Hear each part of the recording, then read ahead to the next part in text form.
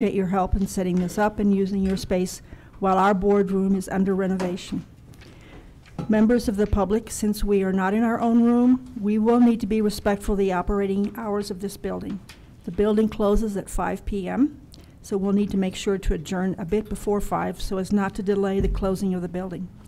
Board members, thank you for your understanding and patience as I work to move us through our agenda and try to stay on schedule today. I want to make sure that we do have some time for public comment at the end of the day, as well as leaving the building on time.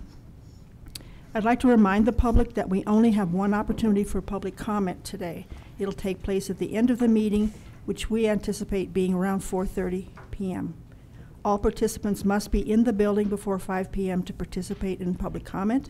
The building doors lock at 5 o'clock and people will not be able to access the building. Colleagues, before we get started today, I do want to take a brief moment to recognize the service of board member Joyce Rankin. Joyce has recently resigned from her position, which will go into effect on January 10th. Joyce has asked that we not do a large recognition, but I want to dedicate a little bit of time to acknowledge all that she's done, as it's too important to go unspoken. Although it's a sad day for us, as we think of the way of the days to come, when we'll not see her sitting next to us at the board table anymore, it's also a day to celebrate her accomplishments and to thank her for all that she's done over the years on behalf of the children of Colorado.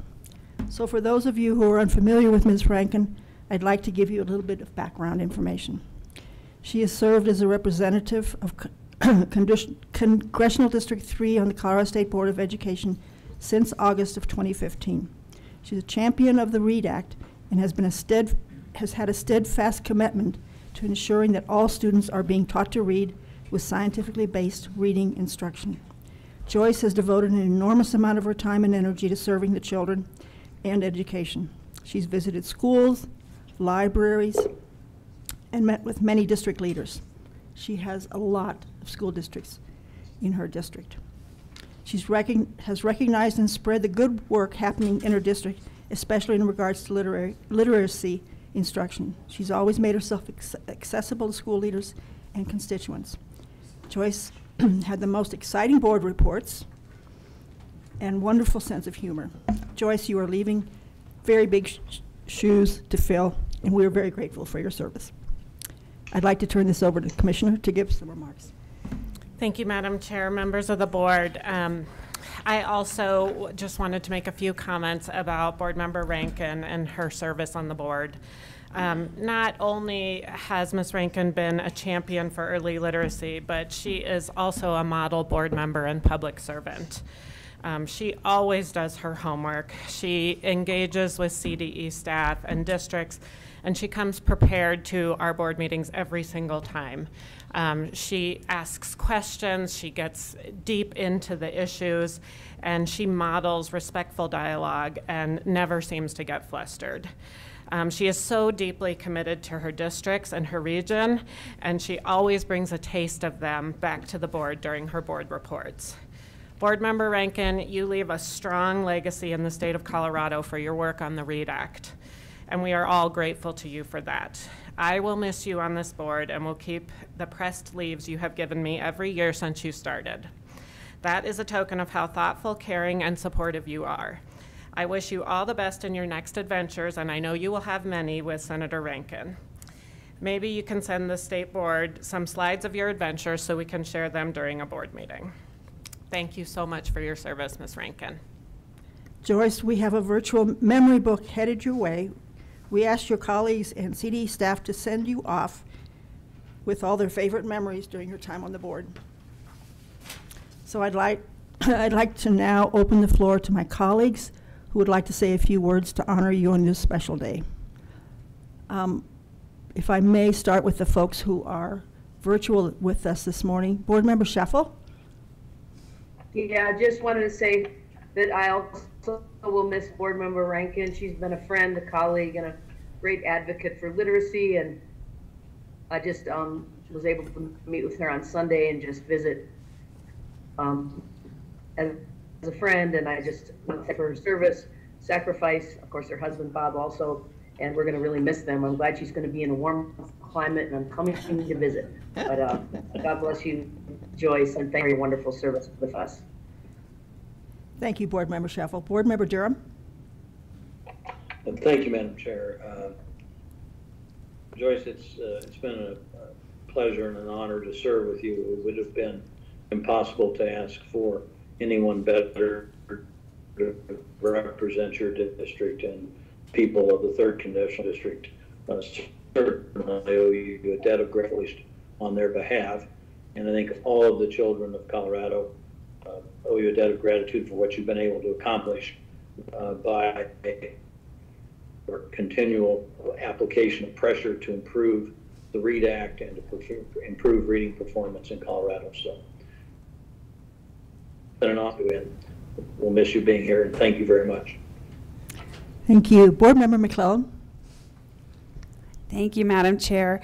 I have to say, Board Member Rankin, it's been such a pleasure to serve with you, and your advocacy for the READ Act especially. I know this will be a broken record, but when I note that Colorado kids fared better than most other states during this challenging period of time, when I look at outcomes for growth and achievement in literacy, I do think of you, and I will in the future, because those strong foundations with the implementation of the READ Act, for which you have been such a champion, I know it's going to pay dividends or continue to pay dividends for Colorado kids long after you've left your time of service. I do want to say a couple of sticky points for me. I grumbled all the way out to our Burlington meeting, and I know you've been an advocate for having us go to the rural locations to learn in person about the value of understanding the challenges that the majority of Colorado districts experience as rural districts.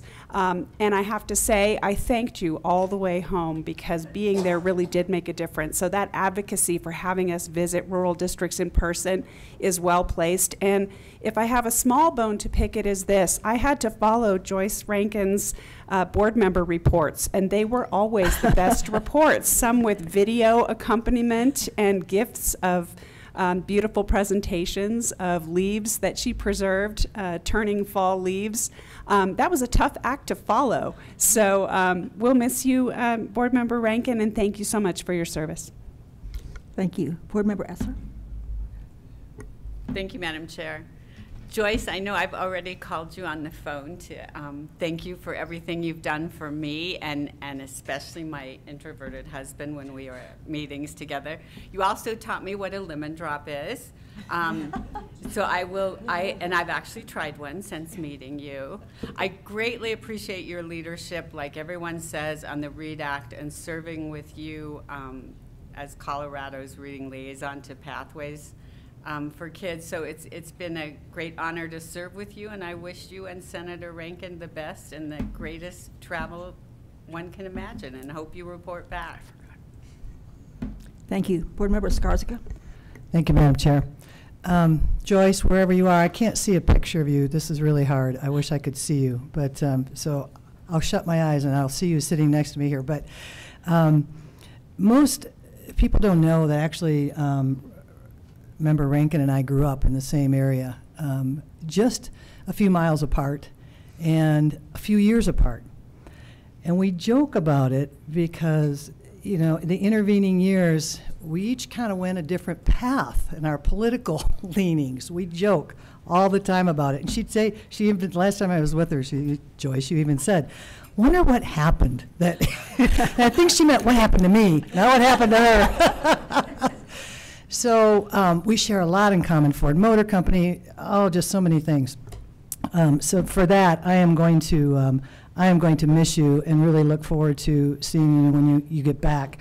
I will say that from a school leader perspective, that Joyce is known throughout the state as someone that no matter what the issue was, she would show up to the meetings, she would listen to her superintendents, she would listen to folks, and she could change her mind, and she would vote, and she would listen to them, right?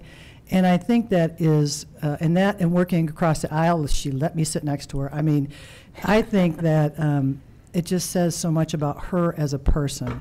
And I think that's something that she and Senator Rankin share so much in common as a couple that make them, I think, a very unique group. So anyway, we will miss you, Joyce. And I don't know, when are you back? Can she talk? I feel so weird. I'm talking to a circle. It's like, is she there? She's muted right now, All right. but she is there. Well, looking forward to seeing you again. Thank you. Again, Joyce, thank you very much for all you've contributed to the Colorado State Board of Education. Colleagues, let's roll.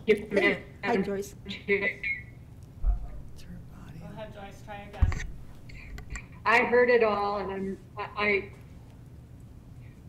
heard it all, and my camera is off, but now I'm very glad it is off, and I will call in board reports every month. Fantastic. That's the best news we could ever get. Thank you. So, Ms. Cordial, could you please call the roll? Board Member Durham. Here. Board Member Escarska. Here. Board Member Esser. Here? Board Member McClellan. Here. Board Member Rankin. Here, Board Member Scheffel.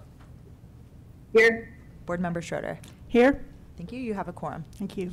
Please stand for the Pledge of Allegiance. Board Member Scarfi, would you please? I pledge allegiance to the flag of the United States of America and to the republic for which it stands, one nation, under God, indivisible, with liberty and justice for all.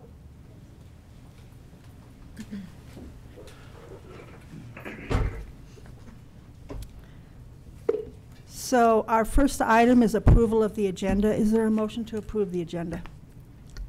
I move to approve the agenda as published. Thank you. Is there a second? Second. Should I go down the line with concerns or potential changes, colleagues? Anybody want to add anything or delete anything from the agenda? All right. Would you call the roll? Madam Chair, may I make a quick comment? Yes, Board Member Scheffel, go ahead. This is the I- regular agenda, not Gonna the, re- this is not the consent agenda. talking This- about the- Are we talking about the consent or regular? Not yet, we're getting there. We're getting to consent next, that's okay. Would you call the roll, please, for the agenda? Board Member Durham. Yes. Board Member Escarska. Yes. Board Member Esser. Yes. Board Member McClellan. Yes. Board Member Rankin. Yes. Board Member Scheffel. Yes. Board Member Schroeder. Yes. Thank you. That passes unanimously. Okay. Now, colleagues, we're on the consent agenda, and I understand several of you will want to make some comments, but first, may I have a motion to approve the consent agenda? Madam Chair, I move to approve items 5.01 through 5.10 on the consent agenda as published in board docs. That's a proper motion. Do I have a second? Second. Thank you. So let me go down the line for folks who want to either make a change to the agenda or make some comments. Board Member McClellan. I think others are probably going to make a comment on the item I would have been thinking about, so I'm going to hold my comments for now. All right. Thank you. Board Member Esser? Thank you, Madam Chair. No, I'm fine. Board Member Durham? Not at this time, thank you. Board Member Scheffel? I just want to make a quick comment about the cut scores for the science test and just say that I'm not pulling it from the consent agenda, but I look forward to a robust discussion after the first of the year. I know we're going to be looking at the science standards. You know, we're trying to walk the line between having rigorous cut scores and because of all that our schools and our students have been through, having debilitating cut scores. So, I mean, I look forward to a good discussion about how to give the right kind of feedback so that we can make improvements and really help our students be competitive in the arena of science. So thanks for letting me make that comment. Thank you. I agree with your points. Board Member Rankin? No, Madam Chair. And Board Member Skarska? Thank you, Madam Chair. I just would echo what Member Shuffled. I'm looking right at her, and it's this blurred, it's kind of this funny thing. Hello, hello. What Member Scheffel said, and would add to that I think had we had more time, if the federal Department of Ed wasn't breathing down our neck to require us to put something in quicker, we would stop and have that conversation. But I think for now it's the best to go forward and monitor it the way we're doing it. So thank you. Thank you. That's great. I agree with that. By the way, Marie, I'm sure hoping that the audio visual is better in our new boardroom because Board Member Sheffel has a round face but no detail. I don't know if you see. Our fault. No, I don't think so either, but I think that's her. But we know it's you. we know it's you. Thank you. Would you call the roll, please? Board Member Durham. Yes. Board Member Escarska. Yes. Board Member Esser. Yes. Board Member McClellan. Yes. Board Member Rankin. Yes. Board Member Sheffel. Yes. Board Member Schroeder. Yes. Thank you. That passes unanimously. Thank you. All right, we have an agenda. So our next item is a report from the office, from our liaison. Thank you, Madam Chair. Good morning, Madam Chair, members of the board, and Commissioner Anthus. Thank you all for joining us for this meeting back here in Denver. All documents for the board meeting are on board docs, and links to board docs can be found on the public notice and on the state board website. Is your mic on?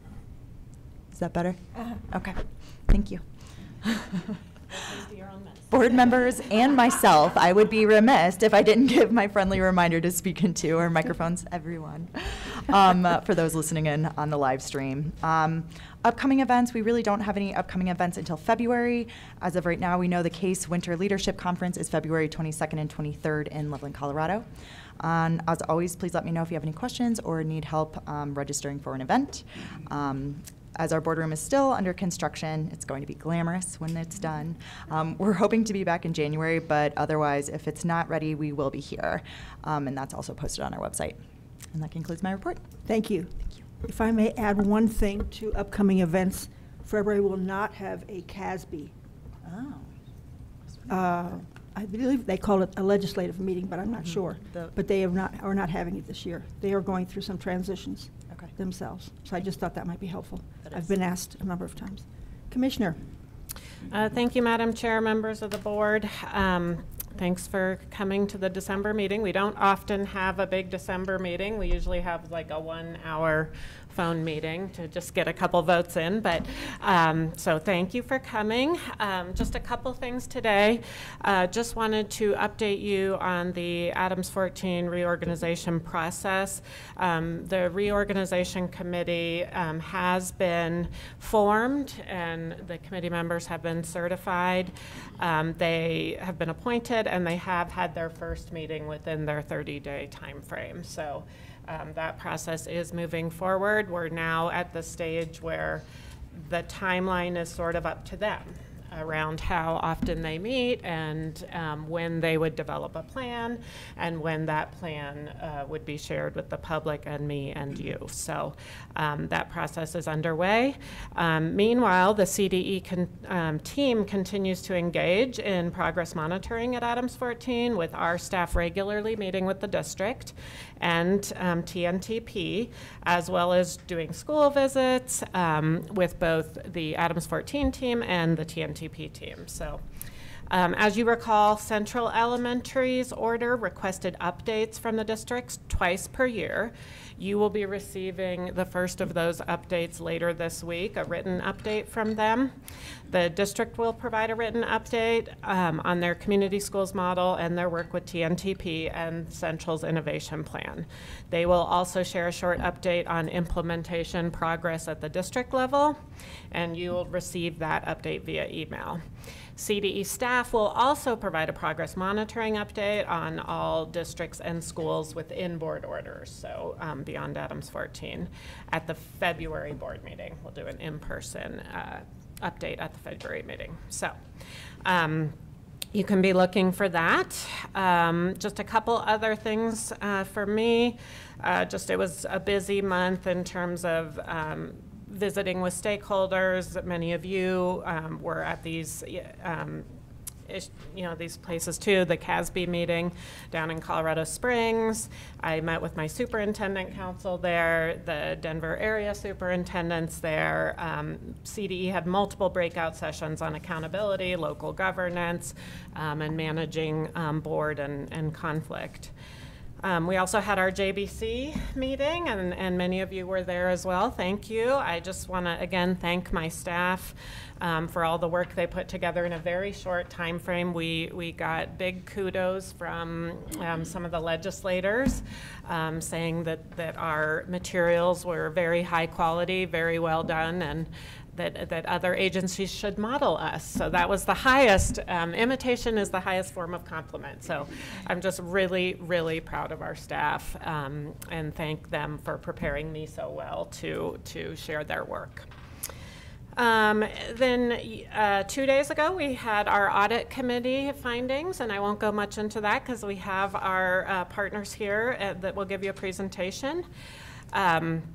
And so that's pretty much my my update. I will say that CDE as an agency is going to try to have what we're calling a quiet week, December 23rd through January 2nd, just to give people a little break. There will be some days in there that we won't be fully closed, but most of our staff will be taking time off for the holidays. And so with that, Madam Chair, that's my report. Thank you. Colleagues, any questions of the Commissioner this morning? Thank you. Our next item is evaluation of Colorado's K-12 education accountability system. I'll turn this over to the Commissioner in a moment to provide more background, but first I would like to thank our State Auditor, Carrie Hunter, for joining us at our meeting today, along with the Office of State Auditor staff and their contractor, Humro. Additionally, I want to let my fellow board members know that this presentation contains some natural breaks for questions, so I request that you hold your questions until those times. Commissioner? Thank you, Madam Chair. So House Bill 21-1294, the K-12 Education Accountability System Performance Audit, directed the state auditor to contract with a public or private entity to conduct a performance audit of the statewide system of standards and assessments and the statewide education accountability system. The state auditor contracted with Humro to conduct that performance audit. The report was released this Monday at the Legislative Audit Committee, and I know a number of you may have listened online to that presentation. Today, the Office of the State Auditor and Humro joined the State Board of Education to present and discuss their evaluation of the Colorado K-12 Education Accountability System. I'm looking forward to the opportunity. I got to hear this presentation on Monday and participate, but looking forward to the opportunity for the board members to be able to discuss and ask questions today. And I really just want to thank the State Auditor's Office and thank Humro. You know, this was a big undertaking, a lot of data requests, we stayed completely out of it. We did not provide our opinion or anything like that, but we did have to provide a lot of data and connections to superintendents and everything, and it's been a pleasure working with Mr. Fugate and also the Humro team. So thank you for making the job as easy as it could possibly be. And so with that, I will turn it to Ms. Hunter. Thank you. Is this on? Thank you, Commissioner Anthus. Carrie Hunter, State Auditor, and happy to be here, and thanks for your time this morning. Michelle Collin, Deputy State Auditor, is next to me, and then Greg Fugate, our Director of Communications and Quality Assurance. And I will turn it over to Greg, really, to get started. So thank you.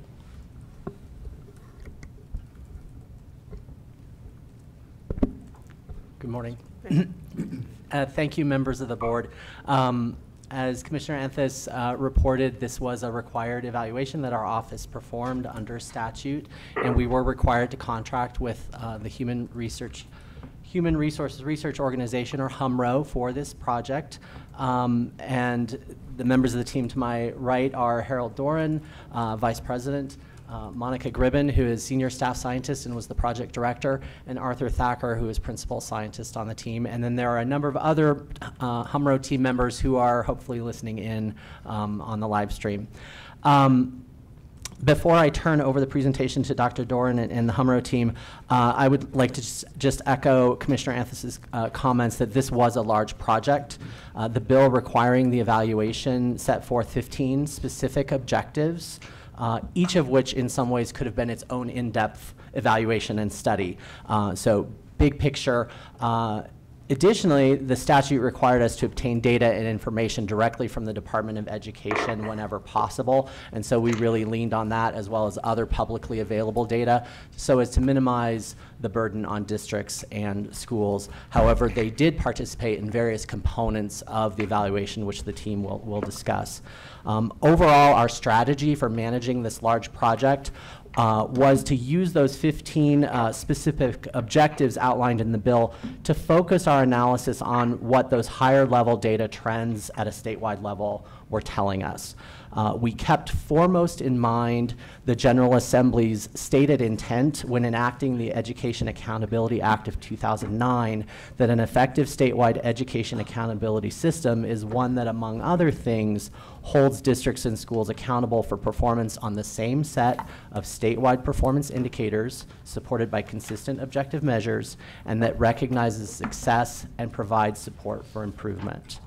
And so, again, before I turn things over to the HMRO team, I would like to thank Commissioner Anthos and the CDE staff for all of their assistance throughout the evaluation, as well as the many district and school administrators and personnel, stakeholders, and parents who provided information to the HMRO team for the evaluation. And so, Madam Chair, I'd like to turn it over to Dr. Doran. Dr. Doran, go ahead, please. Good morning. Thank you. Good morning, Madam Chair and members of the board. Real close, okay. Good morning.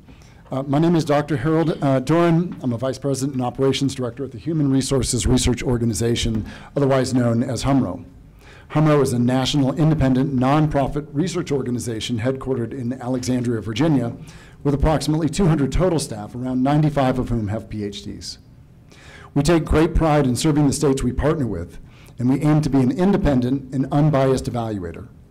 On behalf of the large team of experts at HMRO who worked on this evaluation, we're proud to share the results with you today. This evaluation was a very significant effort. From the onset, our overall goal was to provide an independent and rigorous information, analysis, and data-based conclusions related to the 15 objectives for this evaluation. We recognize this work was not academic in nature, but it is intended to provide actionable information to the state through a relevant policy analysis of the educational accountability system.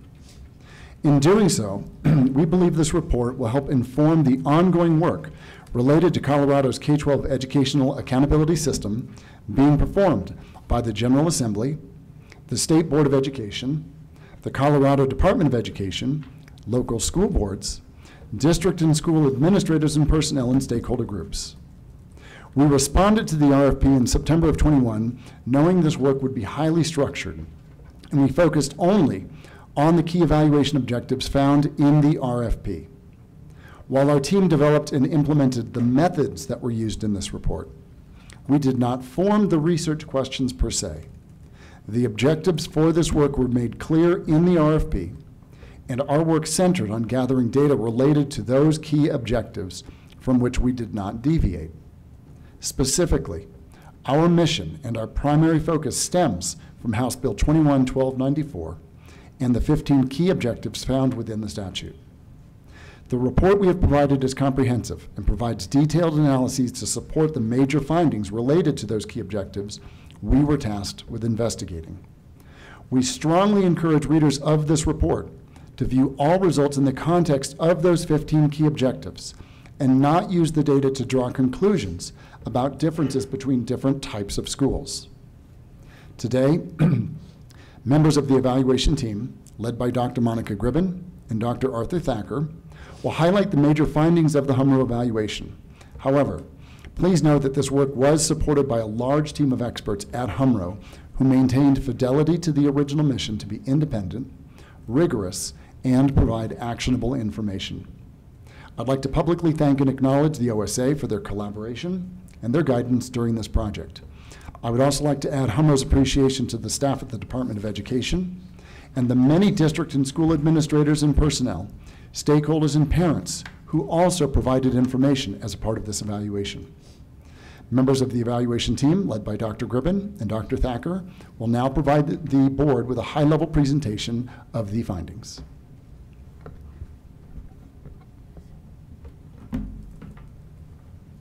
Thank you. Okay, so today we're going to walk you through our evaluation, and you can follow along in the report.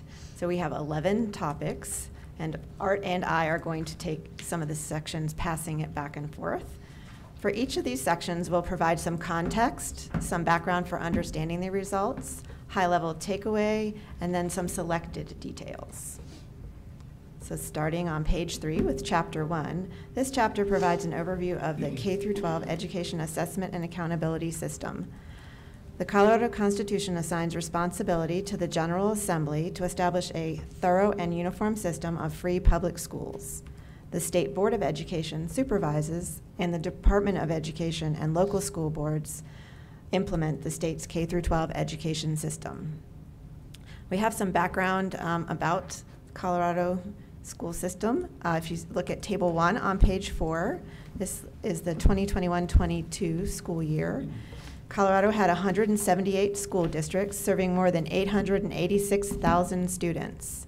And I think, as was noted a little earlier this morning, 153 of those 178 districts are classified as rural, and they serve 17% of the students.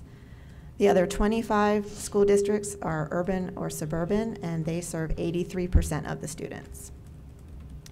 Taking a look at Table 2 on page 5, you'll see some student demographics. More than 1/3 of the students in Colorado receive free or reduced lunch, which we use as a proxy for socioeconomic status. 52% are white, non-Hispanic, and 35% are Hispanic. And we present the results of these. We present results of analyses by these student groups that are shown in Table 2 throughout the report. It's important to note that there are two components. There's an assessment system and an accountability system.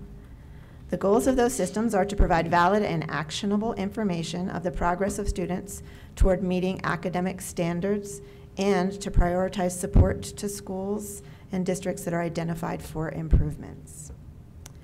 Page 6 provides some information on statewide assessments, the primary assessments being the Colorado Measures of Academic Success, or CMAS, in English Language Arts, Math, and Science. High school students take PSAT and SAT for reading, writing, and math, and take the CMAS for science.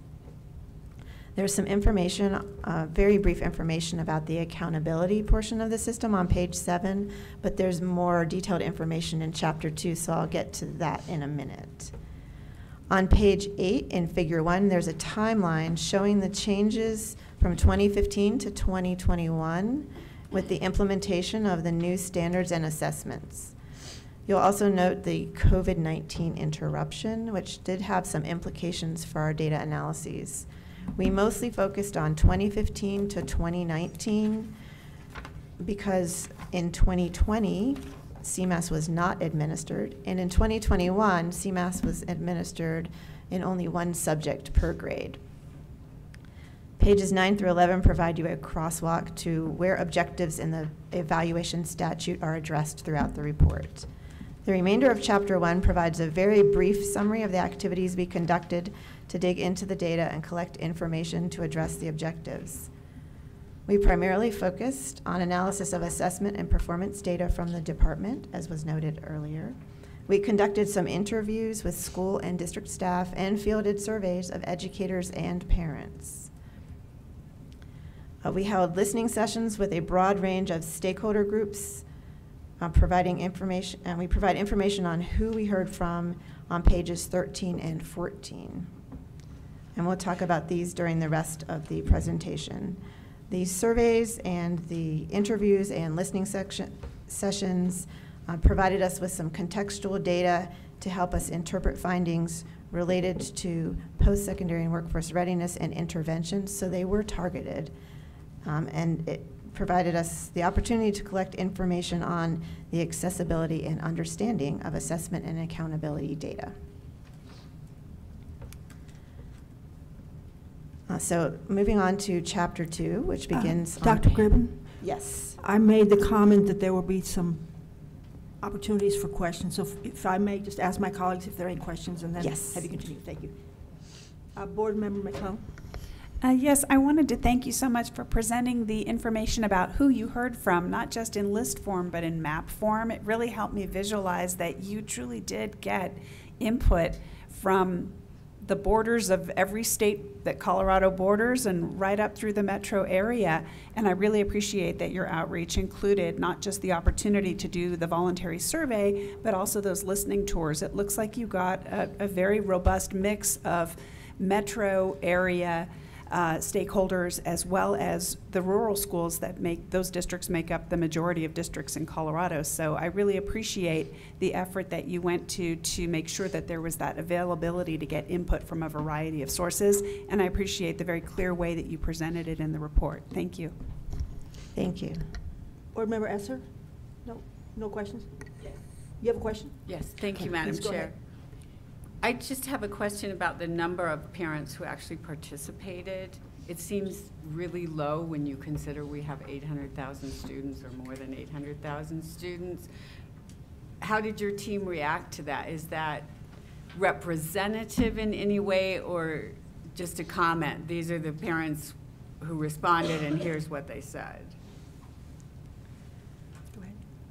Well, we did have a process, so we really didn't know what to expect in terms of parent participation. So we were happy to get responses. Okay. But we had a process. We really wanted to hear from the parents. It was important. It was one of the objectives. CDE sent out an advance notice to all superintendents that they would be receiving information about educator and parent surveys.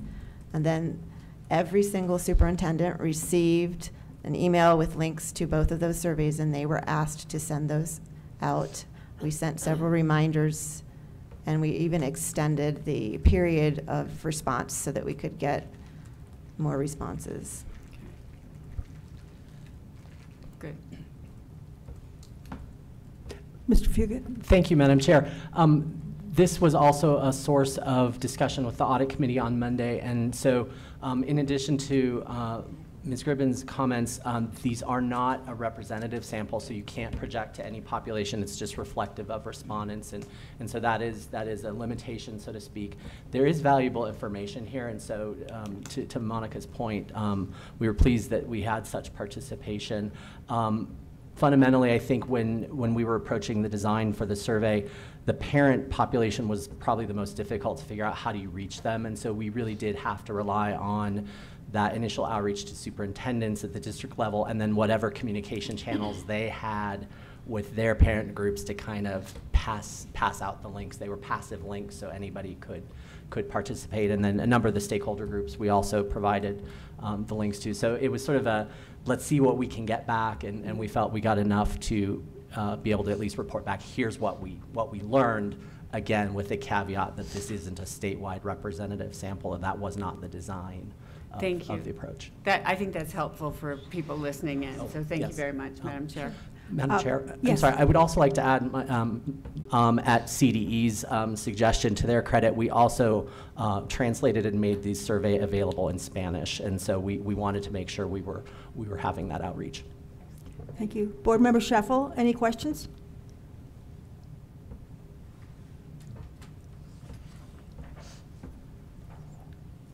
I apologize, no questions at this time. Thank you so much. Thank you. Mr. Durham?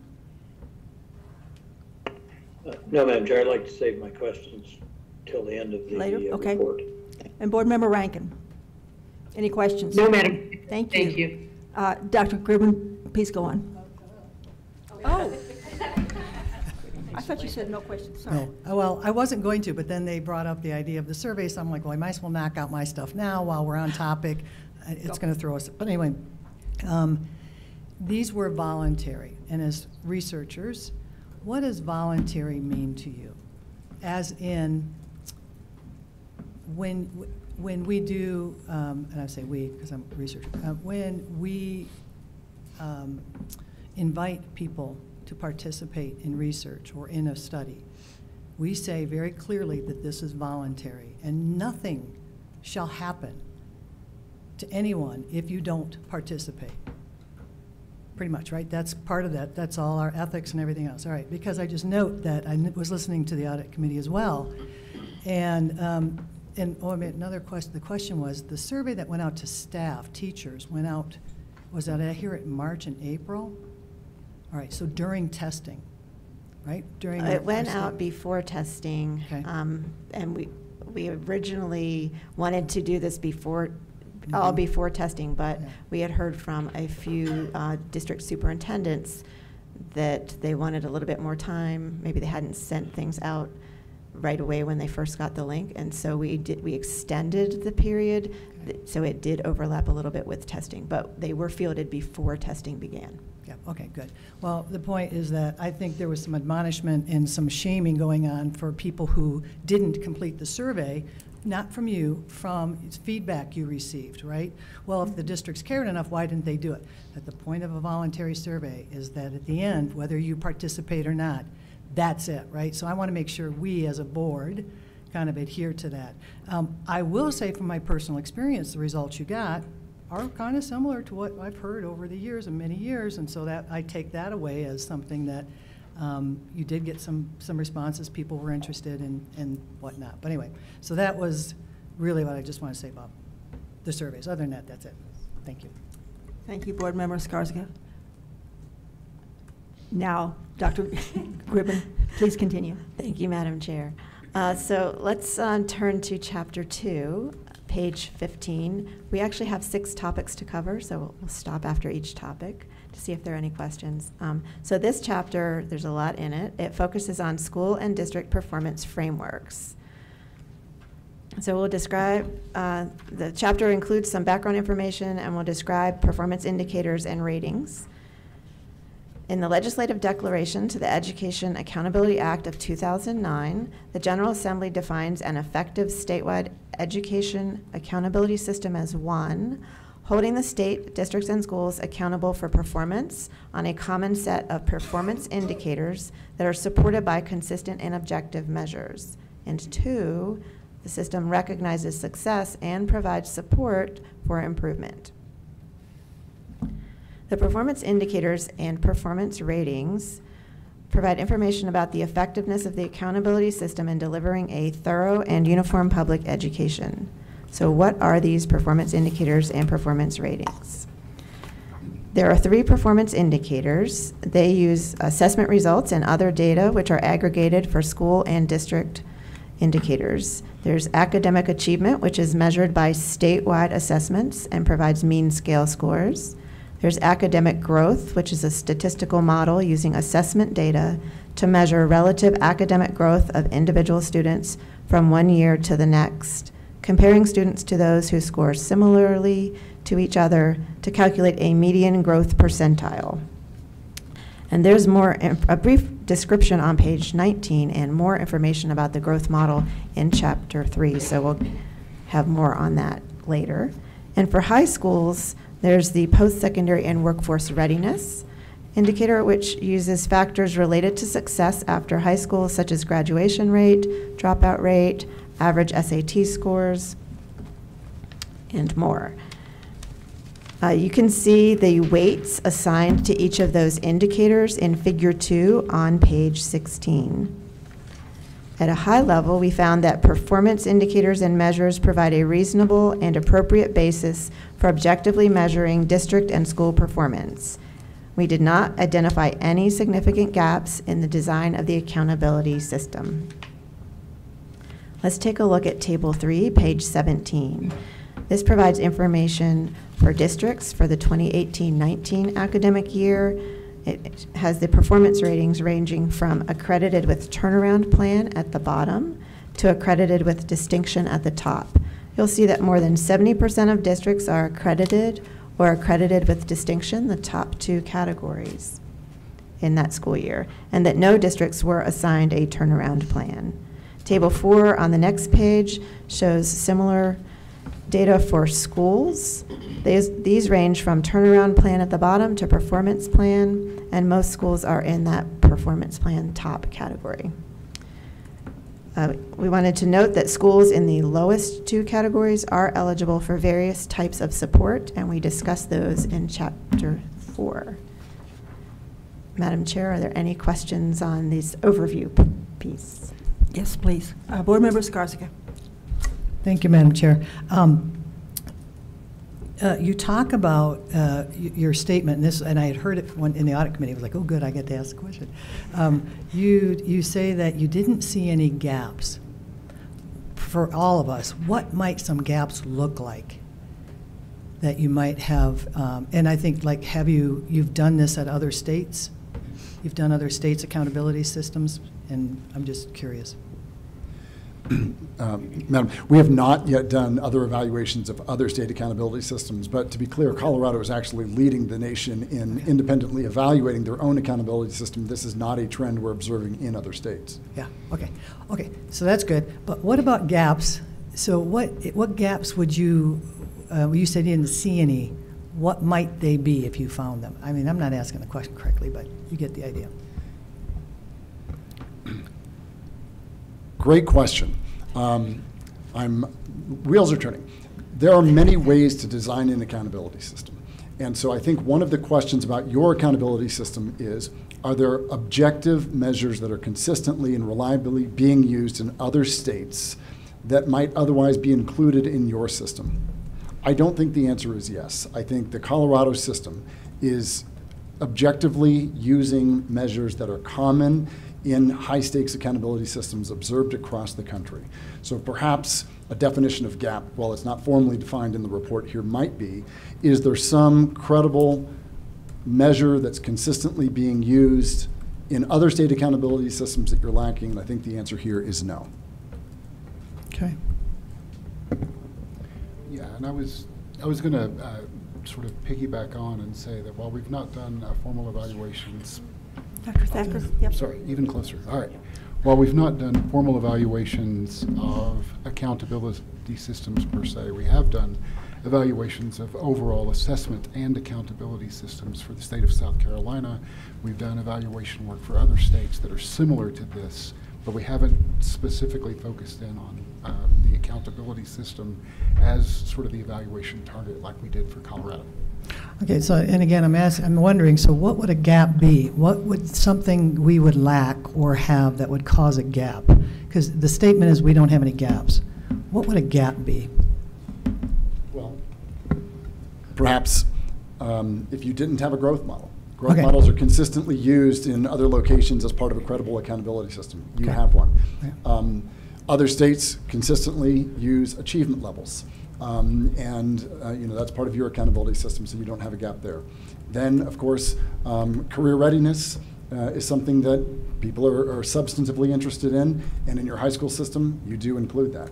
So those are the things that, were they not included, I would define as being a gap. They are included, so I think qualitatively we made that judgment. Okay, thank you, and I do agree that's qualitative judgment. I'm thinking there, I have heard there are things still missing out of our accountability system. People see gaps that would want to put that in there, right? That to them there's still gaps, but you're talking about comparatively on the big ticket items, they're there, and I would agree. Performance. Okay, thank you. Thank you. Any other questions, colleagues? Those of you virtually, my friends, make some kind of noise, please, if you have a question. No question, thank you. Okay. No question. Hearing none, please proceed. Thank you.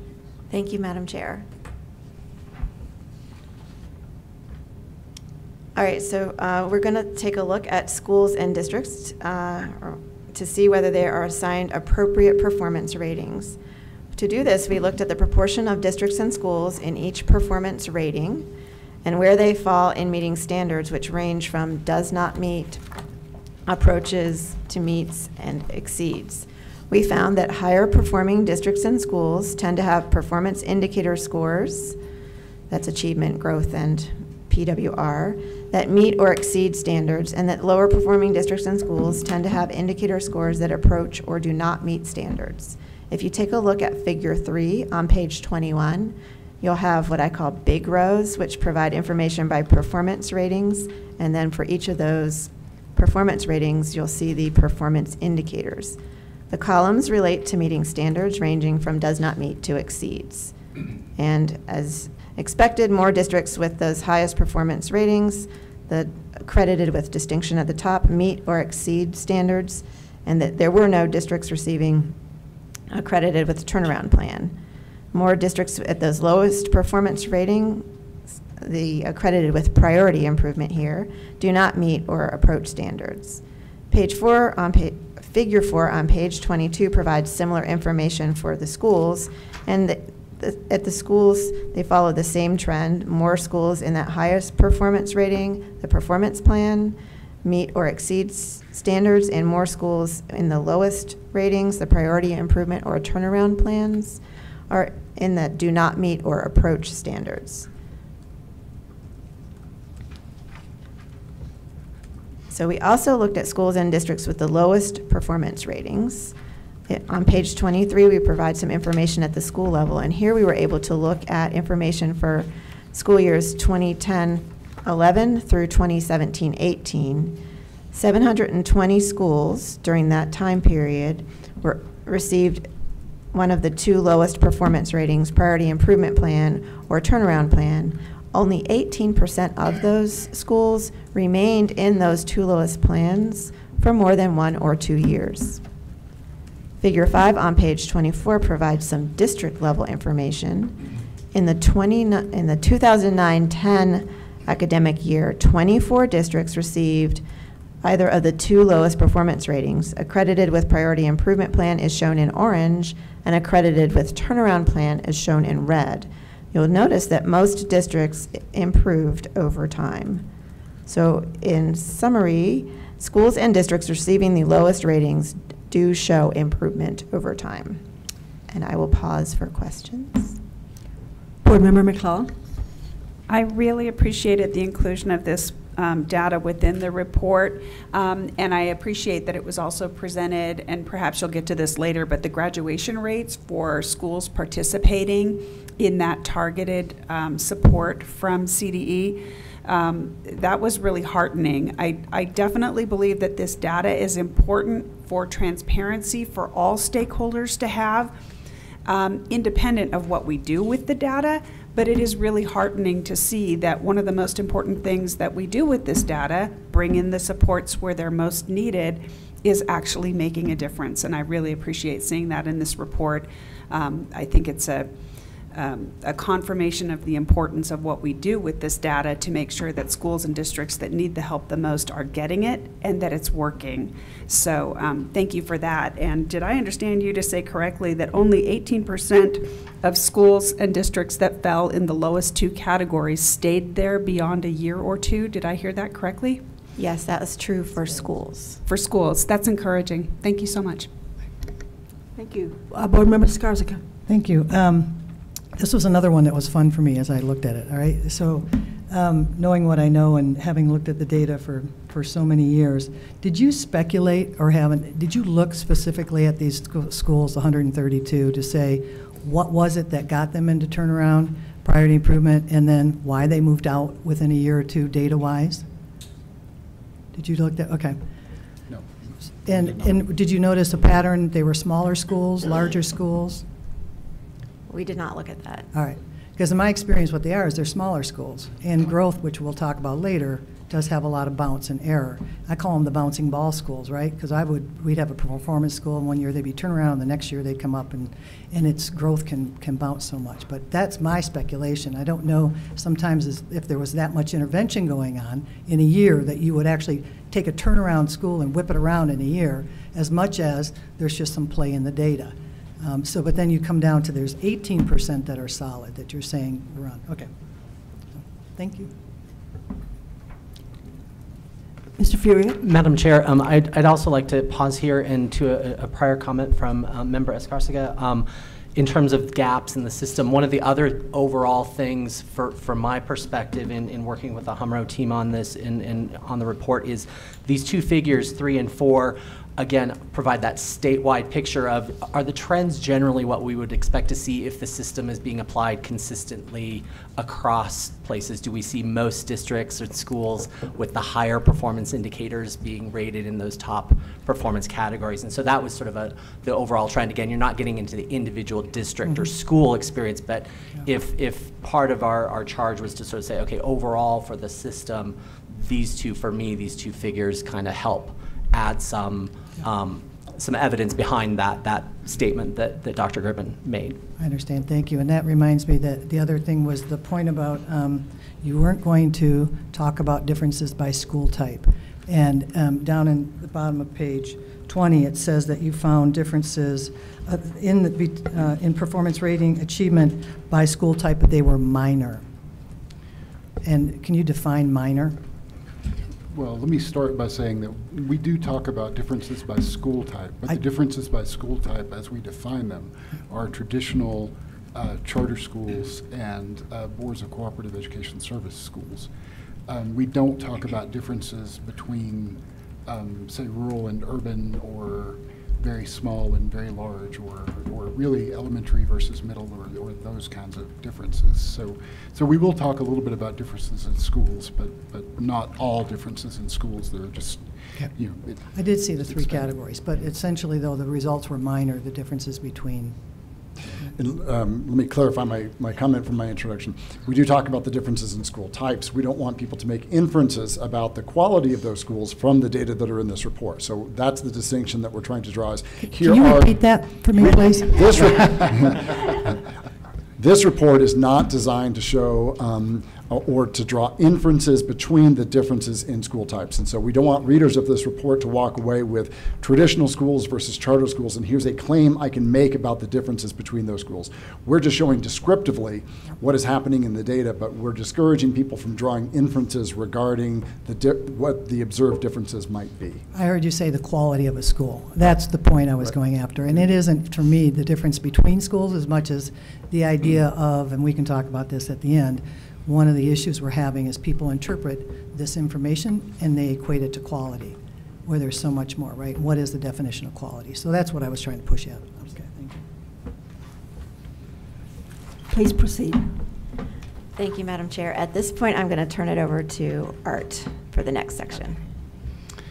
All right. And Dr. Thacker, you are going to have to chew on that microphone. I'll chew I'm on sorry. the microphone. All right. Sorry. That's perfectly okay.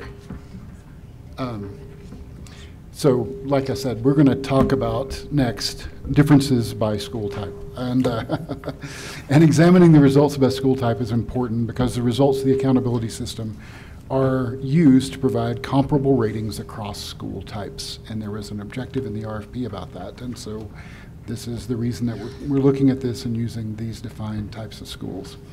So what we did was we looked at the range of performance by school type to help us know if the accountability system is functioning within each of those types. That does not mean that our expectation was for each type to perform exactly the same, but there should be evidence that the system functions for all school types. And what we found was that differences in school performance ratings and achievement by school type were minor. And like I said earlier during the question, we looked at traditional schools, charter schools, and boards of cooperative education services, or BOCES schools. And if you look at figure 6 on page 26, it shows the proportion, and we use proportion to allow comparisons because the size of the number of schools in each of those groups is very different. Shows that the categories from the school performance ratings are represented by each school type. So you can see that from 2015-16 through 2018-19, there were schools from all categories in turnaround, priority improvement, improvement plan, and performance plan in that span. A little different way to look at it is presented in figure 7 on page 27, where we look at mean scale scores by subject and assessment. And you should only compare cells by test type because the scales are slightly different depending on which test you're looking at. But if you look within ELA, you can see that, you know, the mean scale score for charter schools was 744, For traditional public schools was 741, and for BOCES schools was 746. And those differences we would categorize as minor. We often compute an effect size statistic, which allows us to look across different scales on a common metric. And I'm not going to explain what the effect size statistic is and how it all works, but the effect sizes here were all less than 0.20, which are characterized in the literature as small. I should probably stop there and see if there are questions before I go on to a little bit of additional information for context. No questions. No questions? All right. Thank you. Monica alluded earlier that we had some interviews and sessions with stakeholders, and we did hear some criticisms about their perceptions of the accountability system. One of those criticisms was changes over time. So some of the administrators and educators indicated that it was, challenging to sort of maintain progress whenever you change the things that are being measured as the intended outcome or the expected outcome. There was also, some dissension about low performance ratings being viewed as punitive, and some of our educators indicated that created some challenges for recruiting staff and for retaining students, which in some ways could hinder their improvement efforts. And I do want to stress again that these were only the folks that we talked to and should not be considered representative of the state. But several folks that we talked to had sort of those kinds of comments whenever we spoke with them.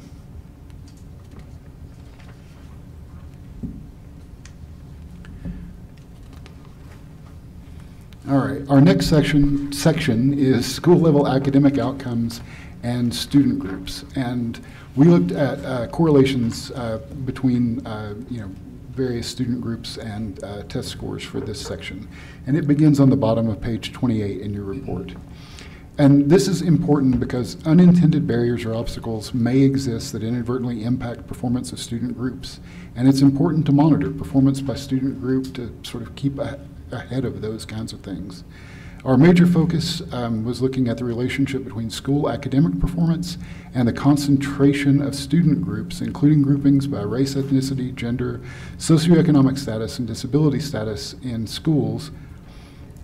And again, we did this primarily with correlations. We color-coded them. If you take a look at the chart or the little figure on page 29, you can see how that we correlate or color-coded them. Their dark orange would indicate a strong negative relationship, and dark blue would indicate a strong positive relationship. I do want to again stress that these correlations do not indicate a causal link. We can't infer causality from the correlations, but we can sort of characterize what's happening, and we can see how one variable relates to the other. I usually provide an example here of a spurious correlation to make sure everybody keeps that in mind. So if we were to take a look at the population density of cows and the availability of affordable apartments, we would find that those things are negatively correlated. But that doesn't mean that cows are renting all the affordable apartments. It means that people tend not to build apartments where there's a large concentration of cows. So keep in mind, there are lots of potential causalities for some of the relationships that we will report on.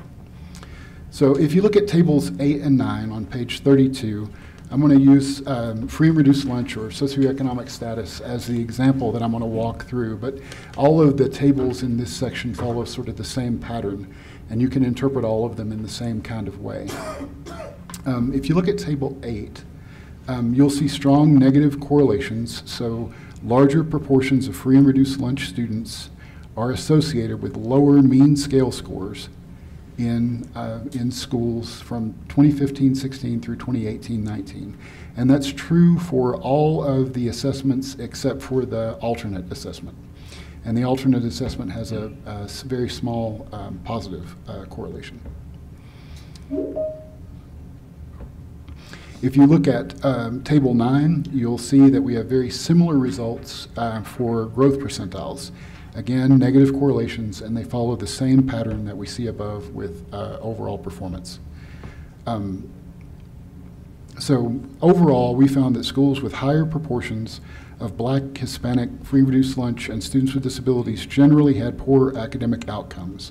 That trend was not unexpected, and follows the national pattern of performance by student groups.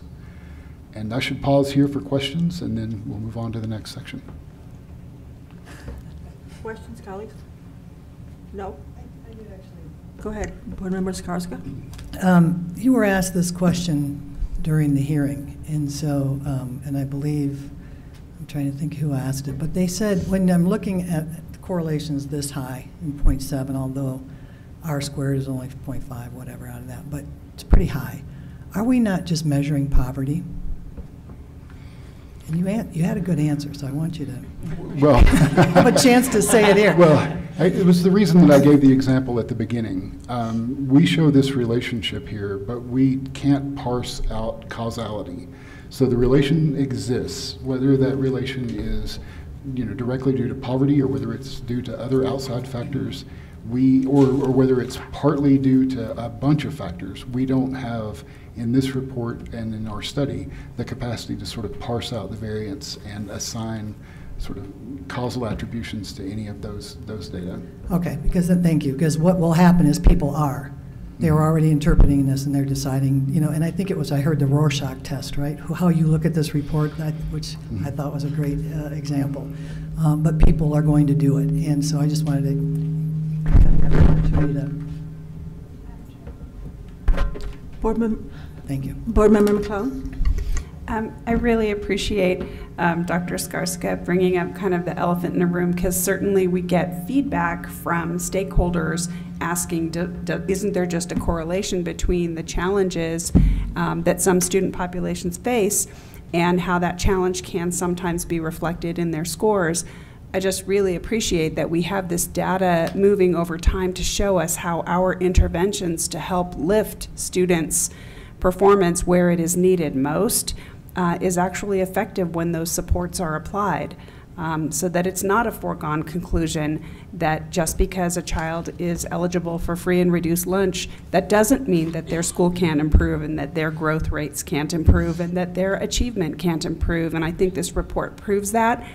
And I also think that the highlighting of the graduation rates on page 72 in figure 14 show that among participating schools getting those supports that are provided through CDE, we do see a higher rate of graduation in those schools than you do in the non-participating schools. So I think, yes, we do see that challenges matter in the life of a student, but so do interventions, which is such a huge part of why we exist as a backstop to provide those important supports.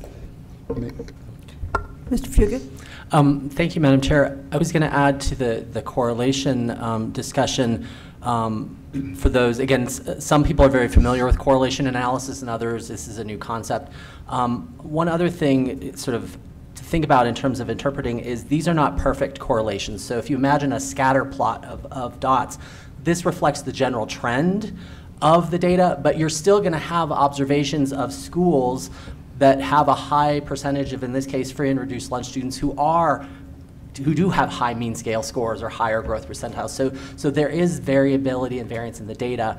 This correlation is just sort of that one statistic that sort of captures the overall trend, but it's not the definitive story, so to speak, for each data point in that cloud. It's our job to figure out the differences. That wasn't your role. Thank you. Dr. Duran, go ahead. So returning briefly to a question that you asked earlier about what might be some gaps. So one, these correlations illustrate that there is a relationship with the mean scaled score. That's one measure of the accountability system. The accountability system is a little more holistic than only looking at one measure. So because this accountability system also weights growth, and if you look on page 16, 60%, it would be a gap in the system if the accountability system wasn't holistic and include multiple measures of performance, which your accountability system does. So despite the correlations here, which do show a pretty systematic trend, despite the variability in that trend, there are other opportunities for schools to demonstrate their progress on the accountability indicators. So relating back to the question of gap, you have multiple measures in this system. If not, these things would drive the accountability. Thank you, and that is a point that our department will often bring up, and we do discuss why is growth important. There are folks that would like to see us remove that and just talk about status, and we know Yeah, I think he's playing your thing from yesterday, where that happened. So it is important, and this is what you'll hear, and I know you heard it in the report, that when I have a school that has some of the most at-risk students, they're not within a year going to jump to proficiency. Nobody says they're going to. It doesn't happen that way. But can I demonstrate significant accelerated growth to show I am effective, right? I would wonder, so that's why the growth model is important. I do have the wonder as far as, would you agree, or have you heard the research that when they talk about effects, right, that about 30% of the variance in test scores can be explained by in-school factors versus about 70% outside? Are you familiar with that? Some familiarity, probably not right for us to comment on that today, because right. we're not here to represent that aspect of the research. Okay, but, all right.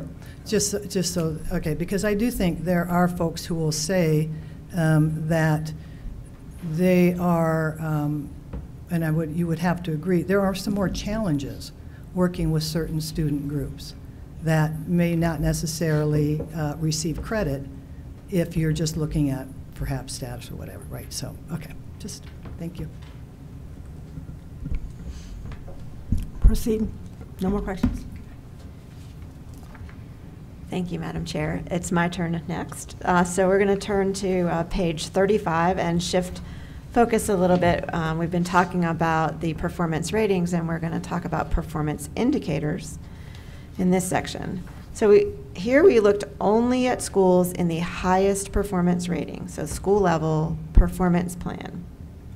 We wanted to see if those ratings at the school level might mask performance of some student groups. And this is important because this helps to see where there might be inequities.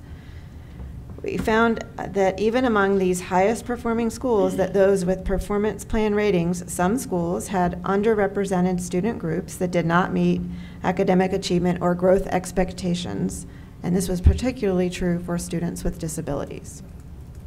If you take a look at Table 14 on page 36, this provides some information about elementary schools. At the top, you'll see CMAS ELA. In the middle, there's math, and at the bottom is science. If you take a look at CMAS ELA, in 511 elementary schools that had a performance plan rating and data on students with disabilities, in 82% of those schools, the students with disabilities as a group did not meet expected grade level standards. And in another 17% of those schools, the students with disabilities group approached grade level standards. And we have data for students with disabilities, English learners, those receiving free and reduced lunch, and students of color for each of the assessment subjects. And we also provide these data for middle school and high school results in tables 15 and 16 on pages 37 and 38. Overall, more than half of schools receiving performance plan ratings have student groups who either do not meet or are approaching grade level standards for their students with disabilities, English learners, and students receiving free or reduced lunch. I'll pause here for any questions. Do you have a comment? Yep, sure do. Board Member Skarsgård. Thank you. And thank you for this part. I think if I were to say we did have a gap in our accountability system, this might be it. And I think there's the idea of, I've been hearing from leaders who say, from high-performing areas who say, I feel like we are not accountable for all our students, and that there is a gap there. Also, the idea of just looking at gaps, right, for any school.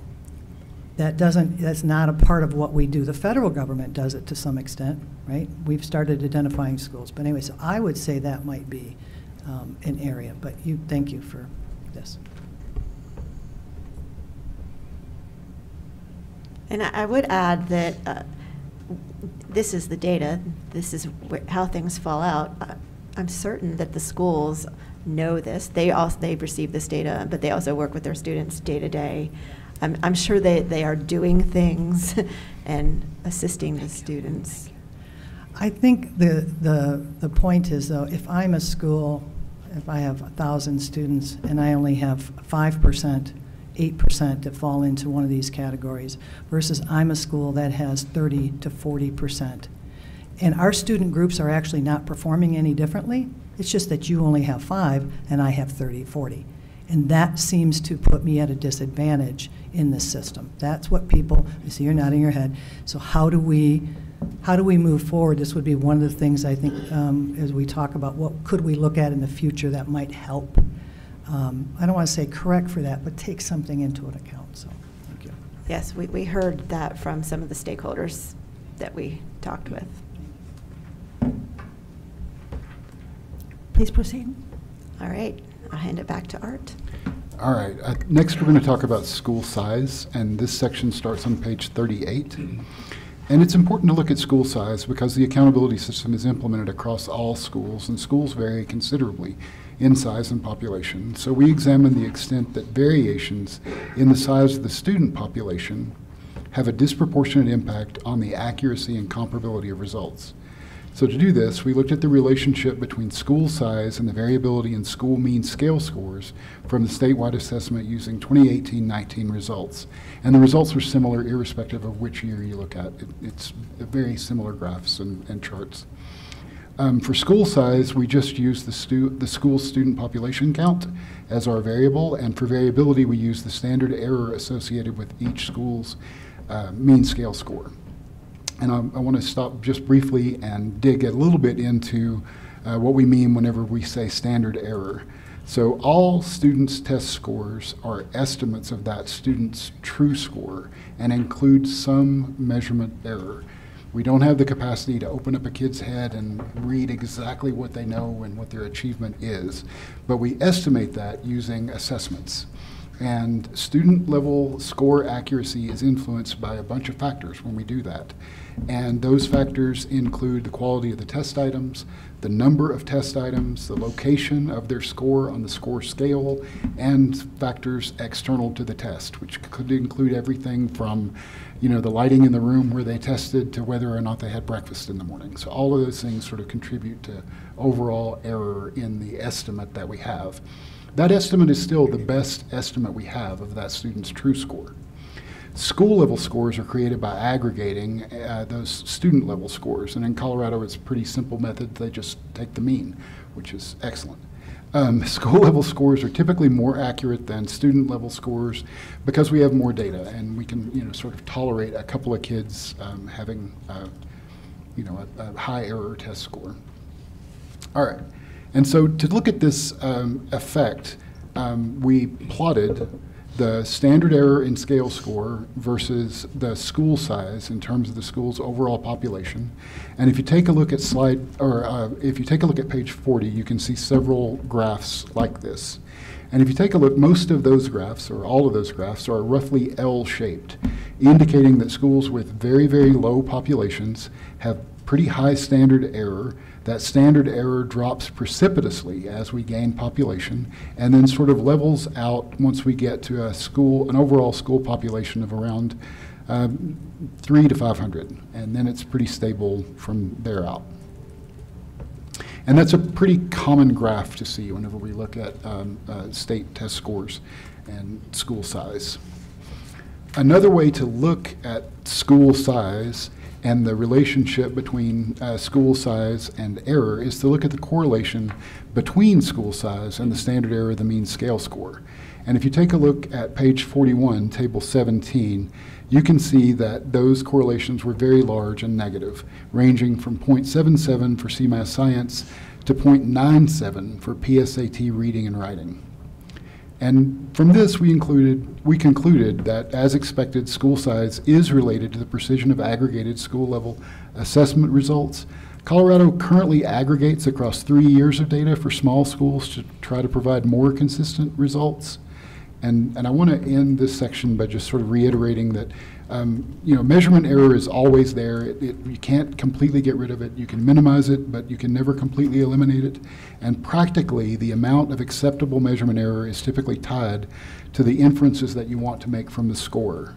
The more important the inference, the less error that you can tolerate. So a daily classroom quiz that a teacher gives can tolerate much more error than an assessment that would be used for making promotion decisions for a student. So, and I'll stop there and ask for questions.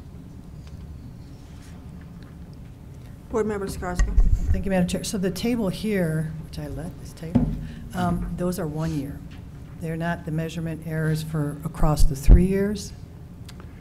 If you look at any 1 year. This is 1 year. Yeah, but if Okay. you look at any 1 year, the graphs are essentially the same. Right. But I guess I'm misunderstanding the question. Did you look at the error once they do a 3-year averaging? Did you take that into an account? We did not. Okay, that's what I was wondering. All right, because I do know that that's why they do it, and, okay. No further questions. Go ahead, please. Okay. Our next section, which begins at the bottom of page 41, is about the effect of participation. And participation in state assessments is critical to the success of the accountability system. It's important because we want to make inferences about schools linked to performance, and making those inferences depends on strong representations of the school or district from the tested students. It's a key component of the validity of the assessment. And we examined the extent that participation rates on statewide tests affected the results. And I'll start by saying, for this analysis, we only had access to the data provided by the department, so it does not include, if a district or school just decided not to participate at all, they are not included here, because we could only look at, the performance of schools and participation rates if we had both of those data points, right? All right. So students may not take part in state assessments due to extended absences or parental excusal from testing. And I do want to say that Colorado allows parents to excuse students from testing and prohibits districts from imposing negative consequences for students or parents for doing so. Districts are required to implement parental excusal policies, and if a school or district fails to achieve a 95% participation rate, the department lowers their performance rating by 1 level. And what we found was that approximately 6% of all students statewide were excused from participating in the 2018-19 administration. High school students were more likely to be excused from taking the PSAT or the SAT for accountability purposes compared to elementary students taking the CMAS. We did not examine participation rates during the COVID-19 pandemic. HMRO examined the correlations between performance ratings, school and district, and participation rates, or parental excusals, within 1 year and across years for schools and districts that received ratings. And if you take a look at Table 18 on page 43, it shows that within year participation from 2015-16 through 2018-19, overall, we found that participation rates have either a small or no relation to school or district performance ratings. In a few instances, particularly at the high school level, we found a small but statistically significant positive relation between parental excusal rates and current year school performance ratings, indicating that schools with higher overall parental excusal rates tended to have higher performance. And you can see that if you take a look at Table 18, non-significant results for elementary and middle school, and we have a small but statistically significant correlation for high schools. And questions? Board Member McClellan. Yes, thank you. I just wanted to comment that this is in alignment with what I've seen in my own district, Congressional District 6. Some of the pockets of relative privilege, if you will, have tended to be some of the pockets from which we have seen kind of concentrations of the opt-out movement. And my hope would be that as we have moved toward a college entrance-based exam at the high school level, that we'll see a reduction in those holes being blown through the data. I've said to stakeholders in my district in the past, and I'll say again, that if your child is doing great and they're at a school that's doing really, really well and their needs are totally met, taking the assessment is in part an act of care for someone else's child. Because without that complete data, it's hard for us to have the complete picture we need to apply the precious resources, the limited resources we have to help the students who need it the very most. So just wanted to say your findings are very much in alignment with what I've experienced in my district, and I hope that the switch to the college entrance-based exams will be beneficial in helping us to restore a more complete picture of what's happening in the state so that we can apply supports with our limited resources to do the most good that we can do. Thank you. Thank you. No questions, no questions, no questions. Please proceed. Thank you, Madam Chair. All right, so we're going to head into Chapter 3, which starts on page 47. There are 3 sections in this chapter that starts with post-secondary and workforce readiness. I'll talk about that section. Then there's the growth model. Art's going to take that, and then we'll finish up Chapter 3 with use and accessibility of assessment and accountability information, which I'll handle. A key component of the accountability system is the post-secondary and workforce readiness. It's one of the performance indicators for high schools. It provides a measure of how schools are preparing students for life after high school. Post-secondary and workforce readiness includes graduation rates, dropout rates, average SAT scores, and matriculation or enrollment in college or career certification programs. There are some other measures of post-secondary and workforce opportunities, including advanced placement courses, international baccalaureate programs, career and technical education programs, and dual and concurrent enrollment, which allows students who are still in high school to take college courses. At a high level, we found that all students' educational outcomes are positively correlated with learning opportunities targeted at developing post-secondary and workforce readiness skills. We provide information on a variety of variables here. If you take a look at Table 24 on page 48, you'll see graduation and dropout rates for the class of 2021 by student groups, and you'll see a little bit of variability there. In Table 25 on page 49, we present increasing trends in participation in dual enrollment over time. And then Table 26 on page 50 also shows some increasing trends. High school graduates earning a credential or degree after high school over several different years. So that second column shows attainment of these credentials or degrees within 4 years of graduation. So if you look at the bottom, the class of 2009, 28.3% of students earned a credential or degree within 4 years. By the class of 2016, you have 38% of graduates earning a credential or degree within 4 years. Moving on to Table 27 on page 52, you'll see that performance indicators are positively correlated with the number of AP courses. The way we defined AP courses was the number of different AP courses that a school offered where students took the AP exam.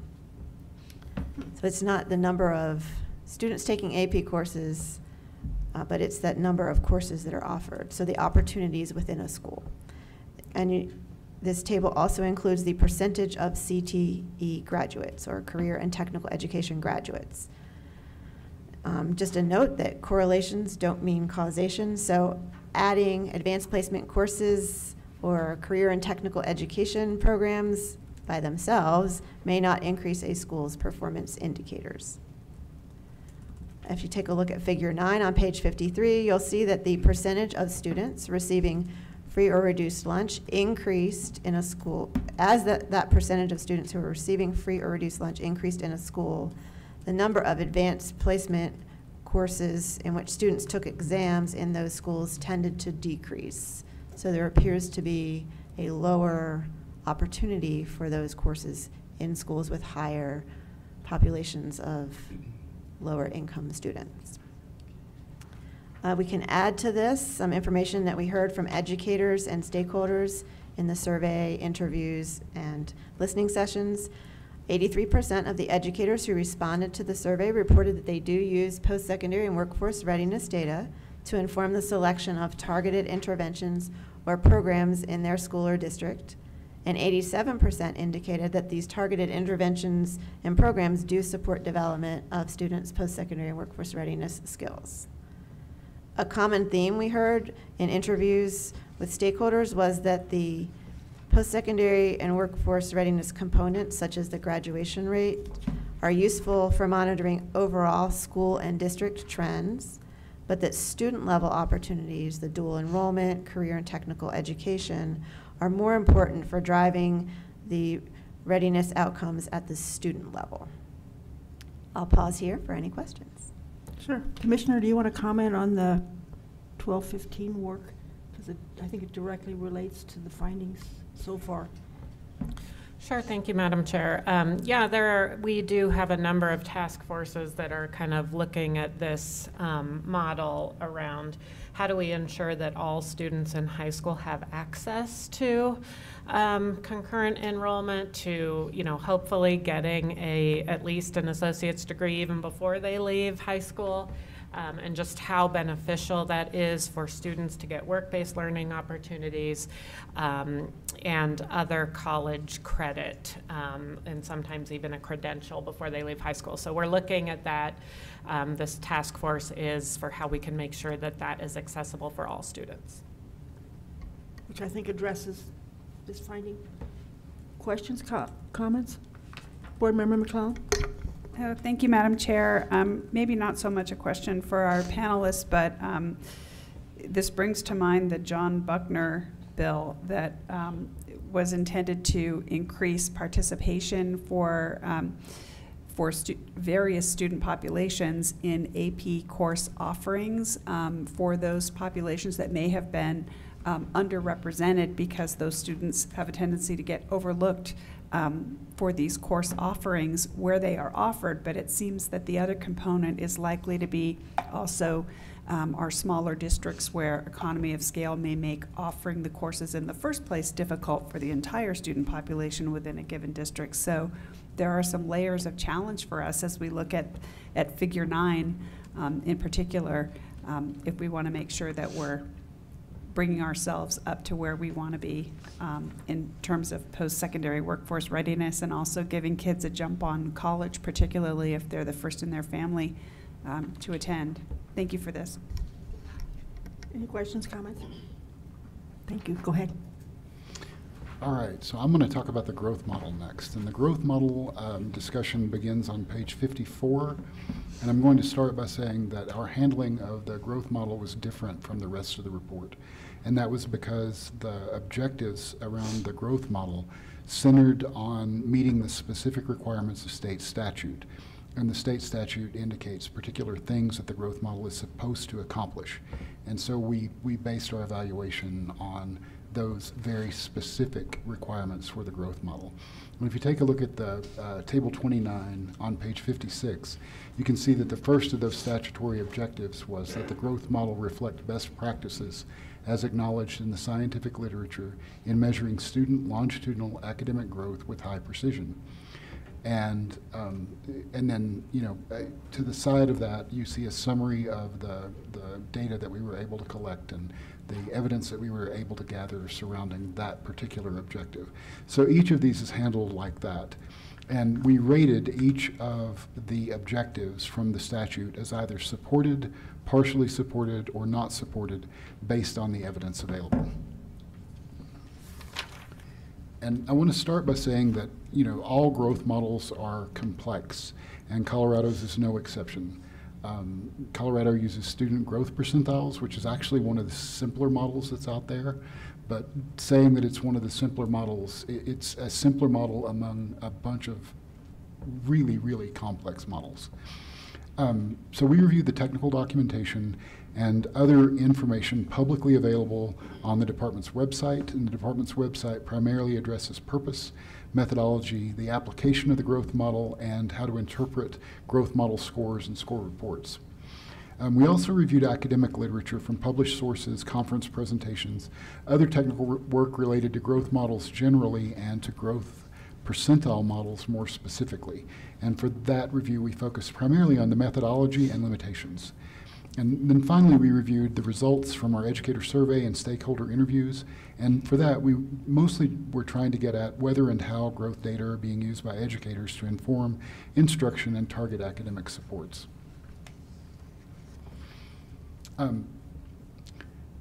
And while I won't read all of our conclusions, I do want to highlight some really high-level findings. All of the conclusions are in bold in that table 29, and you can read those on your own. But some of the high-level conclusions on the positive side were that the Colorado Growth Model supports or partially supports all of those legislated objectives.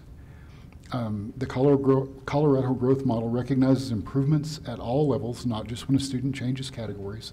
So a student that is scoring in the lowest category can show growth irrespective of whether they move up to the next category or not. And similarly, a student in the highest category can show growth even though there's not a higher category to attain. The Colorado Growth Model uses individual student scores from statewide assessments, so there's no additional assessment required.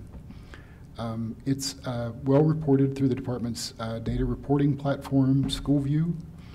Some of the challenges, and there's several partially supported objectives. Those partially supported objectives are generally not fully supported due to the overall imprecision of growth models. Conclusions drawn for individual students or small groups of students are especially challenging when measurement error is large. One of the statutes references 1 year's growth, and under a student growth percentile model, that's not a consistent measure at all. So a year's growth depends on the place where you start on the score scale. So a student scoring in the lowest category versus a student scoring in the highest category, 1 year's growth may be quite different for those two students.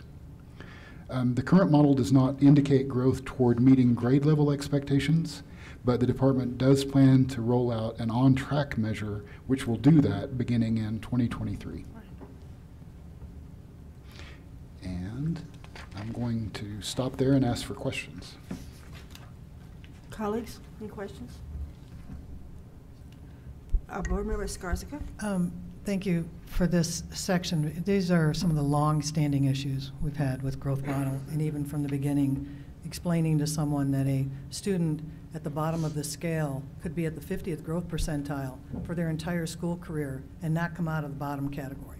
And that's a flaw in the system. When people see that my child made a year's growth, doesn't that mean they're catching up? It does not, right? So there's that. But I don't know if maybe at another time we can talk about how do we incorporate some of the measurement error statistics into some of the presentations that we do around growth data, or like with when people, schools can appeal and they say we're a tiny school, there was measurement error. We see that we could very easily have gone over here. Measurement error, and I could ask the department, but I believe right now measurement error is not allowed as a reason for reconsideration of anything. And I think some of it's just because of the volume of the work and the technical nature. If there's some simple way you, maybe down the road, want to chew on this when you go home, and is there some way you could help us deal with this later? Anyway. I'll offer just a brief comment.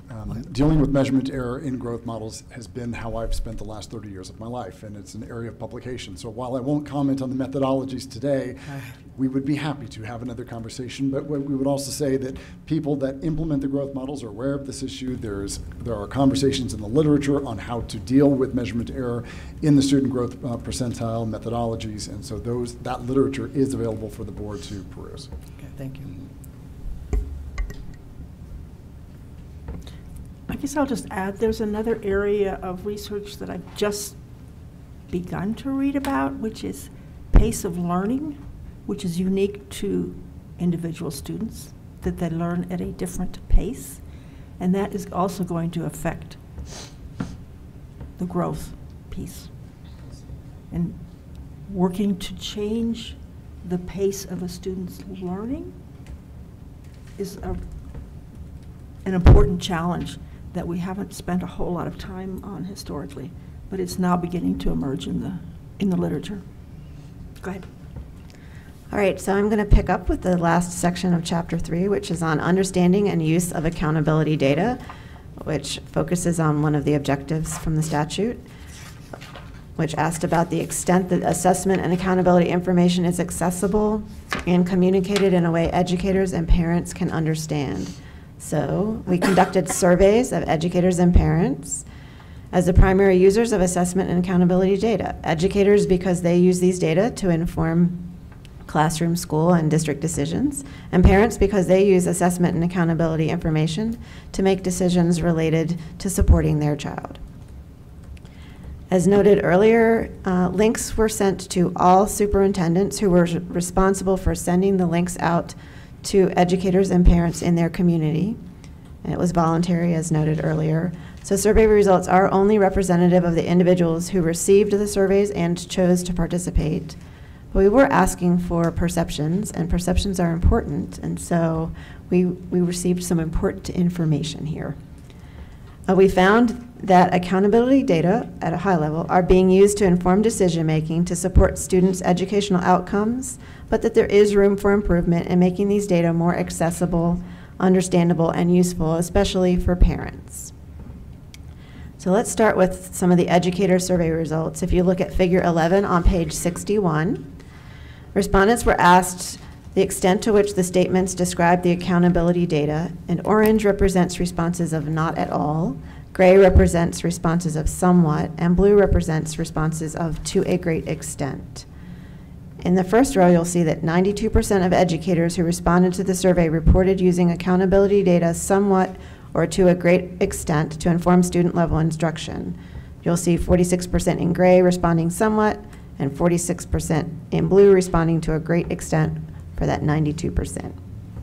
In the second row, 48% plus 40%, or 88%, reported they use accountability data somewhat or to a great extent to provide targeted assistance to student groups.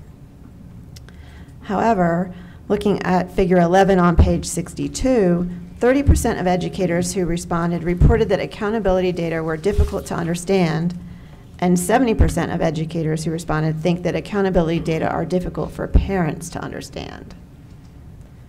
But let's see what the parents had to say. Parent survey results are on figure 13 on page 63, and parents were asked how much they agreed with the statements, orange representing responses of disagree or strongly disagree, gray representing neutral responses, and blue representing responses of agree or strongly agree. I'm going to point you to the fourth row here.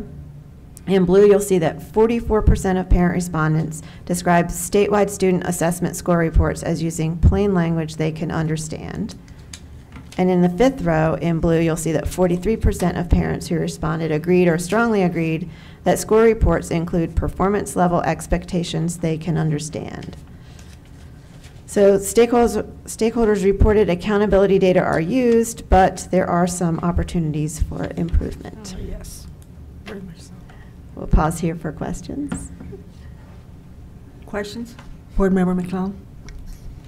So I know that each of us will bring, thank you for this information. I know that each of us will bring our own experiences to this topic, but I feel like giving a giant shout out to my children's district of Cherry Creek schools, because I remember getting written data to our home for each of our kids when they tested, and it told us where they stood in relation to the standards, where they stood in relation to their peers in their school, where they stood in relation to their peers across their district, and where they stood in relation to their peers across the state of Colorado, and it was incredibly clear. So this was one part of the report that kind of shook me up. I was surprised to see it because my own experience was so different.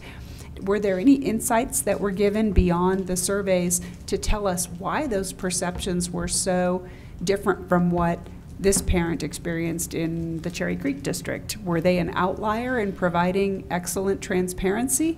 Or is this a perceptual problem, or is that beyond the scope of the surveys, the survey process that you went through?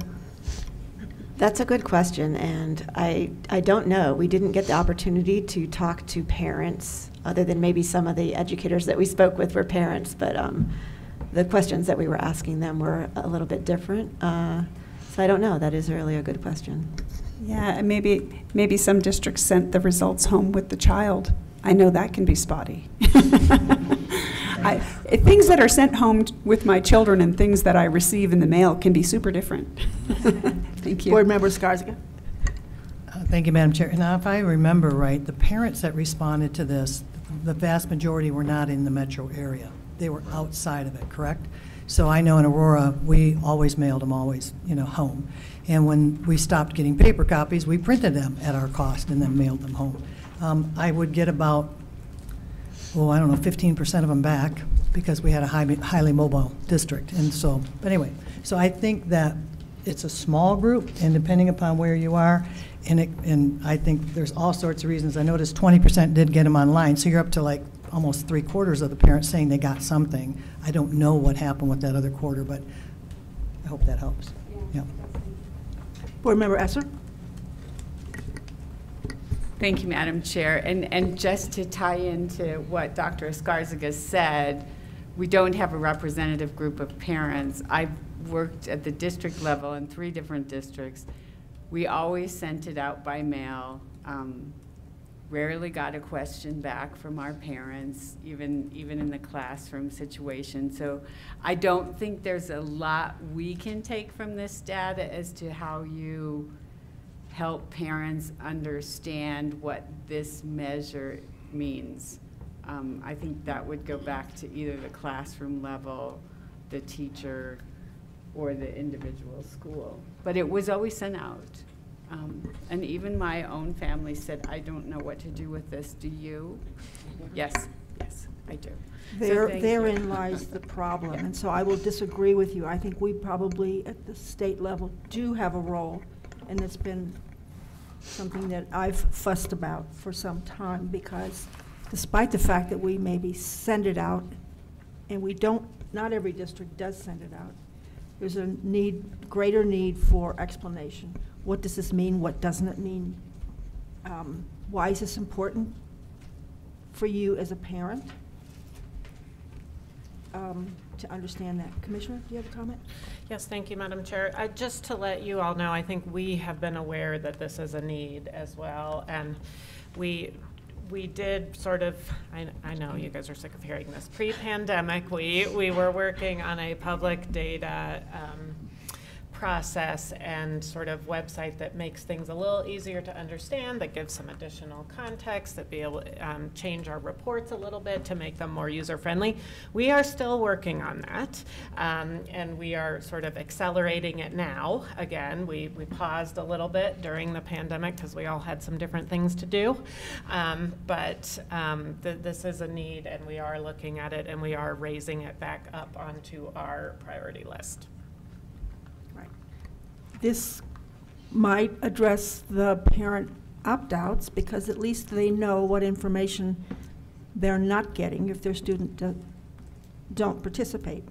So putting some more information so that they either value it or don't value it could have an effect on that and that as well. So this has been an item that I've been fussing about, as the Commissioner knows. Any other comments, questions? Please proceed. All right, so we're going to turn to Chapter 4 and talk about interventions. Chapter 4 starts on page 65, and it addresses several objectives that are related to the effectiveness of interventions to support schools and students. I will acknowledge that there are many different interventions, statewide, district level, and school level.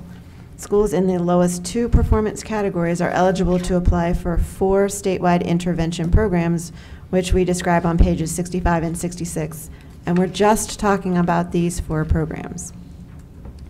We were able to look at data of eligible schools, so schools in those 2 lowest programs that participated in these interventions, as well as eligible schools that did not participate in the interventions. So we labeled them as participating and non-participating schools. It doesn't mean that non-participating schools did not engage in any interventions. There are other resources that they could have availed themselves of. They may or may not have applied, and there aren't unlimited funds. They aren't all funded as well. We found that low-performing schools participating in the 4 programs generally experienced more gains or fewer losses in academic achievement, growth, and graduation rates compared to low-performing schools that did not participate in these 4 programs. Let's take a look at Table 30 on page 67. That presents data comparing academic achievement of participating schools to non-participating schools by grade level and subject. You'll notice a lot of arrows. Green upward arrows indicate that participating schools gained more or lost less than non-participating schools, and the orange downward arrows indicate that participating schools gained less or lost more than non-participating schools. So in general, we saw that the participating schools experienced more gains or fewer losses, but there is a notable exception to that general finding for math achievement in grades 4 through 10, where participating schools tended to gain less or lose more than their non-participating counterparts. There's a lot of data behind these arrows. Each individual arrow represents data over time, and there are 2 tables of data behind each of those arrows, and that data is provided in the appendices. Tables 31 through 35 provide similar comparisons for different student groups. Overall, these analyses are important because a major aspect of the accountability system is to provide support for student outcomes in lower performing schools and assisting students who are underserved. And to end on a positive note, we can look at Figure 14 on page 72, where we have the graduation rate trends for participating and non-participating schools. And we see that the graduation rates have increased for all low-performing schools, and even more so for the participating schools. That's chapter 4. Any questions? Thank you very much. Let me go to my virtual colleagues. Board Member Durham, do you have questions, comments? Thank you, Madam Chair. I have a couple of questions. If I understand, and asking the auditor, this is not your standard audit that includes a number of recommendations with which you urge compliance.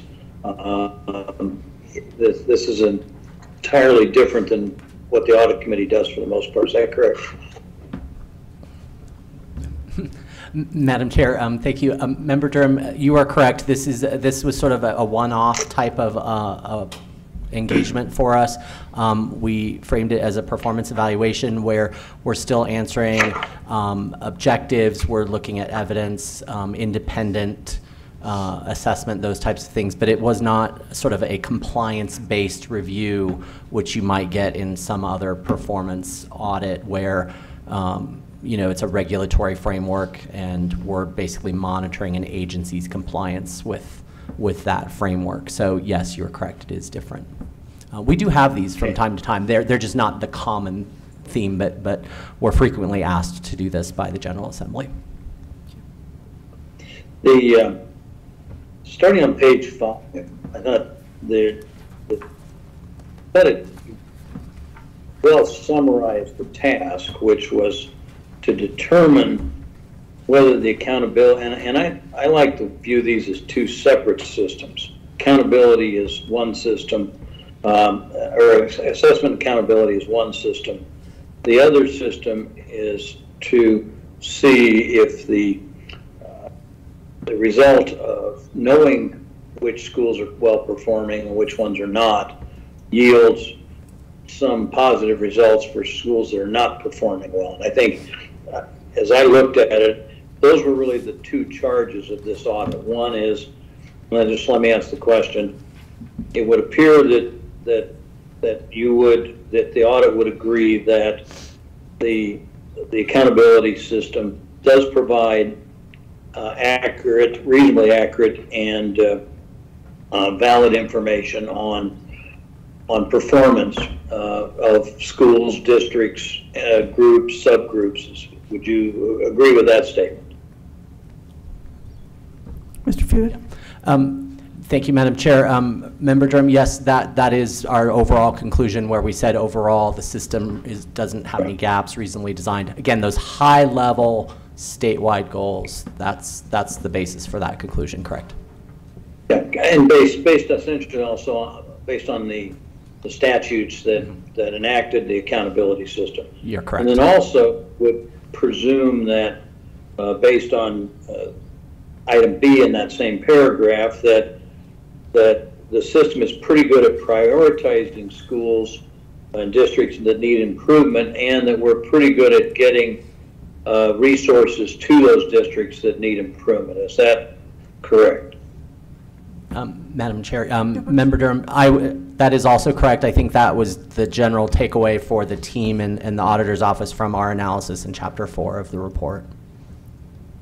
So then it's safe, I think, for a board member in our position to conclude that the accountability system and its subsequent assistance that it's designed to, or direct aid to schools, does meet the statutory intent of the legislature, and that we're not at least doing may not doing a perfect job, but we're doing a reasonably good job at meeting the statutory intent of the General Assembly in both those areas. Madam Chair, Member Durham, yes, you're correct. I think this is very consistent with on a performance audit or performance evaluation, where we look to that original enacting legislation. What was the intent? What was the goal? What was the General Assembly putting out there? And so we're sort of looking at it as it stands, not necessarily where it might be going or what people want to do to change it. So this was very much based in that, how does the current goal of that system read, and what is it showing us? So I would agree with your statement. Okay, and as I view this system, it really has two distinct audiences. Distinct audience one are the policymakers who can use the data and direct resources, and audience two is the parents who should be provided with some meaningful ability to assess the progress of their own individual student. Do you find that there are any more audiences than that, or are those the two primary audiences? I'm looking for a volunteer here to answer that question. Thank you, Madam Chair. Dr. Gribbin, go ahead. Yes, I think that there are some other audiences. We talked to various stakeholders. They include researchers, policy analysts, industry. Statewide, there are, I think, many people that are very interested and, invested in education. Yeah, I would agree with that. But in terms of people who can really benefit from this information and take action on it, you might include teachers to the extent they're exposed to this data on a classroom basis, or perhaps principals who are exposed to it and so you could include administrators and teachers as a possible third audience. That some districts may be very good at sharing this data on a classroom basis, some maybe not. Mr. Fugit, go ahead. Just a moment, Mr. Durham. Pardon me? We were just going to agree with you that the educators and administrators at the school and district level are another primary audience. And again, it's really a matter of sort of scope and scale, right? Are you looking within your district? Are we looking statewide in the case of the Board of Education here? And so hopefully there's data here for all of those audiences, but they are definitely going to be viewing it from their specific context. And so the context for this report was very much the broadest, I think, possible context statewide. Right. And I think the problem that I have, and I don't know, I think Ms. McClellan described, what would be the ideal amount of information to provide to a parent. That is, and specifically exactly how did you rank with your peers in the school? How did you rank with your peers in the district? How did you rank with your peers in the state? That could be useful information, very useful information to a parent if it's provided in what I would characterize as plain English, which gets me to, I'd like to know whether you would agree or disagree, that the categories that are used for district performance ratings and school performance rating, if you give those to just hand them out to the average parent, or hand them out to for that matter, the average member of the State Board of Education, and I'll include myself in that average, accredited with distinction doesn't by itself mean much. You have to know a lot more to know whether how your school is or your child is really doing. And that may mean something with that may mean something to the adults that are involved in the education system. But these ratings, the 5 ratings for district performance and the 4 ratings for school performance, I think are completely useless to parents. And I'll make a confession. Every time we start to deal with these, I have to go back and look them up so I know what we're talking about. And I've been at this for 8 years now. So parent that is first exposed to a school rating that says its improvement plan has no idea what you're talking about. Do you agree with that? Mr. Fugit? Oh, sorry. Dr. Duran, go ahead.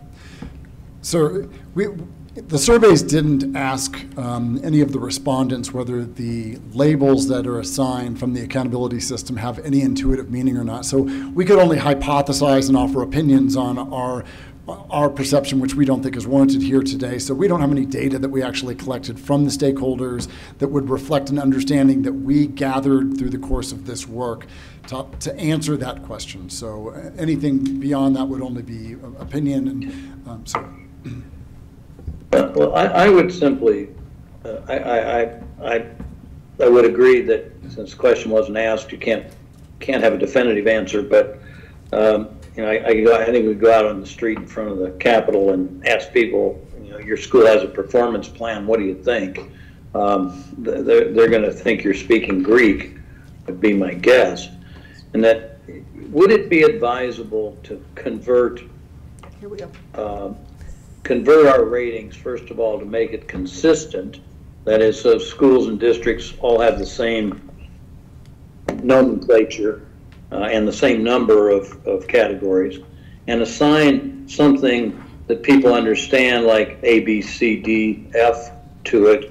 Do you think that would be more valuable for parents as they try to analyze the information to determine what's the best for their students, their kids? Dr. Gribben? So as we said, we didn't ask specifically on the surveys, but we did hear in some of the interviews and stakeholder sessions that the labels for, especially for the school performance ratings, are not intuitive. Thank you.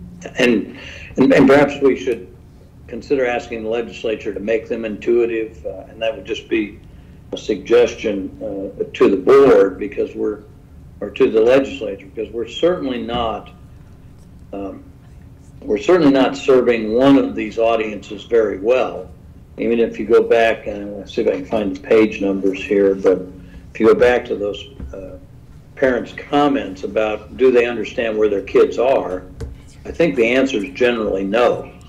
And I think in part it's because not all districts necessarily present the information the way Cherry Creek did. Or, you know, I think high-performing districts want to provide as much detail as possible, and low-performing districts might want to obfuscate the answer as much as possible. So we're clearly failing what I consider to be the most important audience, and that's the parents.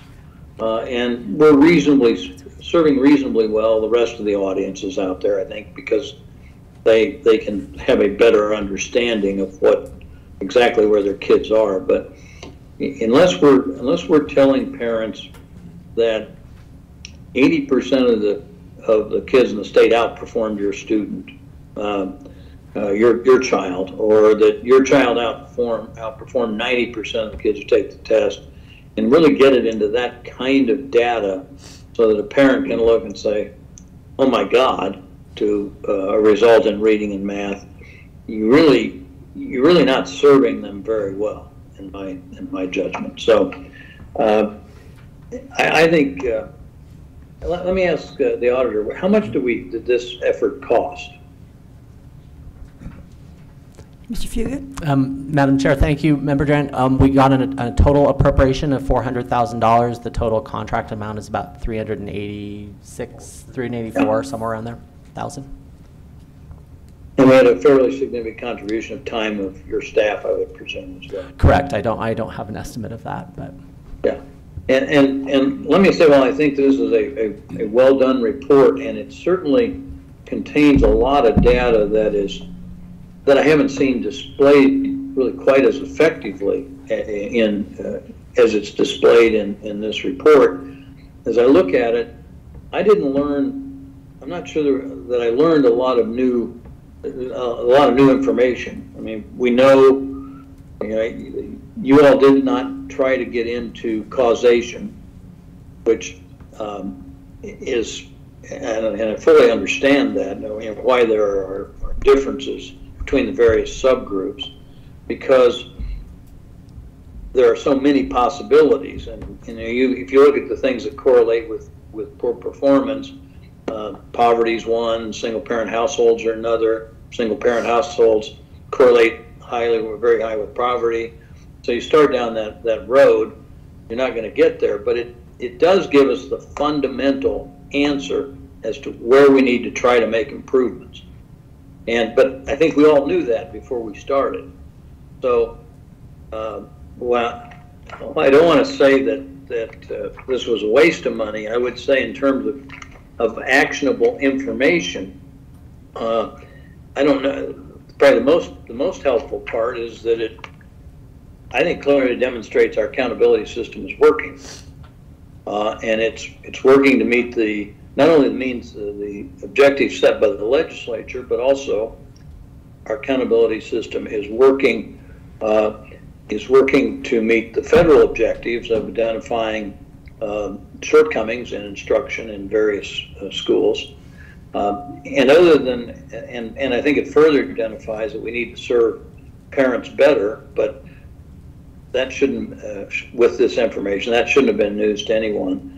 But I am appreciative of the fair method in which this was conducted, and I am particularly appreciative of the conclusions that it meets the objectives of the statute. So thank you very much. Thank you, Mr. Durham. Board Member Sheffel? Yeah, I would echo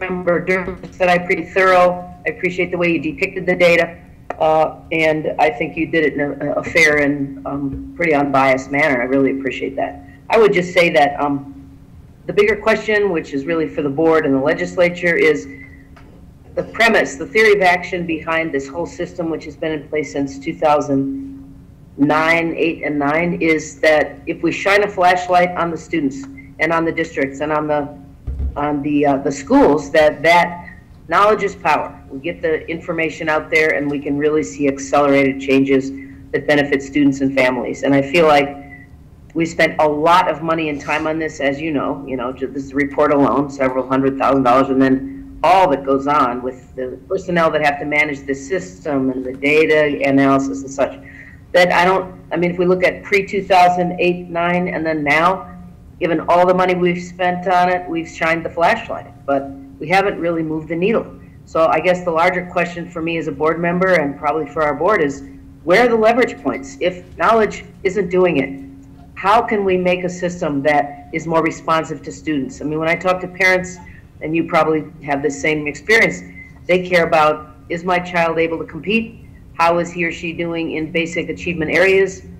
Is he or she able to fulfill their dreams and their potential? And here's what they want to do. Are they going to be able to do it given the preparation that they've had in K-12 education?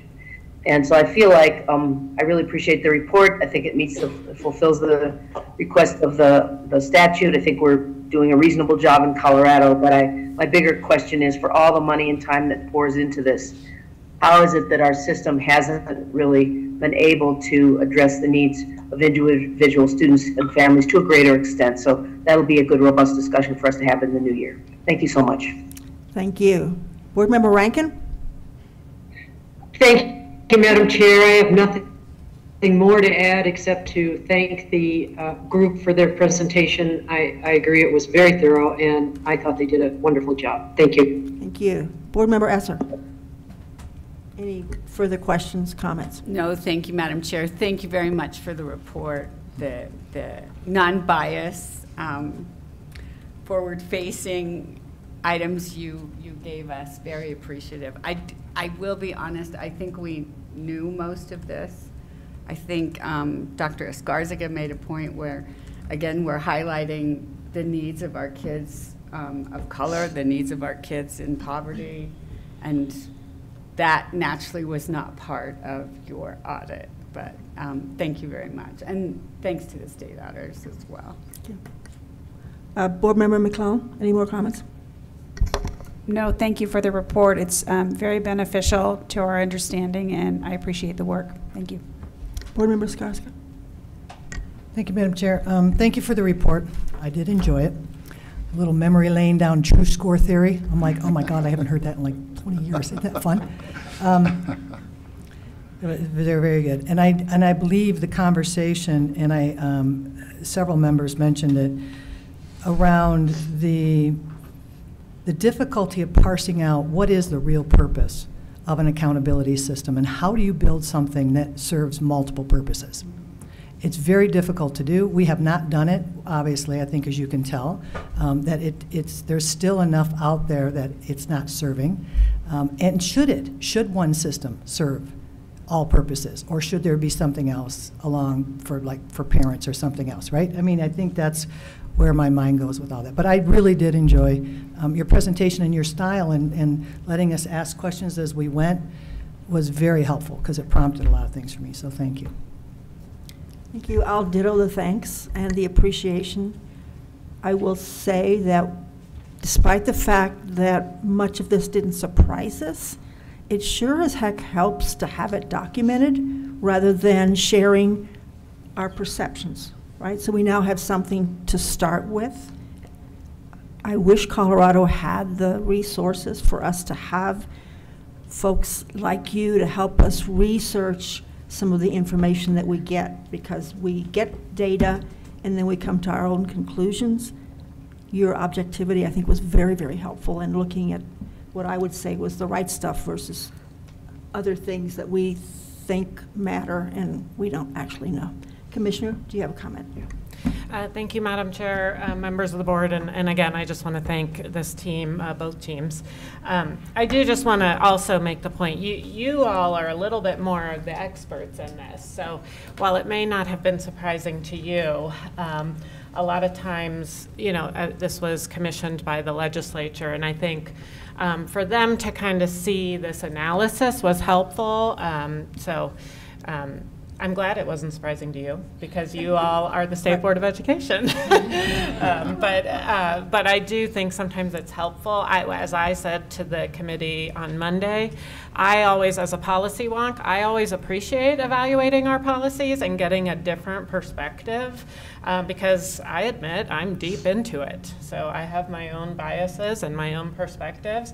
And so having a group that takes a look at it without our biases who are in it can be very helpful. So I just wanted to note that. Thank you. Again, thank you very, very much. Colleagues, I would like to welcome board member-elect Kathy Plummer. She's over there in the corner, and I didn't see her until it was pointed out to me. I'm really happy that you participated this morning. I'd like to take a short lunch break and then go directly into exec session, which means that members of the public, we anticipate being back at 12:30. All right. 12:40. Do I have the wrong? 12:45. 12:45? Yeah. Okey doke. Sorry about that. Didn't catch that. Could you read us into exec session, please? An exec session has been noticed for today's State Board meeting and to confer with an attorney for legal advice regarding the University Preparatory Schools versus Adams 14 School District Charter Appeal and the district's motion to dismiss pursuant to 24-6-402, 402, A, Roman numeral 2, CRS.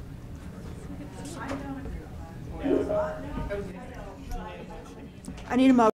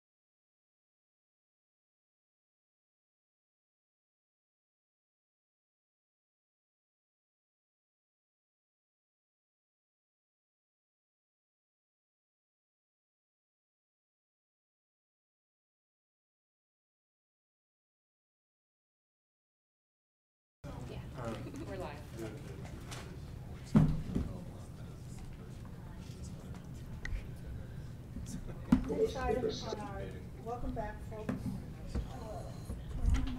Turn my microphone.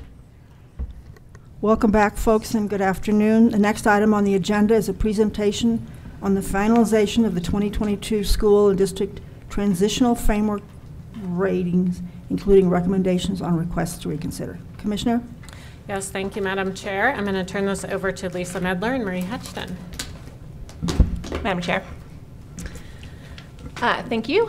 Just to reintroduce myself, I am Lisa Medler. I'm the Executive Director of Accountability and Continuous Improvement. I am joined by my colleague Marie Hutchton, who supervises the Accountability Analytics team.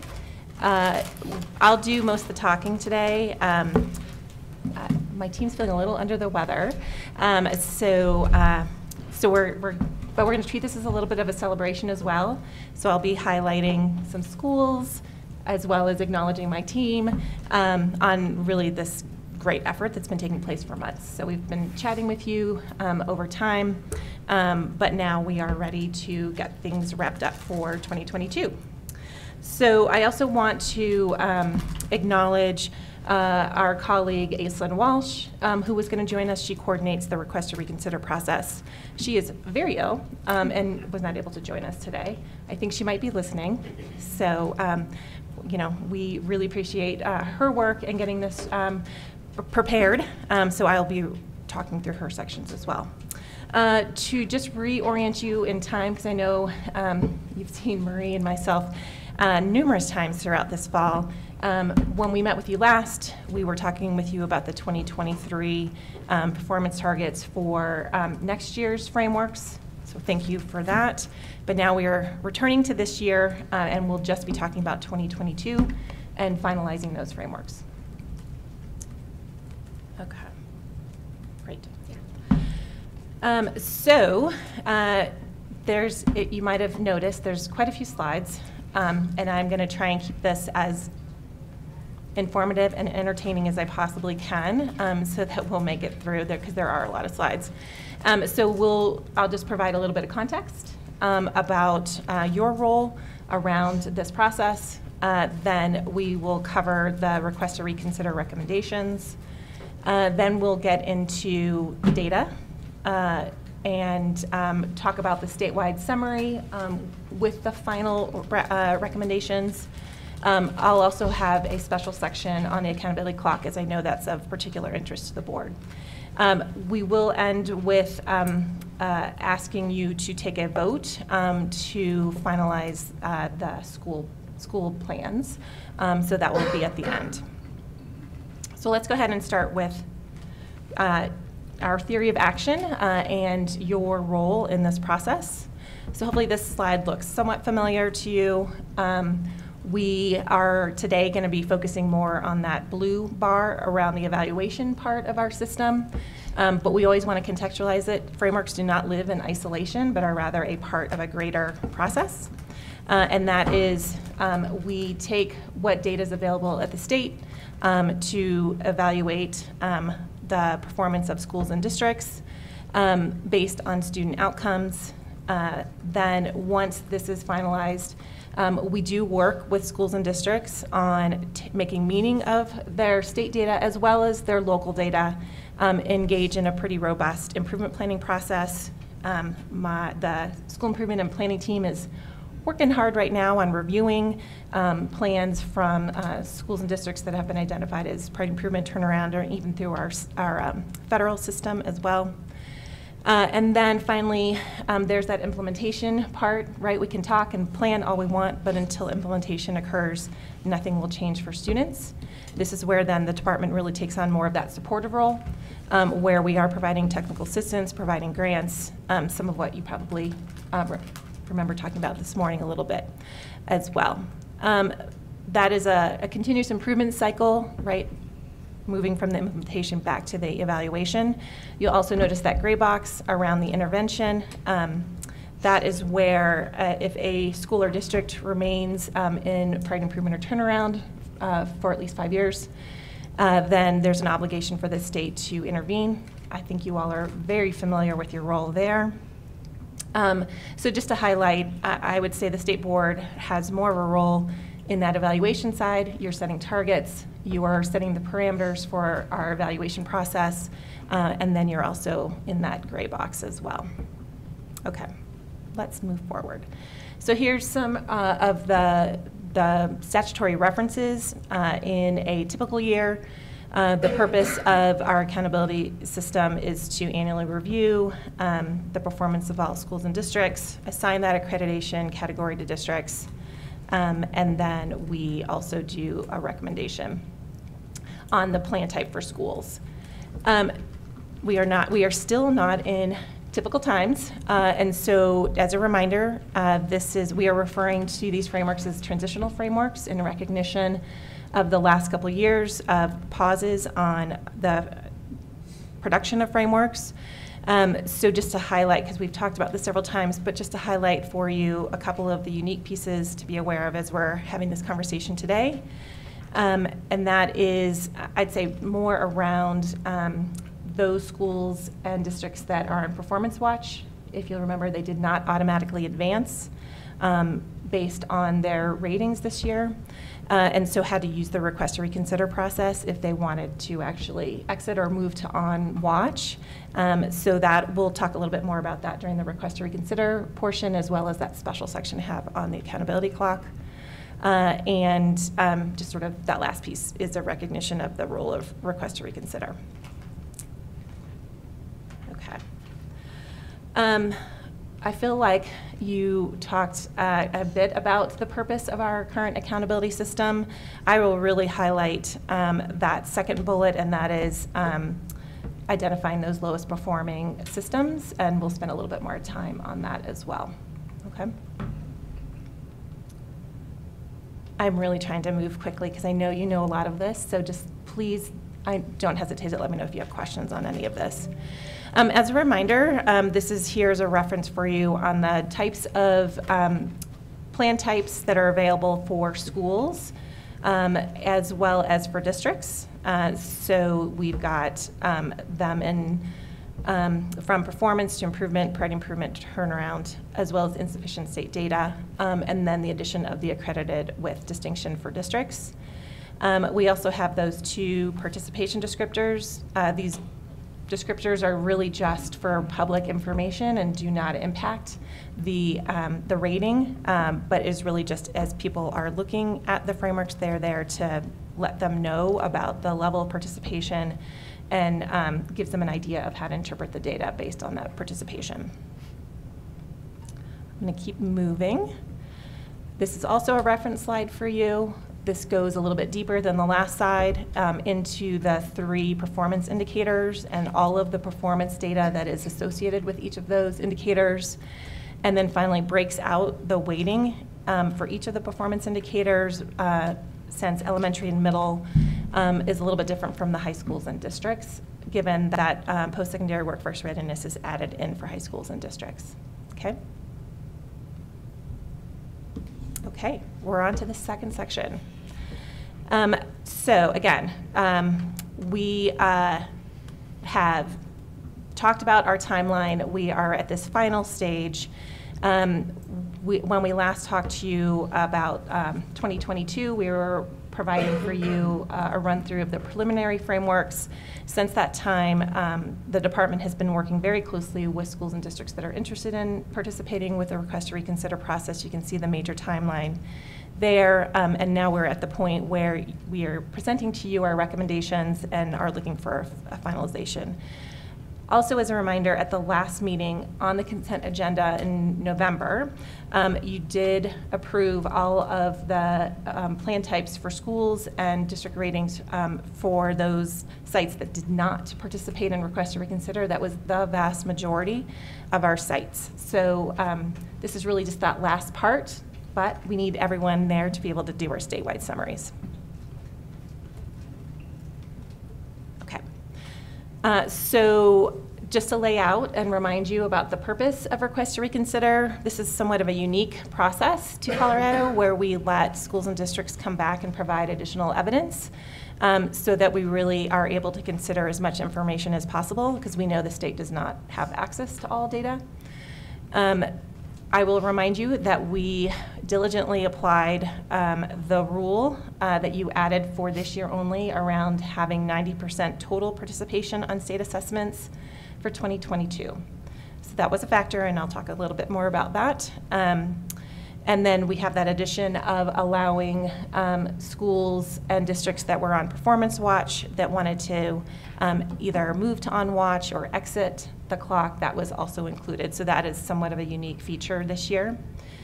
As always, our request to reconsider system is based on a series of policies. We have parameters set by rule, and then we have policies set by the State Department. I would say it's a very rigorous process. We want to make sure it's as comparable to our state system as possible, if not even sometimes a little bit more stringent, because we need to be somewhat careful. And it is, when we are considering local assessments, in some cases, we do make sure we're using nationally normed assessments.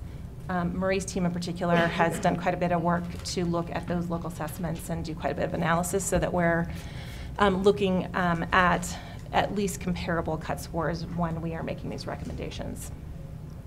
And then finally, any of these requests are considered public documents. So these will be all posted once we are passed today.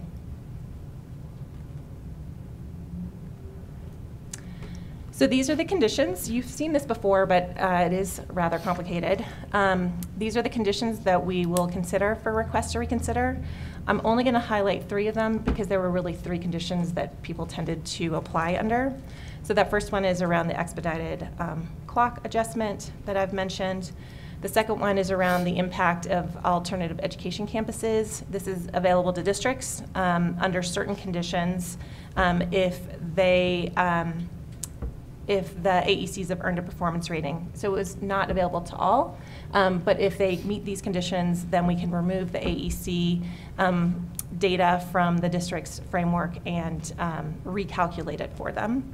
And so we have a couple that we'll be recommending on that. The other condition that we'll be highlighting is the body of evidence, that 4th row. And this is where we actually will consider local assessments that supplement, not supplant, state data to round out the information that we're considering. They do have to have at least 95% total participation on those assessments, again, trying to keep that bar high.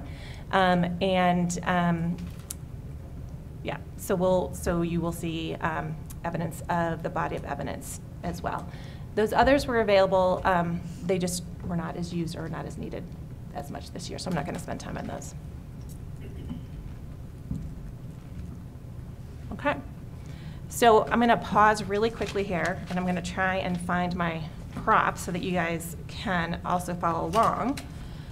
And again, hats off to Aislinn. She has taken a very solid request to reconsider process and just really added some new efficiencies, use of technology, and even some additional transparency for districts. I think it even influenced some of the numbers that you're seeing on here as far as who actually applied and who rescinded. So if you have more questions there, happy to talk, but just really appreciate some of the innovations that we were able to implement this year. So this first slide is to give you a sense of the overall number of submissions. And then as you go over in the chart, you'll see it broken down by districts and then by schools. So overall, we had 106 total submissions. In the past, you might have seen more submissions. So I just want to highlight, this is probably for a few different reasons. One is your 90% rule was a factor. So that probably did limit the number of applications we got. I also want to remind you that Denver Public Schools used to have their own framework. They are now using the state framework. And so we used to see a much higher number from them in the past, just as we are reconciling our systems. So you'll still see some from Denver, but just not as many as in the past. And then finally, I will give credit to this new process that Aislinn's been able to implement this year. Districts are able to find out much sooner whether the department would be recommending their their application for approval, and then we gave them the opportunity to rescind. So you'll see that our rescind numbers are actually pretty high, and that is why. So this is not because this system is easier or you're discouraging folks. It was really just some of that transparency was more available. Okay. Oh, and here's the prop I was going to show you. So this is the additional handout, one of the many handouts I gave you. So this was the summary of the recommendations for a request to reconsider. So this is what it looks like. As you open it up, you'll see a lot more detail on each of the recommendations. So we've laid out quite a bit of information about the district, if there was a school involved, some of their rating history, essentially what they were asking for, what our recommendation was, whether to approve or deny, and our rationale, as well as then what would be their final rating if you agree. So this is all laid out for every one of those 106 applications. So that's all here for you. So for this particular slide, this is highlighting, oh, did I not? Am I still on the summary one? No, that is the, okay, sorry. Suddenly I lost where I was. So this is for the schools and for the districts that we are recommending for approval. So you'll see that there's 5 districts that we are recommending for approval and 92 schools. Then they're further broken down by those various conditions, so the body of evidence, the expedited clock adjustment, and then the alternative education campus impact.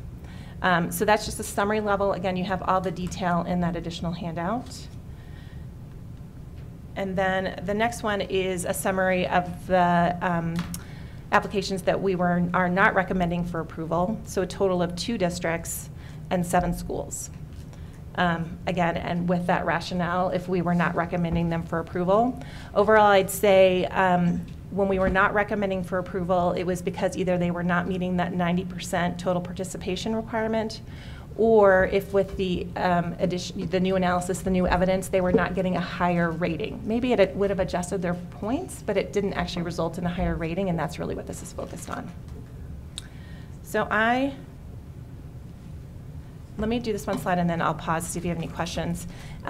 Just as a reminder, districts that receive a priority improvement or turnaround rating have the ability to submit an appeal to you, the state board, and there's a couple bullets there that lay out sort of those procedures. So I'm going to pause here to see if you have any questions about the request to reconsider process or about any of the recommendations. Board Member Skarsgård. Thank you, Madam Chair. Rescind, you used the word rescind. I'm not sure that I've heard it used in that way. So they refused to, or they pulled their, Pulled back. They pulled it, but you call it rescind. Is that a new term? I'm sure. I believe that's a term that we've used You've historically. used, it's probably internal. I've just never heard it rescind. Yeah. Okay. So But the it idea is what I being think it is. they were interested, they explored it, we probably worked with them, they used some of our new tools, and then they had the opportunity to say, you know what, we're not going to move forward with this, most likely because we were not going to be able to recommend it, and they didn't want it to be a part of the public records. I see. I thought it was part of the group that you had actually automatically said, we think you're going to qualify, and they rescinded. I was like, why would you decide not to do it if it was that? Okay, got it. Thank you. Yep. Any other questions? Go ahead. Great. Okay. So now we're going to start moving into the data. As we pulled the summary data together, we were making the assumption that you would be approving and agreeing with our recommendations. So this is a reflection of what you'll be voting on in the end. I want to be clear about that so you're not surprised. I will start with the, district summary and then school summary, and then I will spend some time on the accountability clock implications. And I think if you can think of me as your tour guide through this, I am not going to talk about every number in here. I am happy to, Marie, that's a big reason why Marie's here with me. We are happy to go in and dig more, but mostly we just want to orient you to what you have so that you know that you have this as reference materials. They are at you can access them at any point. So All right, so for districts, and these really, the district results really should not look very different from what you would have seen earlier this fall when we did the preliminary presentation, because we are only recommending 5 districts, so that's just those 5 districts that would be adjusted here. So as a reminder, this lays out for you the distribution between 2019, 2021, and now 2022 for all the district rating categories with the adjustment for those 5 districts. I will remind you that as we've been sharing this information with the field, we've been advising some caution in interpreting this.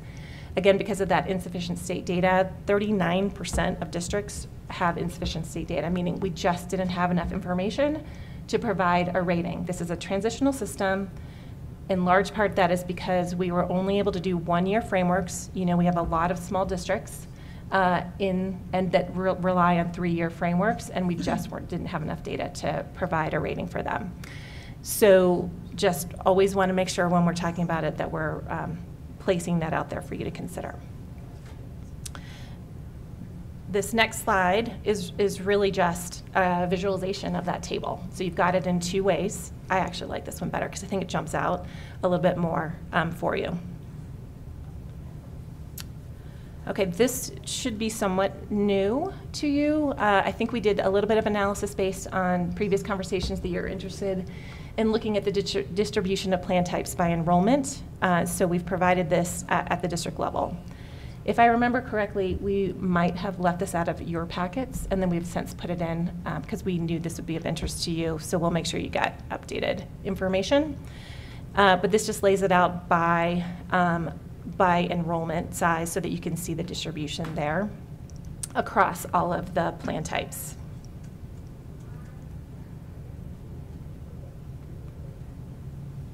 Okay.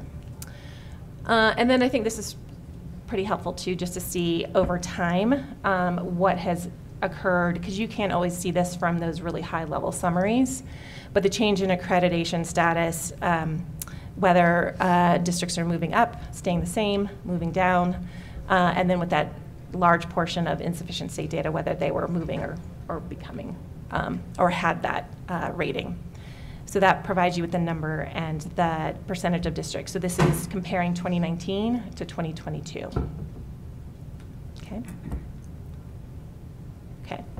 So now we'll go into the school level plan types. Again, this is pending state board approval. So this is pulling in the 197. Thank you. I was like, how many? I can't do math on the fly. Okay.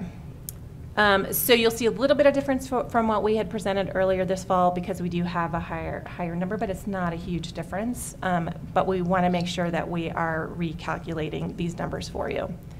So just like with the districts, we are laying out for you over time the number and percentage at each of the plan type categories. Also still pointing out much higher number in the insufficient state data rating area, so just keeping that in mind as you're talking about and drawing conclusions from this data. And then here's the visualization with the same information, so just a different way of looking at it. Over time, 2019, 2021, 2022. And then also by enrollment, so that you've got this laid out for you as well. So 2019 in comparison to 2022. Just a different way of looking at it by size of school. I think based on past interest, we've also added a couple more slides in here on the school results, particular to online schools and how they compare to non-online schools, and then the overall numbers. So you've got that laid out for you here. So you've got the number, the percentage, for each of those categories. As well, then on the next slide, for charter schools, same thing, non-charter schools, charter schools, and then all schools, you've got the numbers and percentages for each of those. This is just particular to 2022, this is not a comparison to past years. Okay? And then, just as a reminder, there are some new schools that get included in this data set, as well as schools that we don't have any data for, like schools that only serve kindergarten through 2nd grade. They do not participate in CMAS.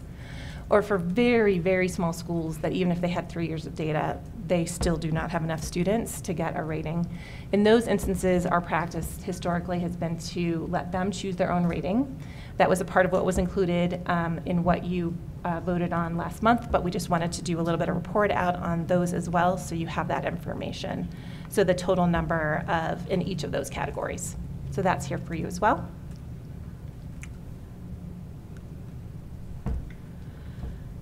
And then the ratings over time for the schools.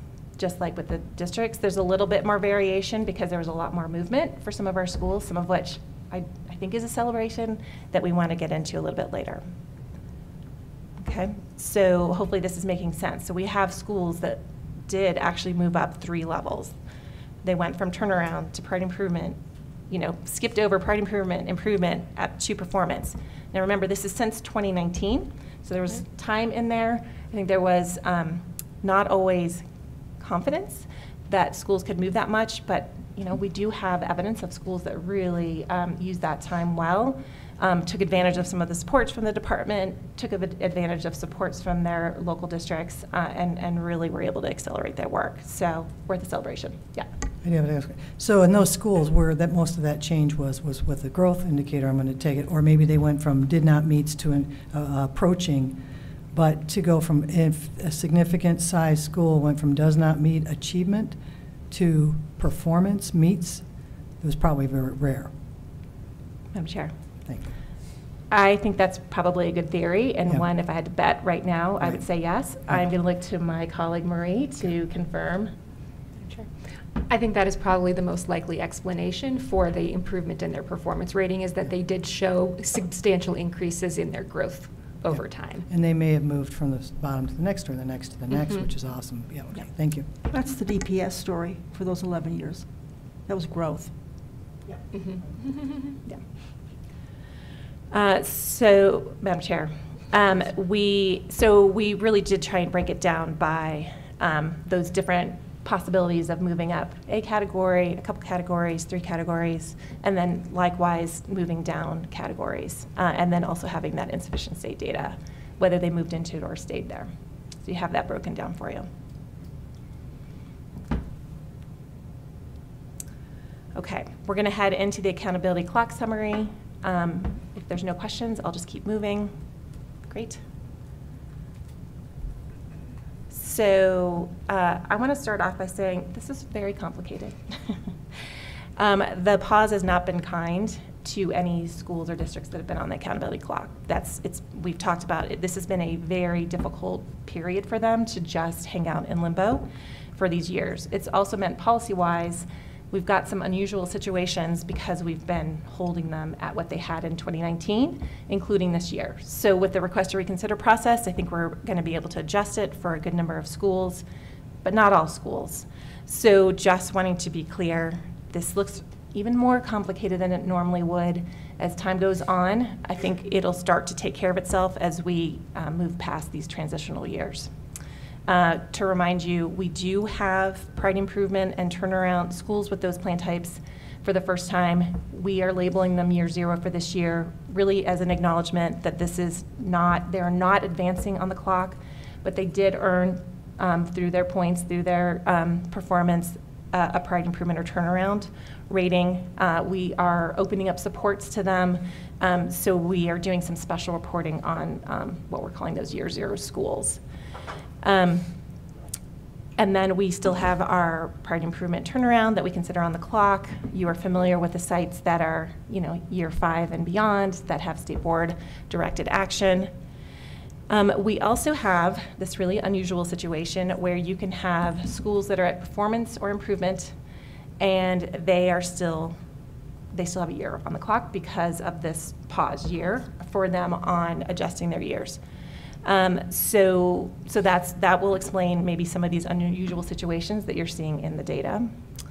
And then finally, we have our schools and districts that are on performance or improvement on watch. So to remind you, Once you're past year 1, once you hit year 2, then you are, if you hit performance or improvement, then you move to on watch. You're still considered to be on performance watch. You're still eligible for supports, and you have some additional requirements, but we do have that kind of year to just make sure that it wasn't a fluke, and we want to continue those supports.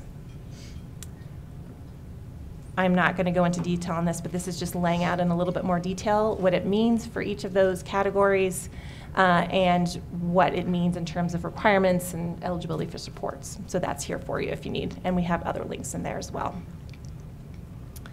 So we're going to start breaking this down a little bit more by districts. So we're starting off districts on Performance Watch. So you have the numbers and percentages by year broken down for you here.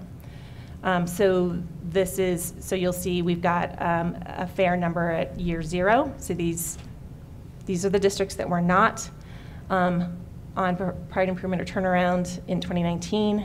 They are now. So they have that year 0. And then at the very bottom, you've got the number for the schools that are not on Performance Watch.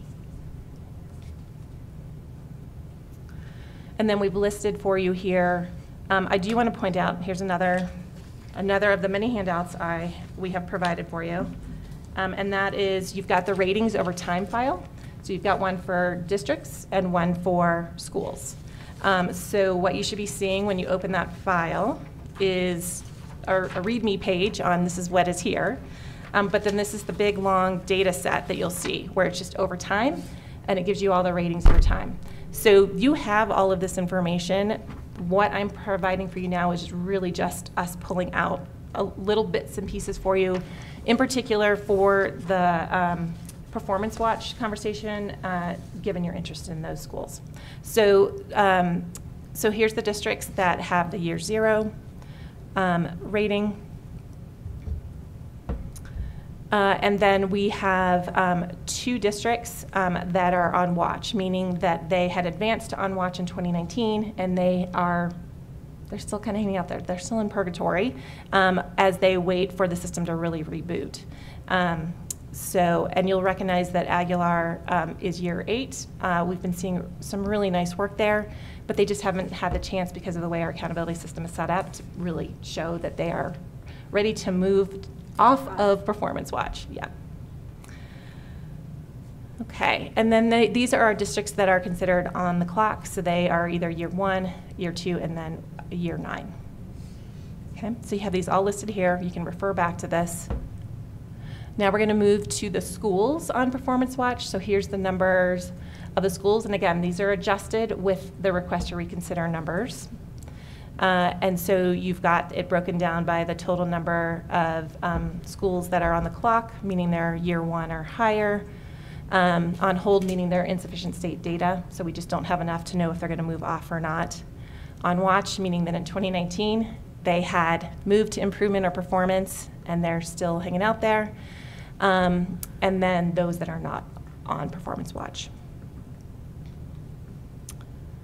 And then we've got this broken down by years. I think this actually goes on to the next slide as well, because there's so many categories.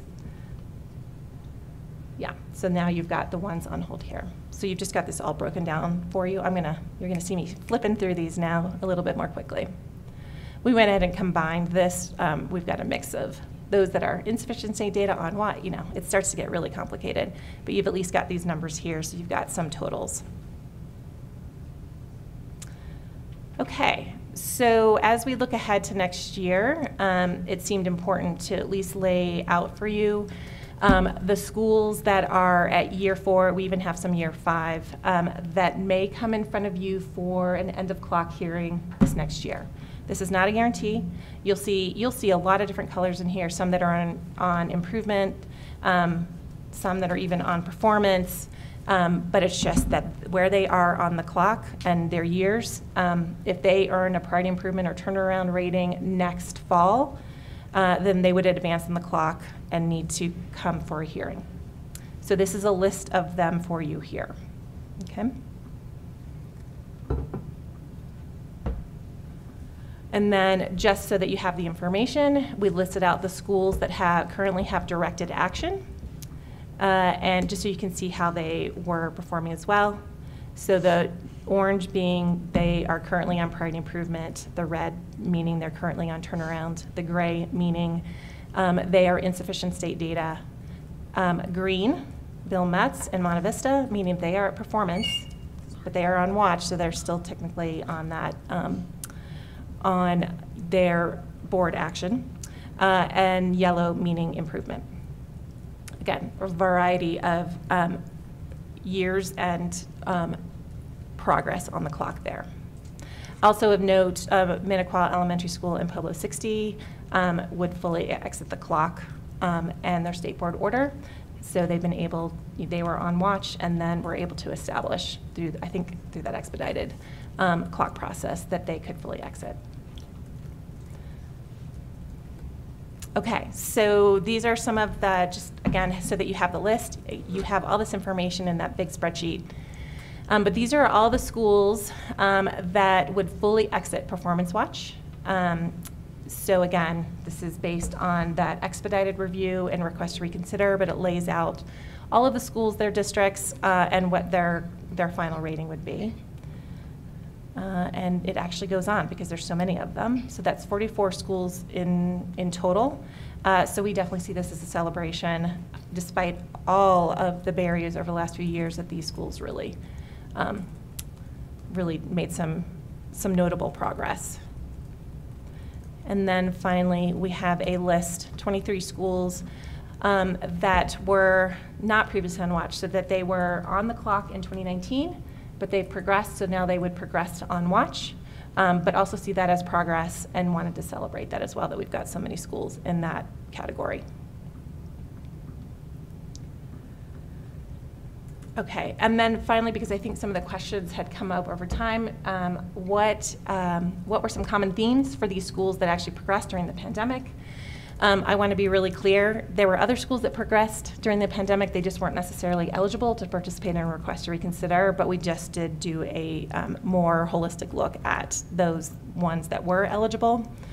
And so you've got some description of their performance that gives you a little bit, that digs in a little bit on their growth and on their achievement. I think to board member Escarza's question earlier, I think you could surmise that most of this was coming from that growth category, so that's what that is hinting at. So you've got some numbers there. Also, just the schools tended to be earlier on the clock, the ones that really progressed. We have some really nice examples of ones that were much further, like Bill Metz and Monte Vista. But mostly they were earlier on the clock and were able to use that time to change their trajectory. We also dug in a little bit on what were they doing in their improvement planning, what are they focusing on. So I don't think there's a lot of surprises here, but really focusing in on English language arts as a content area or on math, and really looking at their school culture, looking at their curriculum, looking at and really focusing in on their students that historically have been underserved, so prioritizing certain populations of students. Happy to do more analysis, but this was just a quick and dirty one for you. What vehicle do we have for analysis? I mean, I do appreciate this, but I think it was your question earlier in the earlier report. What's the secret sauce? We keep trying to figure that out. And is there anything that any kind of data that we can collect that we can suggest this might turn around, especially for those specific populations where we see so many struggles? Madam Chair, I'm not going to have a really satisfactory answer. We're very interested in that, obviously, as well. And I think CDE itself is really building up its expertise in doing program evaluation to be able to answer some of those questions. And we want to get it better at this as well. So I think this is where if the board has specific questions for us, that's actually sometimes very helpful to help us prioritize the things that you want us to dig in on. So we're really happy to do that. Well, maybe give us what structure you are building in order to collect the data, so that we get a sense for the kind of questions, so we can all talk about the kind of questions you're asking, just to see for what's missing, perhaps. Board Member McClellan. Thank you, Madam Chair. Thank you for all of this good reporting and all of this good data and the analysis that you've shared with us. The holes in the data, the opting out, can you give us some feedback? I've gotten some feedback from stakeholders, but is this something we see resolving, or is this an ongoing problem that we're experiencing and is continuing to reverberate? Because it's such a stark, it looks like we had just huge holes blown in the data for 2022. So what are we looking at going forward? And did you get, it may be beyond the scope of what you were charged with looking at here, but did data come to the fore for you, or feedback about why we're seeing that? Madam Chair, I'm going to start, and I'll give you the big global overview, and then I'll probably hand things off to my colleague, Marie. So I feel like this is something we've explored with you at past meetings as you've been digging in. So I want to be really clear that some of the holes in the data we knew were going to be here before we even started. So I want to make sure that it's that we are all crystal clear that it's not just because of a lack of participation, although that is a factor, but it seems like not being able to have enough data to do 3-year frameworks. So that had a real big impact, right. yeah, on our smaller districts, right? So that's a big part of it. And then in our growth model, you know, we have to use 2 years of data. So we had 2021, which is where the assessment schedule was, you know, alternating, at least for CMAS, alternating content areas and grade levels. So we had half as much data for elementary schools and middle schools than we did in the past. So that was a factor. And that's why we're so cautious about how we talk about this data, and really want to make sure we're referring to these as transitional frameworks, because we just don't have as much as we normally would. So with that context, I'm going to hand it to my colleague, Marie, to talk a little bit about the participation and some of what we're seeing. I can chime in, but Marie, I think, has probably the better handle on that. If I can jump in and just say thank you very much for that context, because it really helps to know that this is not just reflective of opt-outs. So it's not as bad as it seems when we look at it through that lens. Thank you. Yep. Madam Chair. So to kind of get at your question around, you know, Ms. Medler laid out all of the, you know, challenges that we face during this transitional year of accountability, but quite a few of those things are going to be resolving over the next couple of years, you know, as we are going to be testing, or we're going to continue testing in all grade levels and all content areas moving forward, and as we build up multiple years of data that we can use for those smaller systems, we do hope that we are going to see a decrease in the number of insufficient state data ratings that we have moving forward. We will have to acknowledge that there have been, you know, some districts or schools that have had markedly lower participation in recent years, and it is, and that is outside of sort of the larger state issues, but individually schools or districts have seen decreased participation that might wind up with insufficient state data ratings moving forward, but that is a much smaller proportion of the overall state as a whole. So that's our hope, is that things are going to be, the system will fix itself over time. And I hope also that what we heard earlier, that parents somehow don't understand the data, don't see the data, whatever all those results were, that if we begin to address that, there's got to be value in the information. Otherwise, you can't blame them when their kids say we don't want to do it. But it really is important information for parents. I think they really do care to know, but they don't. I'm not sure, because I think most of us, for our own kids, would have been very curious and looked carefully and had questions, et cetera, but not everybody's into the detail, but I think they do want to know where their kids are. And the tendency to just ask the teacher is meaningful. I don't want to dismiss that in any way. But the comparability information that Board Member McClellan pointed out is also important to most parents. So let's be hopeful on that score.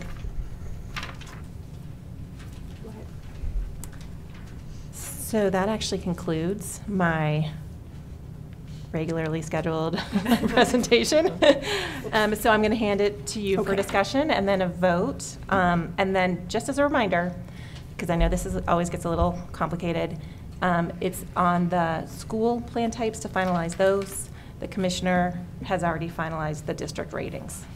Right. Thank you. So colleagues, could I have a motion and then we can have further discussion if we wish? Madam Chair. Go ahead, Board Member Esser. I move to approve the department's recommendations as noted in board docs for the additional 2022 school plan type assignments based upon the request to reconsider recommendations. Thank you. That's a proper motion. Do I have a second? Second. Okay. Further discussion. Shall I go down the line and ask, or no? No? No? Board Member Rankin, do you have any comments or questions? No, I'm fine, thank you. Board Member Sheffel?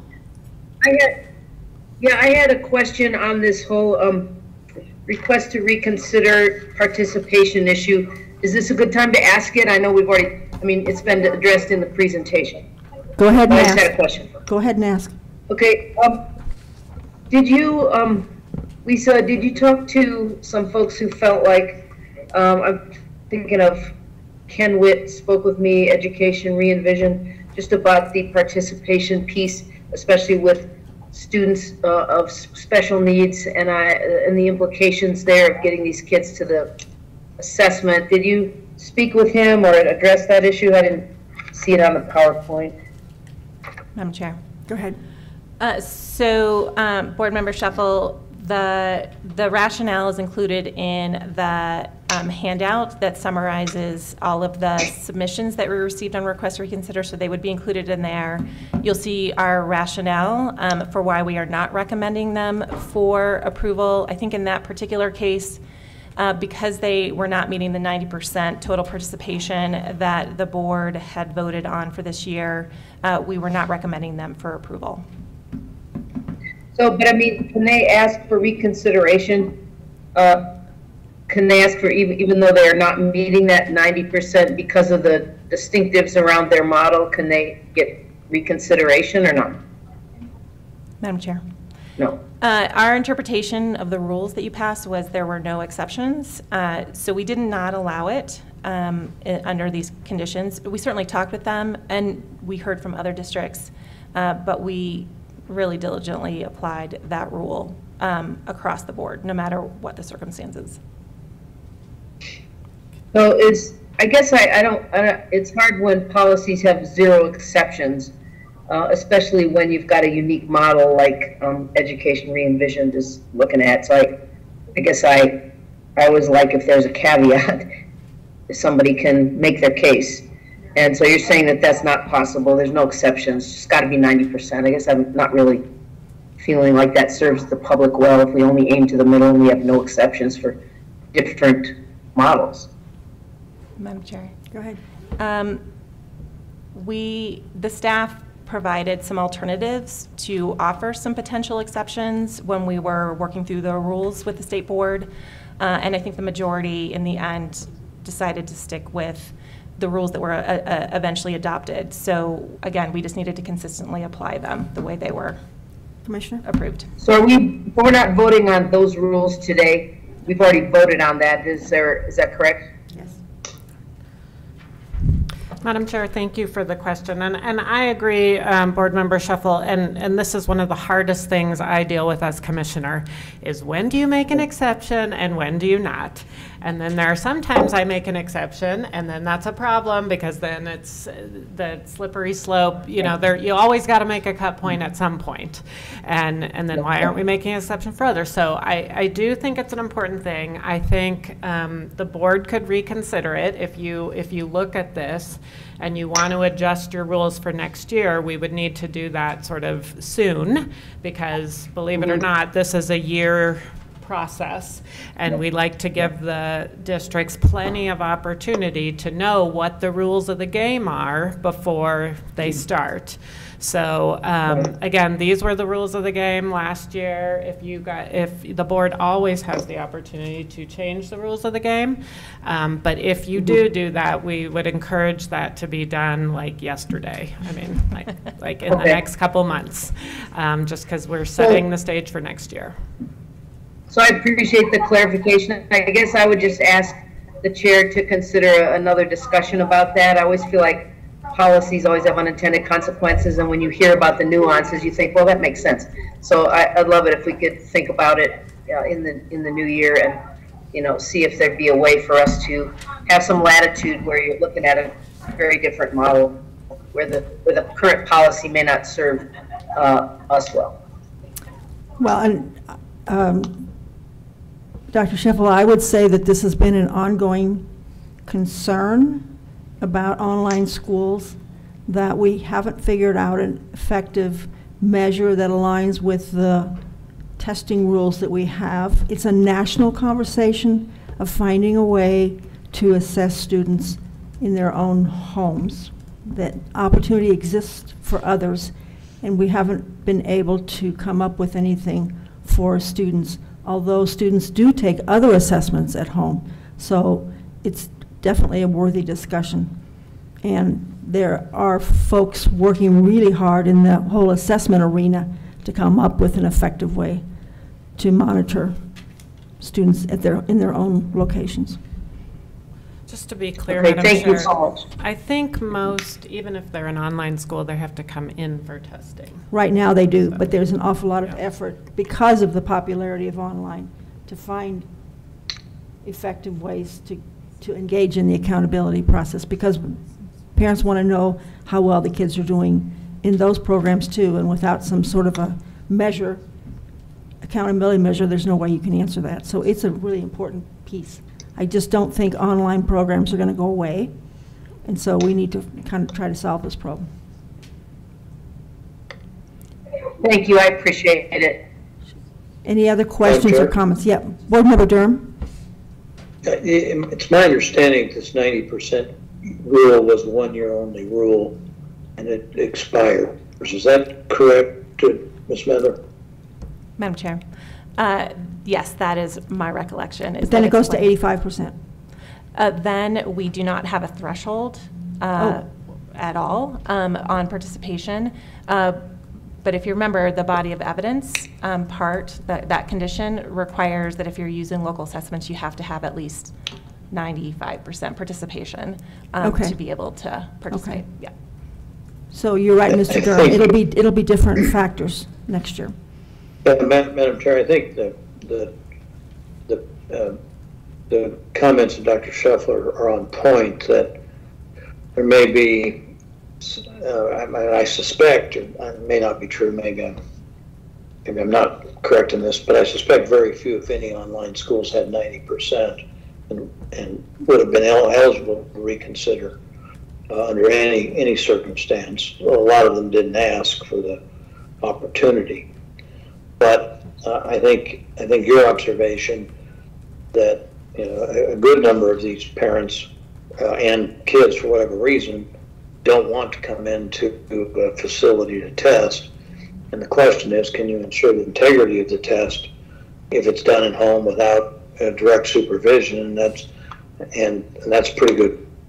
That's a very legitimate question. So I think as we go forward, we need to consider whether it's 85, 90, or 50, whatever the percent is for reconsideration, whether there should be some exceptions for those areas that we know can't possibly or are highly unlikely to be able to meet that threshold, and perhaps ought to be able to present some evidence to the contrary in terms of what rating they receive. Thank you. Any other, Board Member McClellan? Thank you, Madam Chair. I see that on, I think, page 36, it shows us the districts that are that have put in for reconsideration. Did we get a list of the schools that are requesting reconsideration, or was that not part of the record on this presentation? Madam Chair. So are you referencing the PowerPoint, or are you referencing the handout? Because in the handout, it should have all of the requests for districts and for schools there for you. Oh, okay, and they were separated, one for districts and one for schools? Yeah, yeah. Okay, exactly. all right, okay, thank you, I'll look in those. Okay, Thanks. sorry if that was confusing. Any other questions or comments? Call the vote, please.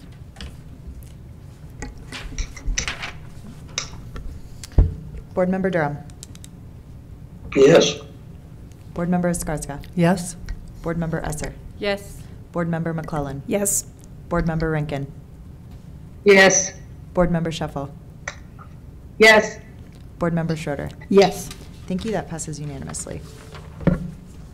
Thank you. I'm going to suggest a 10-minute break because I think for a hearing, we need to be on schedule. So 1:45, please, colleagues.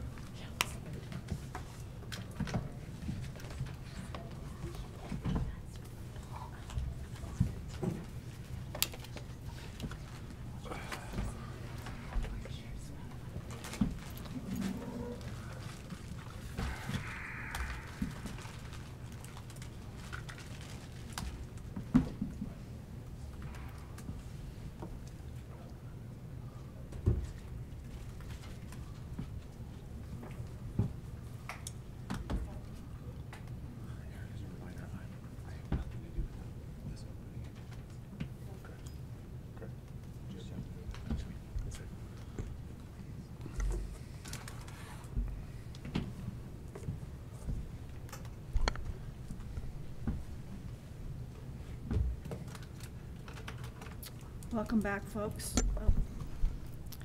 We have two agenda items regarding University Preparatory School versus Adams 14 School District. The first is consideration of a motion to dismiss. To clarify for everyone, if we grant the motion to dismiss, the State Board will not hear the appeal because the Board will have voted that we do not have jurisdiction to do so. If we deny the motion to dismiss, we move forward to hear the merits of the appeal because we will have voted that we do have jurisdiction to hear this appeal. Council, give us a short briefing, and then apparently I've been asked to allow, go ahead.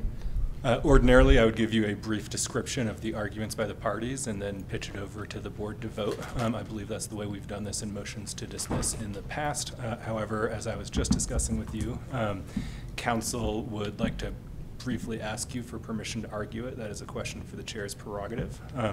If you grant it to them, there's not a lot of reason to hear my spiel. So I think what I'll do is let them ask first, see what you say, and then you can throw it back to me if you need to. Okay. So. Colleagues, does that work for you?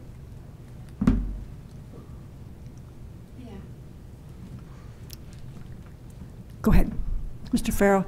I'd love to have you limit your time. What kind of time do you need for this argument? Just a few minutes. Less than five. Okay, few is relative.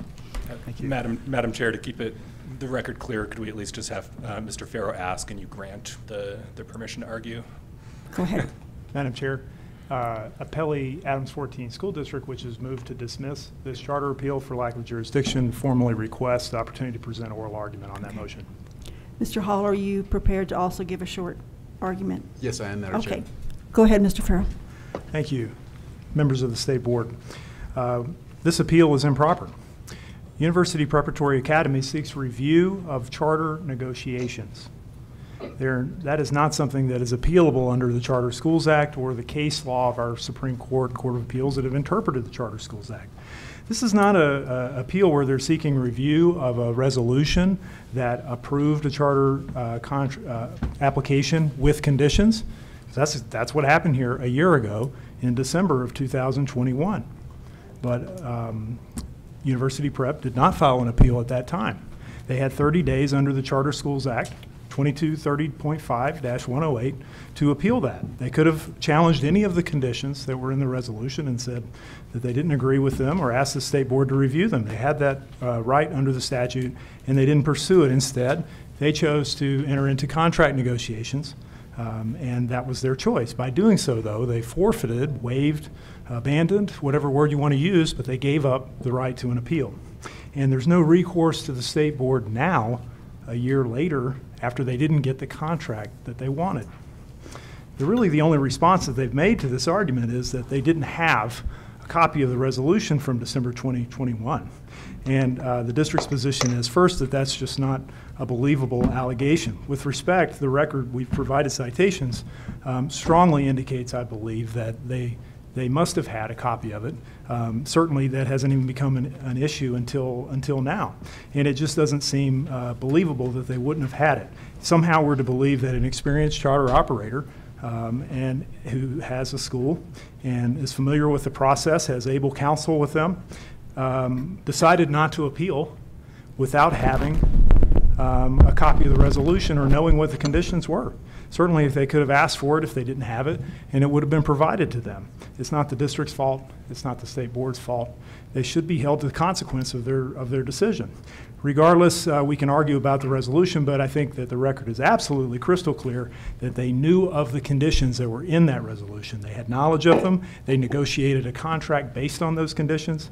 If you look at page 966 of the record, you will see that they were provided the district accountability and administrator's review and recommendation of the application.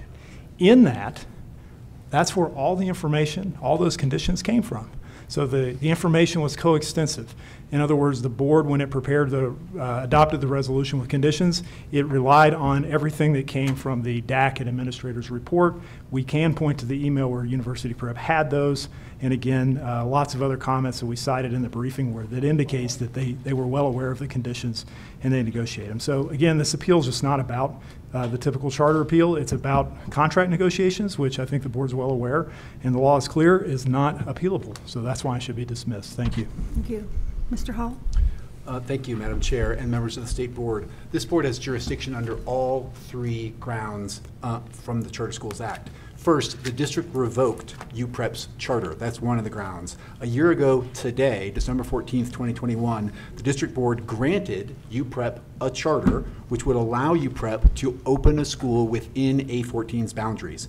On October 25th, 2022, they revoked that charter. UPREP can no longer, after their October 25th resolution 22-15, UPREP can no longer open a school within A14's boundaries. This charter revocation is appealable to this board. We had a charter, now we don't have a charter because of the district's resolution. Thus, you have jurisdiction under the first ground. Second, the district is unilaterally imposing unacceptable conditions on UPREP. On November 2nd, 2022, the district, for the first time, disclosed a 5-page version of Resolution 21-22. This 5-page version has 30 conditions that UPREP had never seen before, and as discussed in the briefing, it seems like Adams 14 representatives has also never seen that 5-page version before.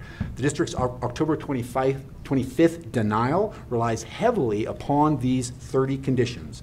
By doing so, by relying on these new conditions, the district is unilaterally imposing these conditions on UPREP, which also provides this board jurisdiction. The district asserts, as we just heard and in their briefing, without any factual basis, that this 5-page version was disclosed 1 year ago today as part of their December 14th meeting. That is simply untrue. There is no evidence of this anywhere. The mention that Mr. Farrow just made to page 966, again, that is to the District Accountability Committee, the review committee notes. That is not the same as the actual resolution, as we pointed out in our briefing, that must, under the open meetings law, be disclosed publicly in advance and in their minutes, which just has not happened. As a result, the jurisdiction is also proper under the second ground of the Charter Schools Act. Third, the district's denial vote on October 25th effectively reversed its decision to grant UPREP's charter application. In its October 25th resolution, it claims UPREP will not be able to perform on various promises that it made in its application. This is a reversal of the decision it made a year ago when it granted the application. UPREP, like any charter applicant, may challenge this determination by appealing to this board. Thus, there is jurisdiction under the third ground as well. The district tries to couch its denial decision in various ways. In its briefing, it tried to couch it in terms of denying the contract. Now, just now, it's trying to couch it in terms of, oh, these are contract negotiations. But the Charter Schools Act doesn't permit an authorizer, like Adams 14, to approve an application but then deny the contract, or approve an application but then never just have continuing contract negotiations. The fact of the matter is, on October 25th, when it passed its resolution 22-15, it was denying UPREP's ability to open its school. That is appealable to this board. The district's Adams 14's attempt to couch this whole process in some other way, as denial of the contract, as continuing contract negotiations, appears to be a carefully calculated way to try and avoid state board accountability. If you grant Adams 14's motion now, you are endorsing this gambit, and it is one that other districts could use to avoid accountability, namely approve an application, engage in contract negotiations, and then, quote, deny the contract, or then, quote, say, oh, we haven't finished the contract negotiations. This transparent ploy by Adams 14 should not be countenanced. The motion should be denied. Thank you. Thank you. Mr. Peters, do you have any further information that you want to share with us, or should we move on to discussions? Those are precisely the arguments I would have summarized for you about 10 minutes ago. Okay. If you have any questions, you're welcome to ask them of Okay. me or. Sounds like you Chair's got a pass. prerogative. Colleagues, questions? Any questions? Online colleagues? May I have a motion? No questions, Madam Chair. Thank you. Okay, Board Member Skarsgård? Thank you, Madam Chair. I hope this is an appropriate question. The State Board has in the past heard cases just like this. Have we done this before? This is, because just question. Have we You had are that? correct, Board Member Skarsgård. Thank you for the question. The State Board has heard materially these exact arguments in the past and has found jurisdiction when these arguments have been made previously. Thank you. May I have a motion? Colleagues? Madam Chair, Mr. Durham? I'll move to deny the motion of Adams 14 to dismiss the case due to lack of jurisdiction. Thank you. And then to proceed on the merits. It's a proper motion. Do I have a second? Second. Thank you. Second. Any further discussion, colleagues? Call the vote, please. Board Member Durham? Yes. Board Member Escarska? Yes. Board Member Esser? Yes. Board Member McClellan? Yes. Board Member Rankin? Yes. Board Member Shuffle? Yes. And Board Member Schroeder? Yes. Thank you. That passes unanimously. Okay. So we're denying the motion to dismiss.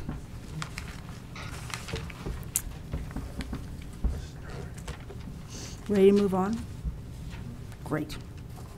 Colorado State Board of Education will now conduct a hearing in case number 22-CS-05, the appeal of the University Prep Schools versus Adams 14 School District. During this hearing, the board is acting in its capacity to hear appeals of charter schools and will hold an appellee hearing under the relevant charter school appeal law 22-30.5-108.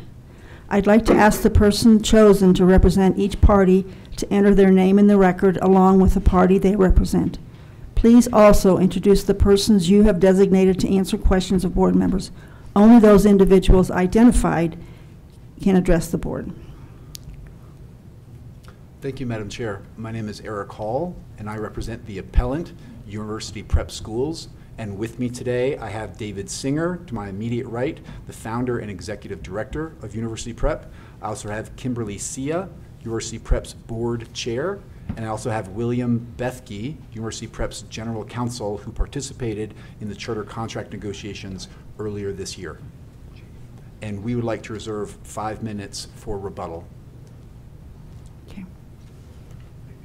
There's 5 minutes for rebuttal, and then you also get 5 minutes later on. Is that fine? Yes. Okay. Thank you, Just Madam want to Chair. make sure, because Yes. I honestly get confused as to how we've changed our. Mr. Farrow. Good afternoon, Jonathan Farrow on behalf of Appellee Adams 14 School District, and with me today is designated representatives. To my left, Mario Marquez, Chief Business Officer for the school district, and to his left, Sheila Burke, Chief Academic Officer for the school district. Thank you. So University Prep Schools, you have 20 minutes to present your arguments uninterrupted. Thank you, Madam Chair. The district's decision was contrary to the best interests of the pupils, the school district, and the community. Again, a year ago today, Adams 14 approved UPrep's charter. For 6 months, from January to June, the parties successfully negotiated the charter contract. Frankly, it was an exemplary process led by an experienced facilitator. All the terms of the draft charter contract were eventually agreed to, and yet, despite that, in October 25th, Adams 14 reversed course and revoked UPrep's charter. This deprives the pupils, the school district, and the community of a UPrep school, a school that Commerce City parents, including some of those sitting in the audience today, co-designed with UPrep. I would like to now to have Mr. Singer address some of the background, and then I'll have Ms. Sia, and then I'll have Mr. Bethke. But first, Mr. Singer, just give some of the background on this process and the school that UPrep is trying to open. Mr. Singer, go Thank ahead. you. First, appreciation for the State Board of Education and your willingness to hear this appeal and focusing on the core statute, which is around the best interest of pupils. I think there's a reason pupils are first, school district and community. I want to be clear about what UPrep does and who we are as some context setting. We're a network of public charter schools here in Denver, Colorado, serving about 600 children at our 2 campuses. Our UPrep Arapahoe Street campus opened in 2011 with K in first grade, growing 1 year at a time. It's in its 12th year. Some of our alumni are here in the audience today. And then our UPrep Still Street campus opened in the 2016-17 school year, turning around the most underperforming elementary school in Denver Public Schools at the time, and actually having 35% increase in proficiency year over year, and the highest median growth percentile in mathematics in the state out of all elementary schools, and the 8th highest in English language arts. The student population served at that time, 90% free and reduced lunch, 70% emerging bilingual students, 10% students with IEPs, and 95% students of color. Today we're serving 85% students living in poverty across our schools. About 40% of our kids are multilingual learners, 10% in special needs, and then 95% students of color. Most importantly, I think we can best summarize where our alumni are today, 12 years later. Our first graders, who were with me when I was their principal in first grade, are doing incredible. Gracie, who's in the audience right now, is getting ready to study engineering, has applied to 15 universities, and her top pick is Duke or NYU. Cesar is in AP Calc right now at East High School, and he's going to do an electrician apprenticeship when he leaves his high school experience. Sanaya just got back from a visit to Howard University and will be studying neonatal nursing. Brooklyn is going to go to an HBCU and study chemical engineering. D'Angelo's going to be in a cadet program while he simultaneously finishes undergraduate.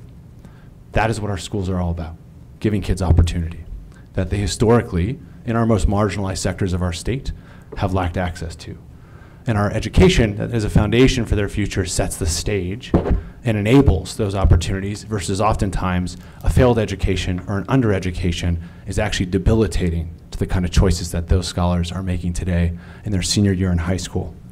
So I want to set the stage with those folks as the backdrop, because that's what our schools are all about, is kids winning and the lives they want to live.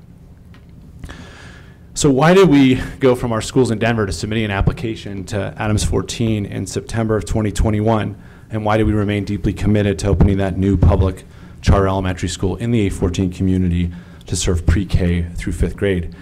More than 30 families leave A14 each day to come to one of our 2 campuses.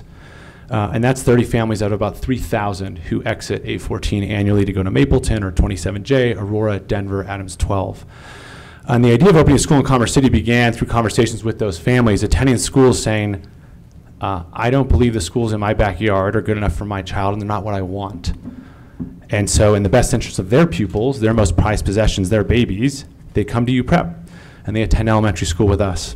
And so we started conversations with them and said, what if we could have something different in your own backyard? And you didn't have to leave your own community to get what you want and need for your child. And they were thrilled by that idea. And then we worked with 10 families over 6 months to create something. And the something we created, which is in our application that was approved a year ago, during a very highlight moment versus today, what we created was the best of UPrep's decade plus of work serving children and the wants and needs of a local community. And we're really proud of the design of that new school and that we did it alongside and with families to create something incredibly special and unique that takes the backbone of a charter management organization serving our student population and the desire and passion of the local community and merge that into a new school.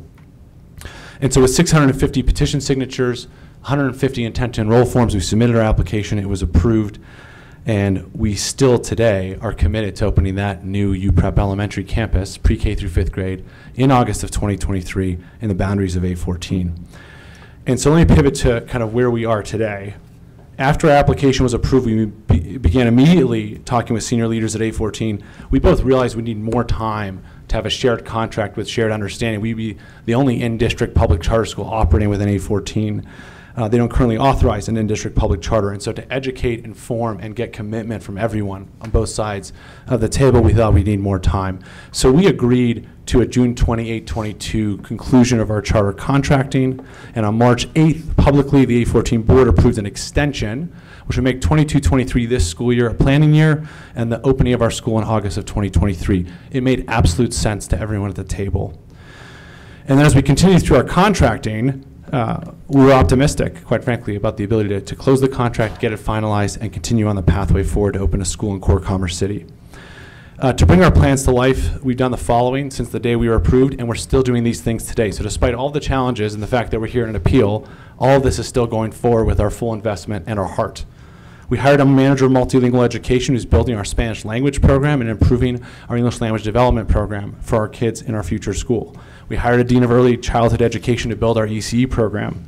We continue the development of our founding principal and our founding dean of operations, both of whom are here today. Our founding dean of operations is an alumni of A14. We hired founding teachers who are employed by us, paid for by us, to get them acclimated to UPrep, understand our curriculum, our programming, meet families, and be ready to go when the school opens. We set aside nearly $1.5 million for facility renovations to make sure the school will be ready to go. Right now, there's ongoing negotiations with us and 2 facility sites in the local community. One of those boards of a nonprofit is discussing today the partnership that would exist between them and UPrep to have our future babies in their building. We have another meeting on Thursday to discuss an alternative just in case the first falls through, because facilities are complicated. And then we acquired a $450,000 grant from the governor's office and the RISE grant to apply specifically to the success of our future A14 campus. We have not wavered for a moment about our commitment to what we said we'd promised in that charter application, how we'd get there, and the massive investment we've made on talent, on materials, on resources, and mostly on people to get to the outcome we promised. Lastly, I just want to be really clear about a comment I made that is used in A14's brief regarding a June 16th meeting, which was the last of 20 negotiation meetings we had over 50 hours with A14, in which they took my comment supposedly to be a threat. When I mentioned that I really hope we never have to sit in front of the State Board of Education, which is what we're doing right now, my comment was a plea to partners in this work, 2 of whom are here today, Sheila and Mario. Erica was also there, to say, look at the work we've done. Our attorneys agree this is exemplar contracting work. We've had amazing external facilitation. We have a 46-page contract with 18 attachments that I'd say is some of the best and brightest work you can see in a district charter partnership. We should never be in front of the State Board of Ed. We can solve this problem together with reasonable compromise. I am sorry that it was received potentially as a threat, but that was not my intent whatsoever. It was a plea to a group of partners and collaborators to get things done for kids. And so ultimately, our board, our staff, our amazing families who created this campus want nothing more than for our yes from a year ago to be another yes today to get us closer to the doors actually opening, children sitting in seats and becoming the next Gracie, Cesar, D'Angelo, Brooklyn, and kids who are absolutely thriving today in their lives and making choices for them because of the quality of education they received. That is their backbone at the elementary level. Thank you. Thank you, Mr. Singer. And so now, Madam Chair, I'd like to ask Kimberly Sia, the board chair from University Prep, to say a few remarks. Thank you, State Board of Education members, for having us today. And I want to reiterate from the board's point of view some of the comments that David made about the commitment that we have to this partnership with Adams 14 and to the pupils, the district, and the community. When the families came to David and his team to talk about designing a school, immediately they came to the board excited and telling us, you know, in the mid-2020 that this was going to happen, and continued to keep us updated at our monthly board meetings about the information that was happening. In early 2021, we had the opportunity to use some of our funding to hire a leader who could help to lead these, the design process and to be the new leader at the school, and the board unanimously approved us being able to do that. Throughout the entire design process, we were kept in the loop. We knew what was happening. We got to hear from the quotes and some of the things that were happening on the ground with the families. And our board attended on December 14th, 2021, the application approval, and it was a joyous moment. We were so excited to really dig in and get to work after everything that had happened during this planning time. However, what we found Madam is— Chair, 5 minutes remain. I apologize. That's okay, thank you. So I'm sorry, I didn't hear that. We have 5 minutes for our first 15? 15. Mm-hmm. Thank you so much. You're welcome. Keep going. And so as we continue to go through this process, the charter contract was brought forth to our board, we met with representatives from the Adams 14 leadership team, Sheila Burke, Mario Marquez, and Robert London, on May 23rd at our board meeting. We were all very excited about the progress that had been made. And on June 15th, 2022, we approved the charter contract. However, when it came to be the June 28th, the June 28th timeline had passed for the charter contract to be approved, and it was not approved, we then sent a letter from the board on July 29th asking for an explanation and further conversation about moving forward with the charter contract approval. And we attended a board meeting on August 9th where it was stated that we would have these conversations and that we would move forward. And then we ended up where we are today with the charter contract being denied. And as a board, we still are committed to this. We still are putting funding into what is happening in the schools. We've supported all of the hiring that has happened, as well as the facilities work that David and his team has continued to move forward. And we are committed to doing what is in the best interest of the pupils, the school district, and the community of Adams 14.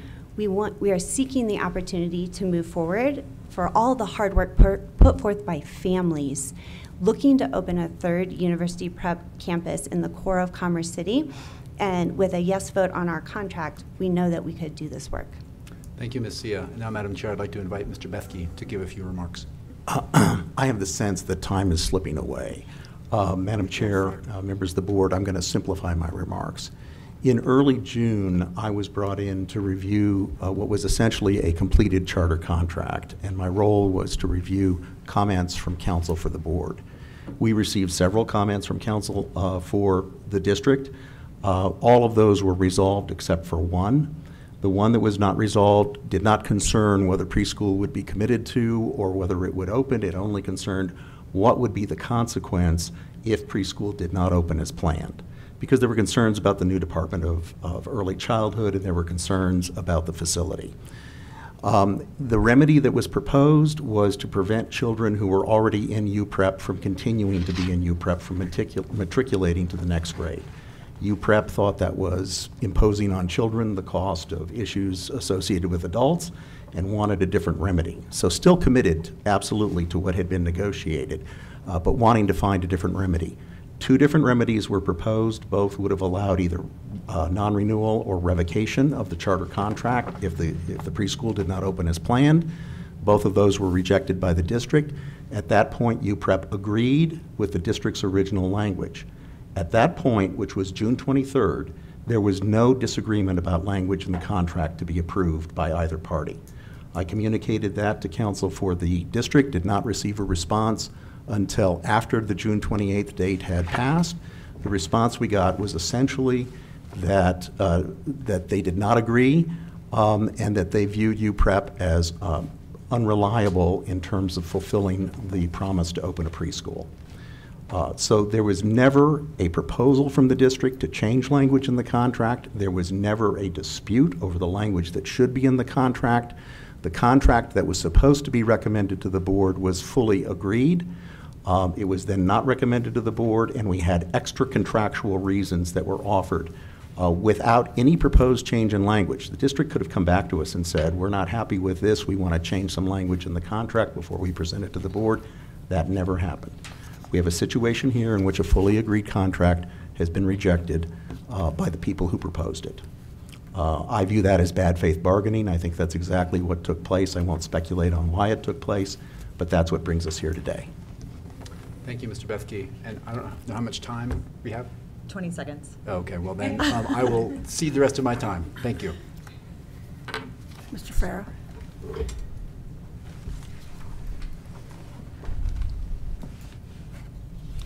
Thank you, Madam Chair, members of the State Board of Education.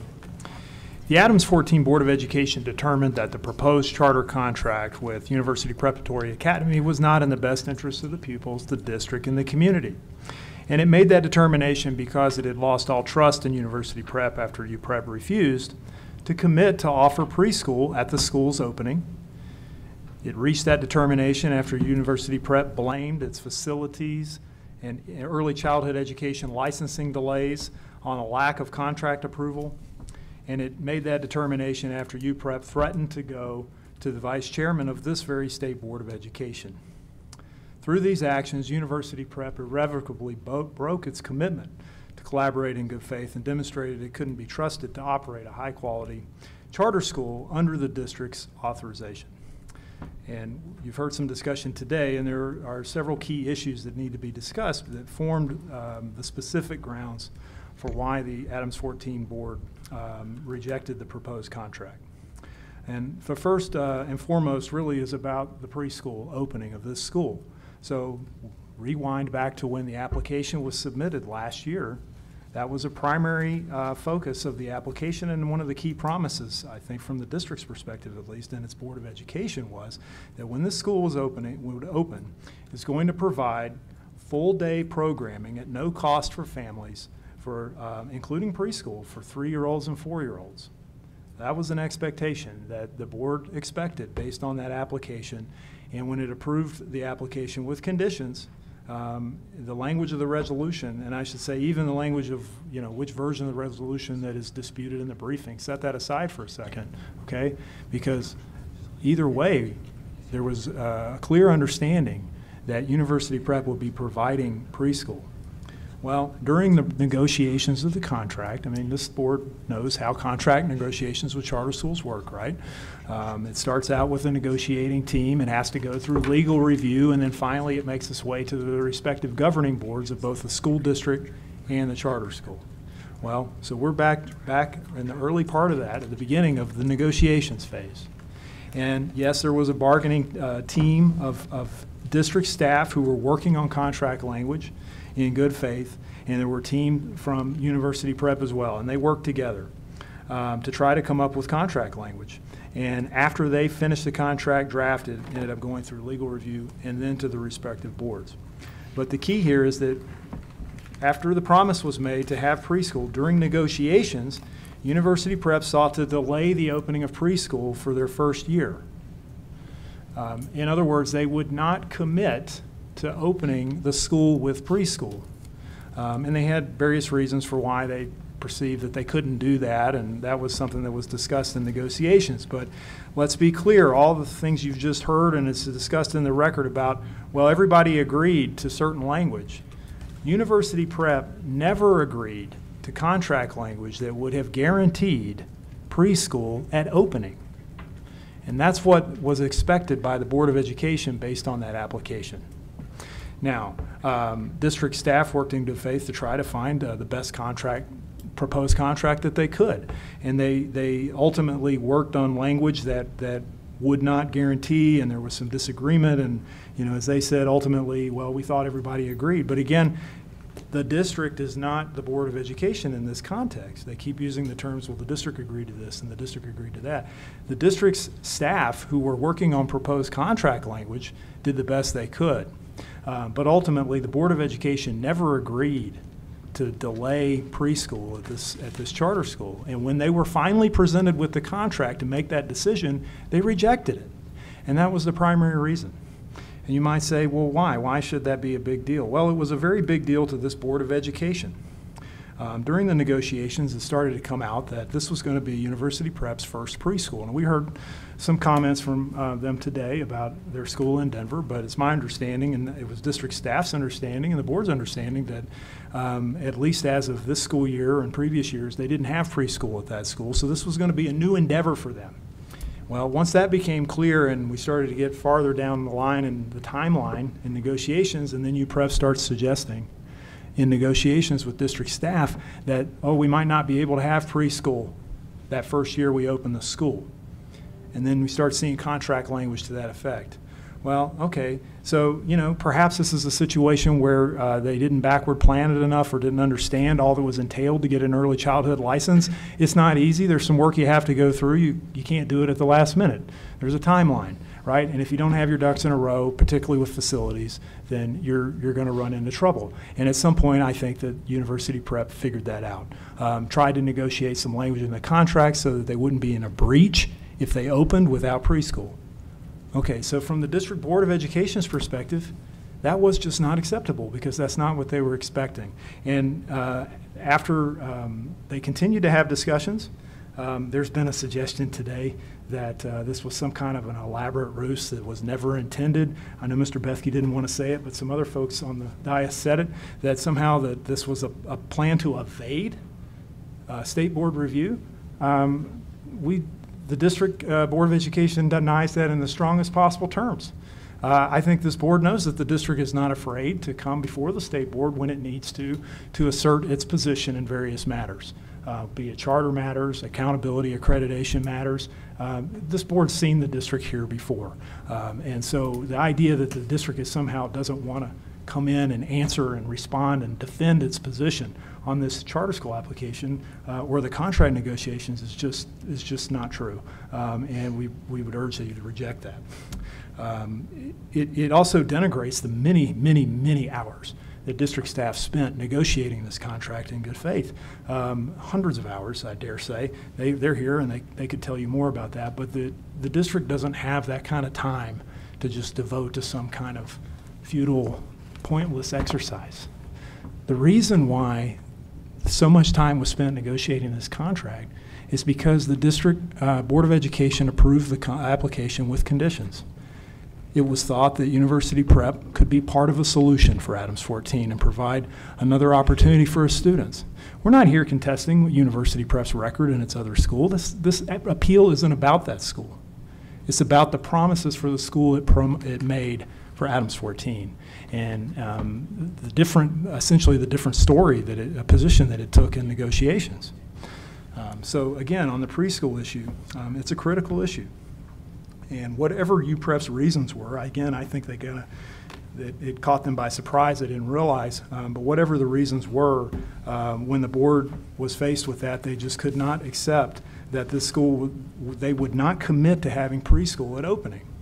And that's a serious issue. You heard a little bit of it today, that there had already been discussion about the school isn't going to open in fall of 22. And it was going to open instead in 2023. Well, so then that means preschool, that UPrep could delay preschool until fall of 2024. And so what about those 3- and 4-year-olds in the district? They're just not going to get preschool in this. They wouldn't be served. They're going to age into other grades.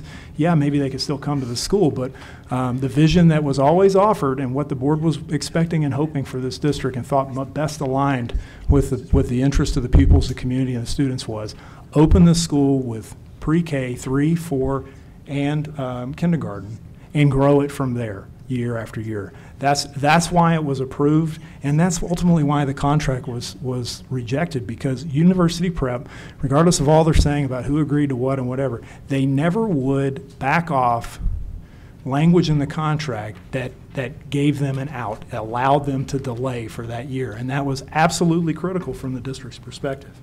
Well, okay, there's other issues as well. You heard about facilities. Yeah, we understand. I mean, facilities are rarely, if ever, identified in an application.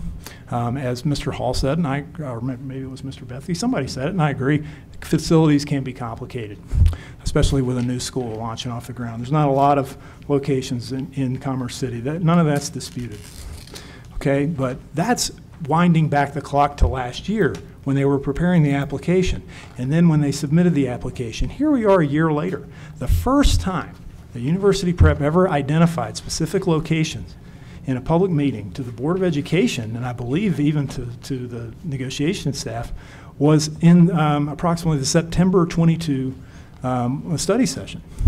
So, and we heard today, oh, well, we have some meetings. We have meetings today. Well, that's great, but I mean, really, why weren't those happening months ago? And maybe they were, but we haven't heard about that. It's not part of the record. Point is, they took a position that all of the delay with the early childhood and the need for delaying preschool in a year was because of the district. And they didn't take accountability for their own delay in securing a facility, even if it was a couple different options. They could have come forward and said, hey, we've got a landlord, got a lease right here. We just can't, we can't execute it until we get the contract. But we never got any of that information. So, I mean, it's not a surprise that we ended up in a situation where, oh gosh, we don't think we can do preschool now. Well, you haven't been diligent enough, frankly. And why is that the district's fault? They're trying to put all of that on the district. And the board was very concerned about that. I mean, you have to consider also that the process that was used to negotiate this contract was largely designed by University Prep. They did have a facilitator that they brought in and both parties used, but University Prep wanted the facilitator. They picked the facilitator. They paid for the facilitator. They with the facilitator, set up a pretty protracted timeline. Yes, the district is first asked to extend the negotiation period. But University Prep agreed to that, and in fact, they were talking about going slow from the very beginning of the negotiations. So this was their timeline. We could have involved legal counsel earlier in the process, but that's not the way it was designed. And so it became a mad scramble at the end. But again, why is that the school district's fault? That's the way they're trying to cast it here on the appeal, and we reject that. There's some discussion about, well, I heard it today, the district agreed to an extension agreement to the negotiation period, but that was not an agreement by the Board of Education to delay the school opening and have a planning year. To the extent that the negotiation teams discussed that, that was not something that we can say that the Board of Education fully understood and agreed to. And, to make it out now as if, oh, well, this must have been appreciated then. No, it wasn't. It wasn't by the Board of Education. And that's the decision that matters in this appeal. So where we ended up late in the year, they wouldn't make the move with facilities and preschool, and that was just unacceptable to the board. Okay, well, what was the sort of the straw that broke the camel's back, if you will? I think it was referred to as extra contractual issues. Well, it's pretty significant. It's pretty significant when you sit down with the executive director of a charter school organization, and it's the two individuals sitting to my left who were meeting with him, and the University Press facilitator. And there was a discussion about University Prep's perception of how things had been going and where the parties were. And Mr. Singer clearly wanted to get this contract over the finish line. But district staff were very clear with him that they didn't have the authority to essentially cave on this preschool issue. And faced with that resistance, Mr. Singer made some comments that I think most reasonable people, and certainly Adams 14 staff, perceived very clearly to be a threat. And that threat essentially was, hey, look, if you don't agree to allow this school to open without preschool, then I'll just make more trouble for you with the state board. And we all know you're in trouble. We know you got lots of stuff going on with accountability and MGT. Well, I'll just have to go call Steve Durham. And to refer to the vice chairman of the board by name is very concerning. And you have some written notes that Mr. Marquez and Ms. Burt wrote of that meeting. They recorded their recollection right after it. That's there. And I don't see how anyone can dispute how they felt about it. And this board's well aware of all the issues that this district has been going through and the legal proceedings and all of that. So certainly you can see how they perceived it to be a threat. And why is that a big deal? Well, I think it's a huge deal, but why? How is this district supposed to move forward after that? How are they supposed to be an authorizer? How are they supposed to ever resolve any dispute with UPrep in the future? Because we all know there's going to be something. That's just what happens between authorizers and charter schools. How are they going to resolve that if UPrep has the ability to say, oh, I'm going to have to go to the state board. I'm going to go involve my friends up there, and they will take care of this. Obviously, an authorizer can't function under that relationship. And it was a very, very, very damaging move. And at that point, I think that all trust that perhaps had been built up was destroyed. So it's really, really hard for us to see a pathway forward. after that. And yeah, we heard an apology today, thank you. But where was that apology before today? Why was it made in a public hearing? Why wasn't it made before then if it was real? It rings hollow, frankly.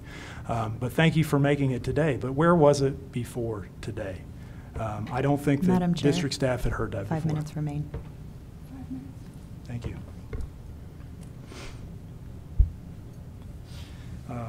This notion that somehow the district would have to sign a contract that the terms did not meet its satisfaction, that the board would have to accept this relationship is like, deja vu for a lot of what it's already been through.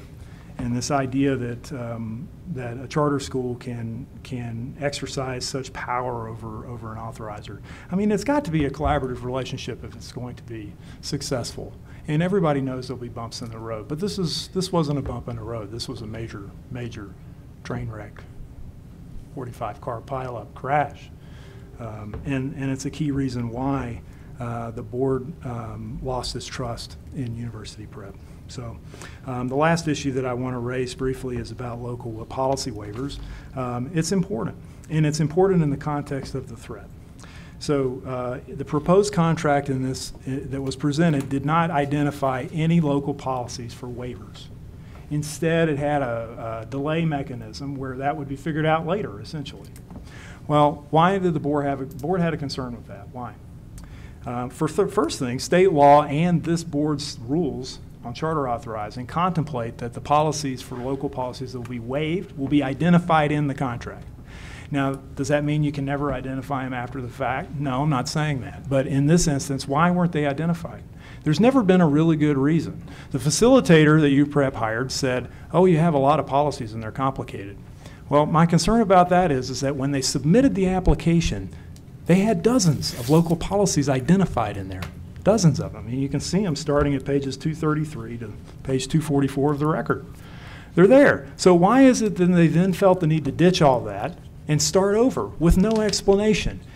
Given the threat, given the kind of, I dare say something like a bait and switch almost is how it felt about preschool, the pulling back, the backtrack of that commitment, you can understand why the local board was very concerned about why won't they identify local policy waivers. I mean, if there'd been an explanation, I'm sure they'll come up with something and say something to you on rebuttal, but the point is it's never been presented in the record. What really was it? Why couldn't we work from what had already been done? It just raises suspicion, doubt, and questions, and a lack of trust that already existed. It doesn't help. So for all those reasons, that's why the board determined that this proposed contract was not in the best interest of the pupil, the district, and the community. We ask then that you agree with that and affirm that decision and rule for the district on this appeal. Thank you very much. Thank you. 5 minutes. Thank you, Madam Chair and the State Board. I'd like to now address some of the issues in my rebuttal time. First, as to the preschool, UPrep has, from the beginning, continued to this day, been committed to opening preschool in year one. It is worked towards that. The draft contract said that, as presented in the papers and supported by the record. That was UPrep's goal.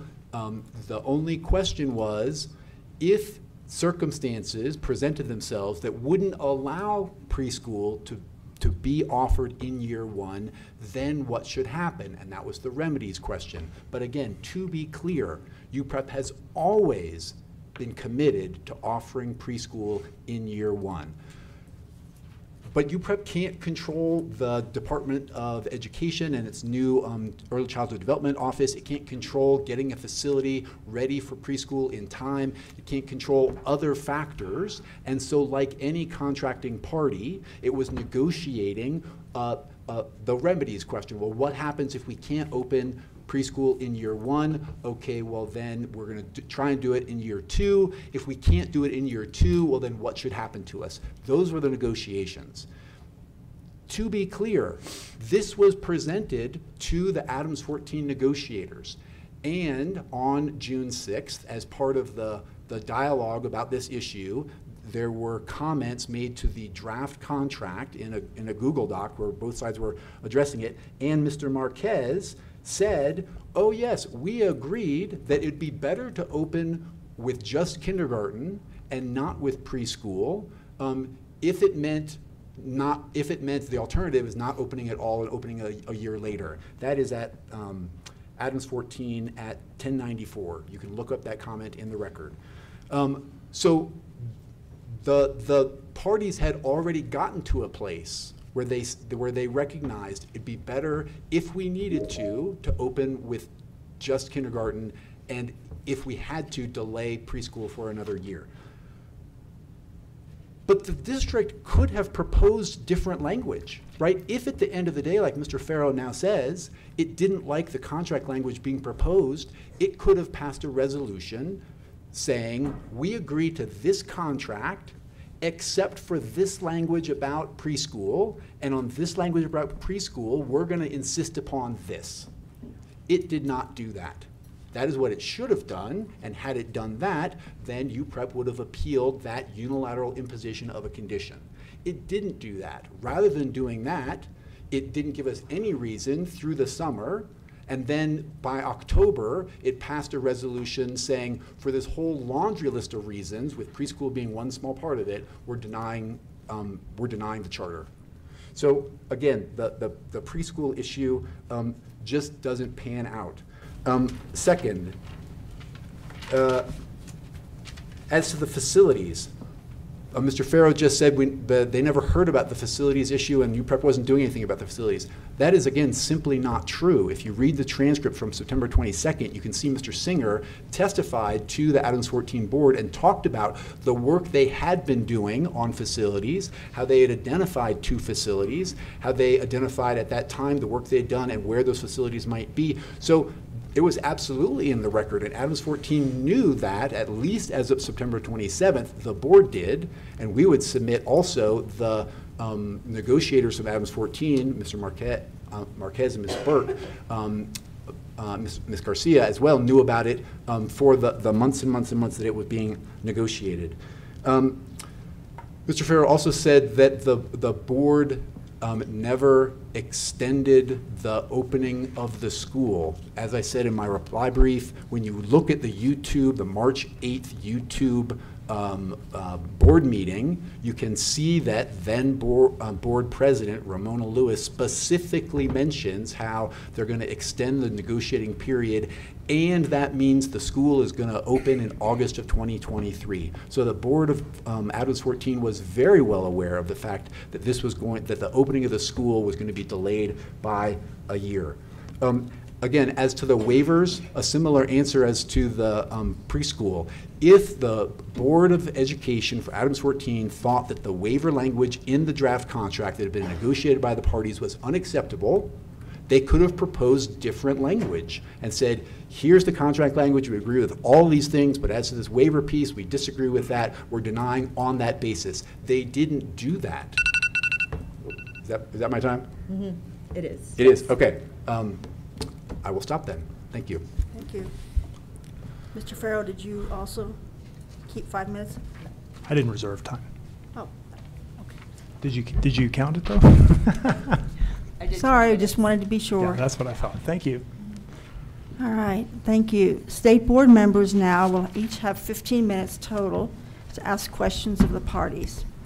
Each member may use their entire 15 minutes, may reserve a portion of it, or may cede it, any portion, to a fellow board member.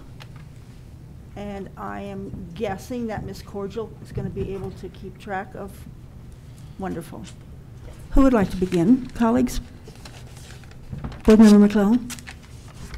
Unless Dr. Esser wishes to go first, since it's her. Okay, thank you, Dr. Esser, and thank you, Madam Chair.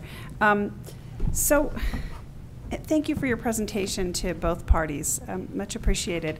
I know much has been made about the timing of the opening of a preschool and of the promise to open a preschool. I guess my question is for Mr. Farrow or for anyone on the Adams 14 team to answer, and then I want to give the folks at UPrep a chance to speak to the issue as well. Why was that so important to your board that the promise to open the preschool be honored immediately at the start of year one, just so I understand? I think that, number one, it's because it's what was promised.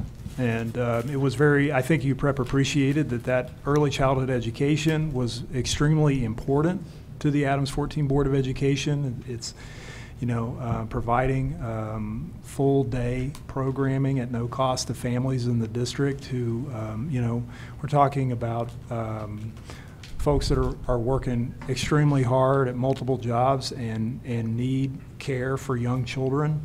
And to have an opportunity like that at a charter, if there's going to be a new school being opened, it was viewed as an essential programming. And so if you're going to open the school, then it needed to have it from day one, and it didn't make a lot of sense from the district's the board's perspective to start the school at some later grade and then add preschool after that. And really the other piece of it is as we got to the point where it became an issue, think again about the timeline here. At that point in time, it's been negotiated for a while, and the board, I believe, felt that this was a major shift, and on an important issue, but a major shift. And so when you make a major shift like that, it really calls into question all the other representations that were made and what UPrep would really do for the school and whether they would honor all the other commitments they've made. And it makes you wonder about other points in the contract of, oh my gosh, should there be more consequential language in the contract on all these? I mean, what else is going to happen? I hate to say it's part of what the concern was. And I think it's very valid in this situation. Well, as we look at the prospect of seeing preschool delayed by a year, if that was the concern for your board, wouldn't their action cause that beneficial preschool to be denied to parents for even longer? In the event that the board stepped in to prevent UPrep from going forward? If they saw the preschool as beneficial to the pupils and to the community, how is it beneficial to say, I don't like that being delayed by a year, so I'm going to delay it. I'm going to take an action that effectively delays it forever? Well, I understand the question, and I think it's important to keep in mind that this board approved the application, right? The board wanted the school to open and have that option for families in the district. But that option provided that it started for 3-year-olds. And I would also say that I don't think it's the board is not the cause of that. That actually the cause is university prep, and it was a major concern that university prep blamed the district for that delay. When I don't see how you can reach that conclusion from the record. I mean, this was really the negotiation schedule that they wanted, and for the most part, and like I said, I think the issue of timing for preschool got kind of caught up with them. And then when they realized that they were going to have struggle to open it, they wouldn't make a commitment in the contract. And that was very telling. I mean, families wanted preschool. This was one, if you go back and look at what families wanted when they were speaking about the application last year, preschool is a major consistent request and component of that. It provides more capacity for preschool in the district. And can move kids off waiting lists. And so, look, I understand your point, but at the same time, is that the reason why you should accept a contract that isn't acceptable, right? That doesn't resolve all of your concerns, and does it make sense to have this staggered opening? So, I mean, I think that UPrep bears more responsibility for the consequence. And it's very troubling that they've, even today, have consistently been putting it on the district and not accepting any responsibility for it on their end. And that's a major red flag. I appreciate your commenting on that, and I want to give UPrep a chance to speak to this issue directly. And I know that you spoke to it directly when you indicated that this was a contractual addressing of remedies and not necessarily an indication that you couldn't open timely in the manner that you had hoped to, but if you want to add comments at this time, I would give some time for that as well. Thank you. I'm just going to add a tiny bit, which is when you look at the draft contract, I think it's section 3.1.A, it specifically addresses opening preschool, and it addresses opening preschool in year 1. And then it's just a question of, well, if that can't happen for reasons outside of UPREP's control, then what happens? It's also addressed in attachment 2 of the draft contract. So again, the parties had focused on this issue, had discussed this issue, had negotiated this issue, had gotten to a place where it was almost done, and then like Mr. Bethke said, then there was this little issue which UPREP eventually gave in and said, okay, Adams 14, we'll go with your language, and then they refused to agree to the contract. So I'll just add that a little bit much more, and Mr. Singer, I'd like you to address it. Yeah, and thank you for the question and the concern. One, I want to be really clear that in the design of the school, we intentionally embedded pre-K. 2 reasons. One, in talks with Sheila and the leads of the pre-K programming in A14, it was very clear that this is a need in the district, a need for families. 2, in our co-design process with families who are in the room today, they said one of the things we really need is high-quality pre-K programming that can serve us so we can be at work all day and we can know our kids are getting exceptional education that honors their language, maybe their special education needs, but we need a really exceptional pre-K. So we were looking at those 2 buckets and saying, we're going to do this 100%, fully committed. What's being conflated here that's so concerning to me is the idea of you have a contract to establish what-if scenarios and consequence. So we talk about enrollment, and we do this all the time with our current authorizer. What if you don't hit minimum thresholds in enrollment? What happens? What if you don't open the thing you said you'd open on time? What happens? The contract establishes a series of consequences for the authorizer to provide effective oversight, both in performance and program. Are you offering the comprehensive program, in this case including pre-K, that you said you would? We have not wavered for a second about our willingness and commitment to open the doors. But when you have a contract that's going to be done June 28th and the school's going to open August of the following year, to get a pre-K license, you have to have a facility. To get a facility, you have to have a signed charter contract. No one will sign a lease with you if you don't have a signed contract with your authorizer. You don't get loans, you don't get anything. And the part of your submission to get your initial pre-K licensure is the address of the facility. So the contract's first. Then you get the lease, then you do $1 to $1.5 million in renovation. And when you think about supply chain issues, simple thing, pre-K. Every room has to have an egress door to the exterior. Well, let's say those doors are delayed and they don't come in time for our review. Then we don't get our licensure. What happens? Can the school not open? Is that in the best interest of pupils? We think not. Better to open with K, get going, and then get the doors installed, and we will open the pre-K. We think of schools in a 100-year window. We don't think of just today. And so if the pre-K is forced to be launched in year 2, not because we want to, not because that's what we're trying to do, the consequence should not be so severe as the revocation of the charter, because what we're doing at that point in time is great for pupils, is in the community's best interest, and the pre-K will come online. But it's very appropriate in a contract negotiation to say, spell out consequence if you don't meet the expectation, and have a negotiation and get to an outcome. And be reasonable about what causes a delay. And part of that is facilities. And you look at labor shortages, you look at supply chain problems, you look at subcontractors. Imagine you want to renovate your bathroom right now at your house. It's a pain in the ass to get someone to show up on time and get it done. So we have to be mindful of what if scenarios, bake that into contract language, and then go full steam ahead 100% to get done what we promised to do, which is open the pre-K in the very first year of the school. And if not, it opens in year 2. That's simple, that's the plan, that's the investment, that's our effort. And we think long-term over the next 100 years, that's great for community, that's great for pupils. I really appreciate this, the context and the detail. If either party could correct me if I am misunderstanding any of this, I want to make sure that my understanding is correct. It sounds like the Adams 14 board recognized that there was a benefit and a value to opening a university prep preschool, and it is something that was important to them, such that they were disappointed to get the impression that it was even possible that there could be any delay. And then my consternation is, it would seem that, unless I am misunderstanding, the action taken by the Adams 14 board subsequently then placed that important benefit even farther out of reach by making it more difficult for the operator to obtain facilities and to negotiate what they needed to negotiate to make it happen as quickly as they could for you. Am I misunderstanding any of that? And either party may jump in and let me know if I'm misunderstanding. Madam Chair and Board Member McClellan, you have 5 minutes remaining. Thank you so much. Madam Chair, I will say that I believe again that I think you're saying that the cause was the Board of Education, and I disagree with that very strongly. Yes, they were the ones that took the action in that last resolution, but you have to look at the actions that preceded that, or more so, what actions didn't by UPREP precede that.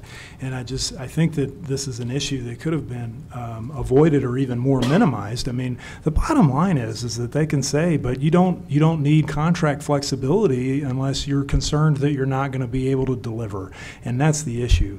So it was very clear that they were very concerned about being able to open preschool at opening. And that's why they insisted on having language that would not have a consequence to them in year one, so that they could delay it in year two. You wouldn't ask and insist on that language unless you were very concerned that you could honor that. And see, you go back to the initial resolution. Why was it important? Because it was in there that this was going to open with preschool. And think, the value to the district was an opening with preschool. I mean, Forgive me, before my time is up, I want to pivot to our own council and to ask, is it normal for these contracts or these types of contracts to typically address contingencies that the operator cannot control necessarily, like what happens in the event that facilities cannot be secured timely, or what happens if there's a complication they did not foresee with the new Department of Early Childhood Education? Is that a normal thing to have in the contract? I have put some very specific remedy clauses in many contracts, and then many other contracts which use more general remedies clauses. How would you address a material breach without defining what that means? But there should always be some kind of remedial language covering all eventualities. And that doesn't necessarily indicate that those eventualities are what is to be expected or to be the most likely outcome. It doesn't necessarily mean that we should interpret that as intent. That's a fair statement, but I don't want to draw any bright line rules here. Gotcha. Thank you very much. Okay, I think I'm done for now. Ready? Thank you, Madam Chair. I don't know if this is appropriate, but I will answer your question as yes. I have actually. It was part of the contract work was always to put in every condition we could think of, and this way, if something happened, we could always come back and negate the contract if they couldn't meet their enrollment, if they couldn't get their funding that they said they were going to get. You do that ahead of time so they can at least have a contract to get the building. That's not an uncommon piece. So, to your question, but so for Adams 14, I have a question, just a couple questions. She asked a lot of the ones I was going to ask for. Do you have preschool at all your elementary schools? Ms. Burke will answer that. Thank you. Madam Chair, Board Member Escarcega, thank you for the question. Currently, no, we don't have preschool at all of our locations. Okay. Can you tell me about how many? Do you have several? Half? A majority of our preschool programs are held at Hanson Elementary. We have a standalone with Sandville and Stars. And then we have other additional sites such as Kemp, DuPont, Rose Hill that also have preschool embedded inside of it, as well as Alsop. Okay, thank you. And then I wanted to ask the team and discuss a little bit of you two as far as the negotiation work that you did on this contract. And can you help me understand the process that was followed when you left negotiations? What was the expectations for you two to update either your legal counsel or your superintendent? How did that work in the several months that there was negotiations going on?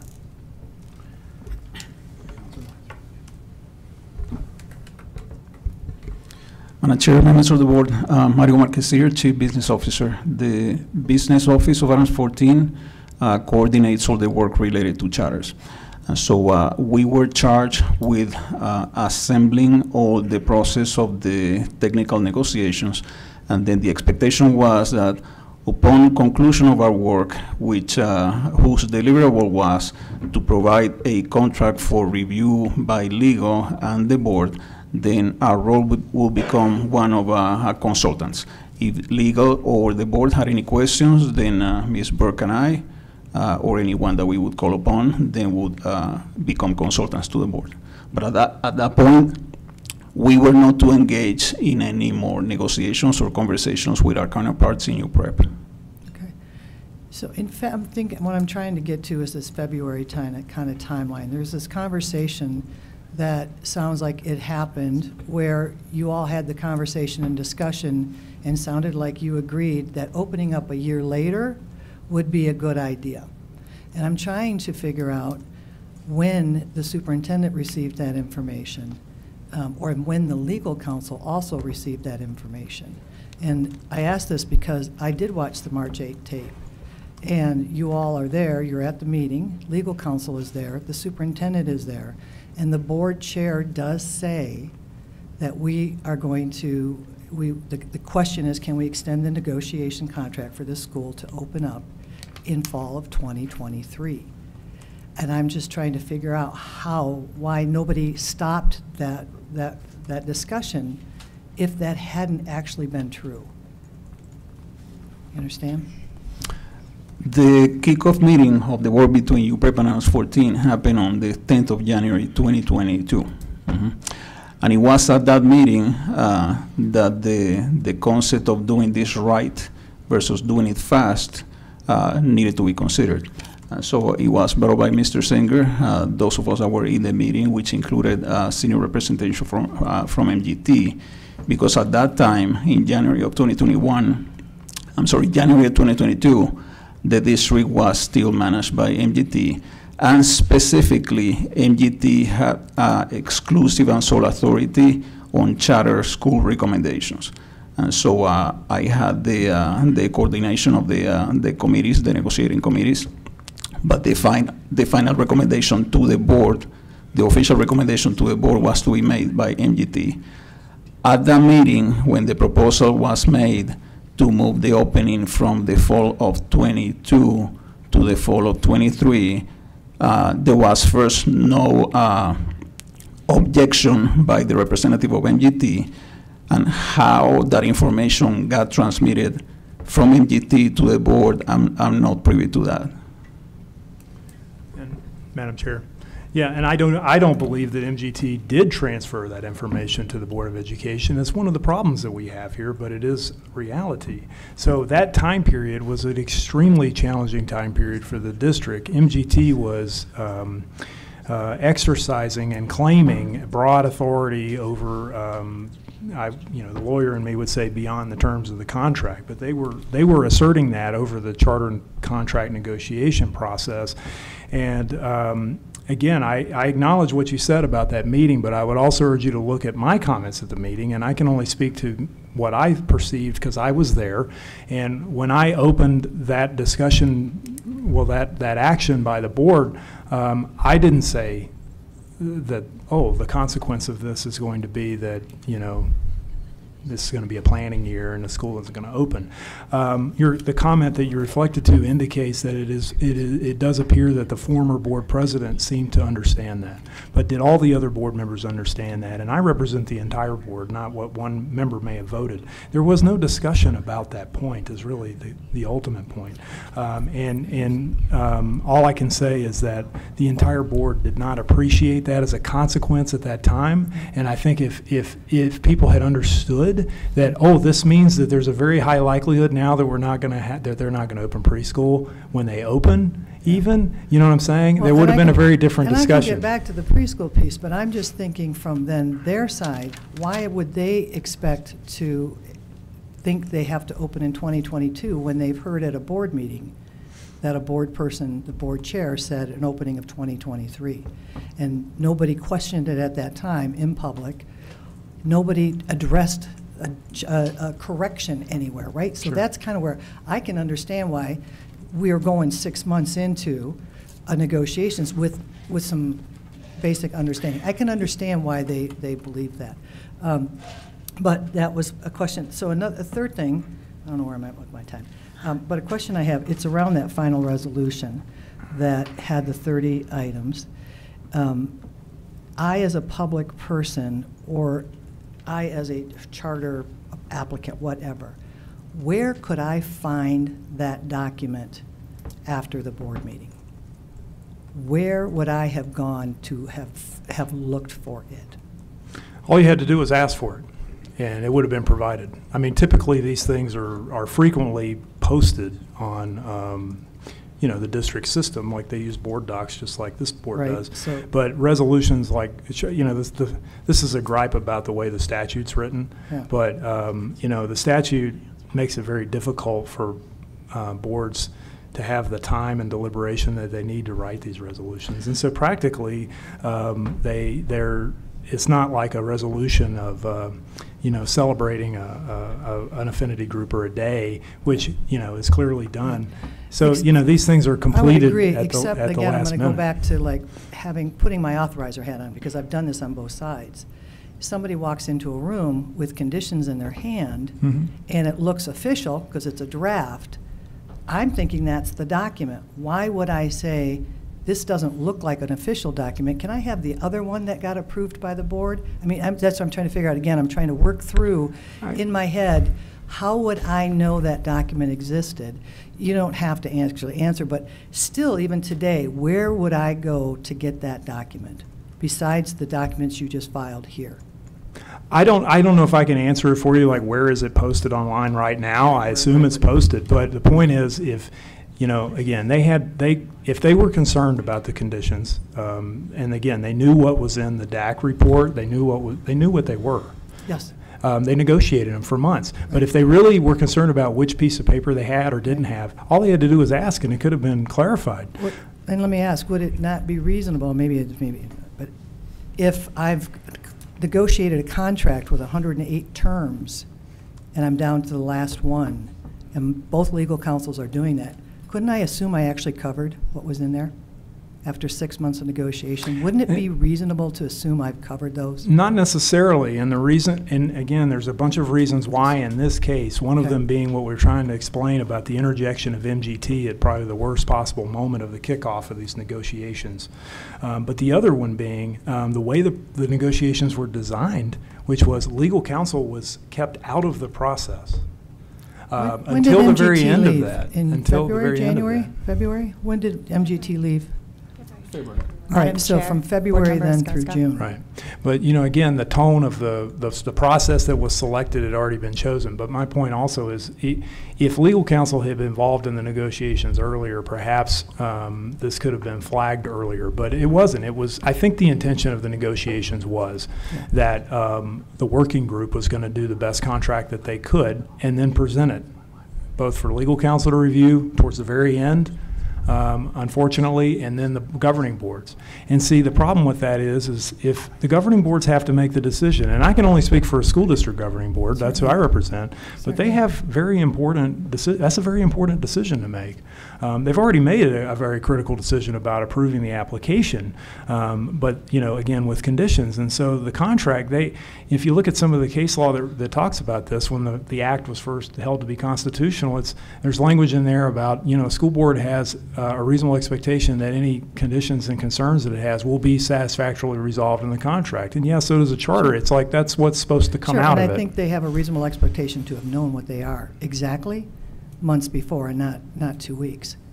I think that's also reasonable.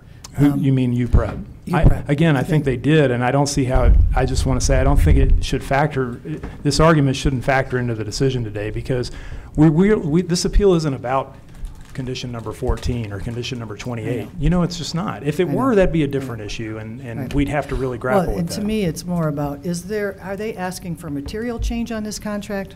Or are they just asking for more time? I'm not asking you to answer that question, but I'm saying for me, that's kind of what I've come down to. And so I'm just trying to figure out, is this really materially different than what you've asked for over 6 months of time? What is so different, that kind of piece. So do I have any time left?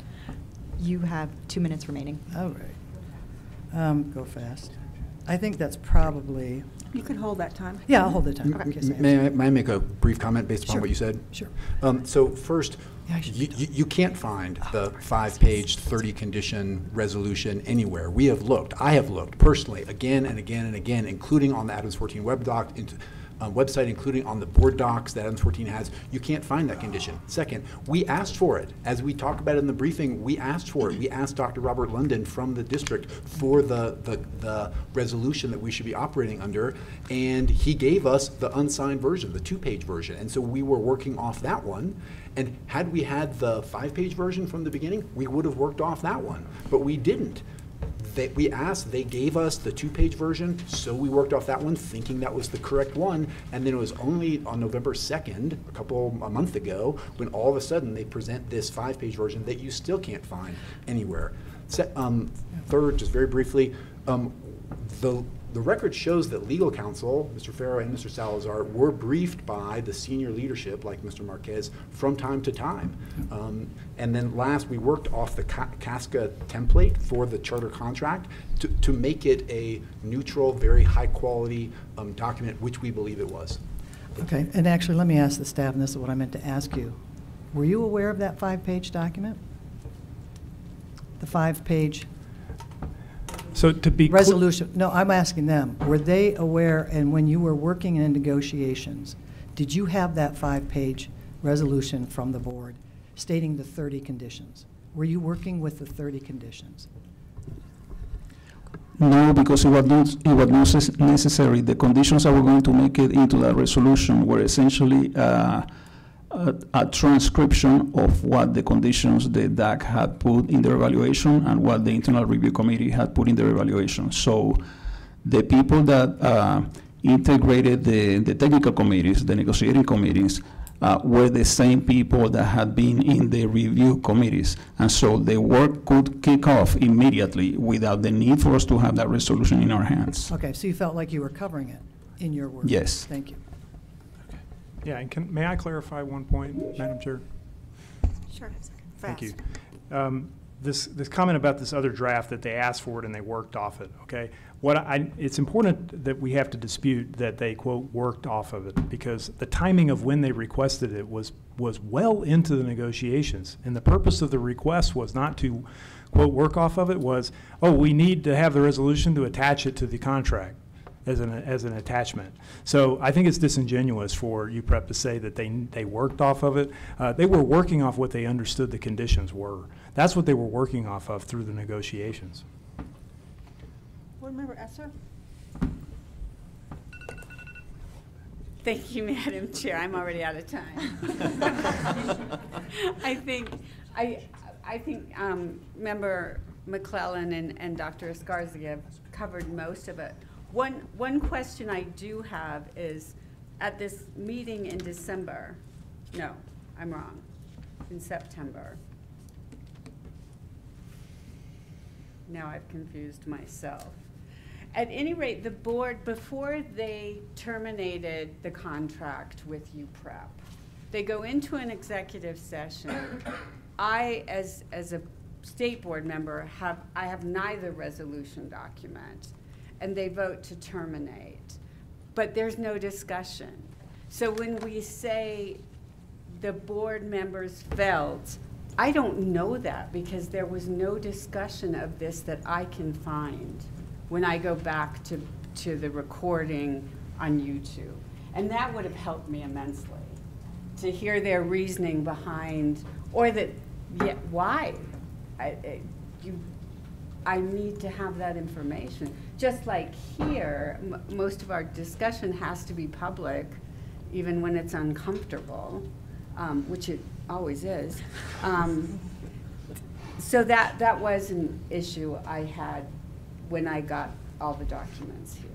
So I just wanted to make sure that was said on the record. So I would like to hold my time for after my other colleagues' question. Board Member Rankin, questions or comments? Or just questions, actually, at this time? Questions, no comments. I'll reserve at the end. Yes. And I'll just give my time to whoever needs it. Okay. Thank you. Board Member Schaffel? I don't have questions. I will have comments. Thank you. Board Member Durham. I just would ask Ms. Burke one question. Ms. Burke, do you think it would be a benefit to the students in Adams 14 to have a high-performing charter school or charter school located in Adams County, and particularly in Commerce City? Madam Chair, Board Member Durham, thank you for the question. Yes, having high-performing schools for our students within Adams 14 in our community is always a benefit. And is can an elementary school be high-performing without an in situ preschool? Madam Chair, Board Member Durham, thank you for the question. So I'm going to say yes with an and. Yes, and the continuum of services from ECE into kindergarten is always a much greater benefit for our youngest of learners. So having them side by side and paired together is a stronger benefit than having kindergarten as a standalone. Then is it safe to presume you'll be closing the elementary schools in your district that don't have an in situ charter school? Don't answer that. Madam Chair, Board Member Durham, thank you. At this time, I'm going to ask not to answer that question. Thank you very much. That's all the questions I have, Madam Chair. Okay. I'm a little confused, and I hope Ms. Burke or Mr. Marquez can help me understand this. What is the, it seems to me that you and perhaps others were engaged in a lot of negotiations, and then the board was not happy with what you negotiated. How does this usually work? I would think that you would have been given the board's priorities and expectations in order to do that. In other words, you're not in charge, you're working for your board, your superintendent and your board, and I would think that you would have a pretty clear directive. And it sounds like that's not what happened. It sounds like in June, you all thought that you had a contract, and yet your board was unhappy. How did that occur?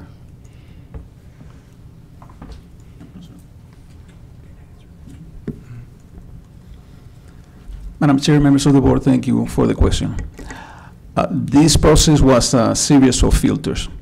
And so if you picture technically specialty teams, there would be a finance team from Adams 14, finance counterparts from UPrep. They would have their meeting, negotiate their terms. Then academics team would have their meeting. They actually had several. Facilities team would have their meetings. And so the negotiating teams consisted of Adams 14 senior leaders and their counterparts on UPrep. This process moved very, very smoothly.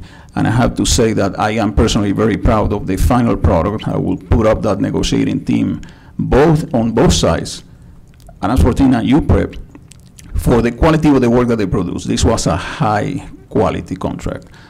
The breakdown of the negotiation comes when the concern about the ability to open pre-K in the first year is first brought up. I have to say that, unfortunately, in our beautiful country, and Colorado is one of the most beautiful places in the country, it seems to have become fashionable to take things out of context and to put tone to things that were said, even though you were not in the room when those things were said. And so the point of breakdown, when UPrep first raises the concern about being able to open the pre-K, then leads into a whole discussion which was very long. There was a convenient omission made by opposing counsel here that the district, through my person, said that it was okay. The tone that you use is not the tone in which I speak, by the way.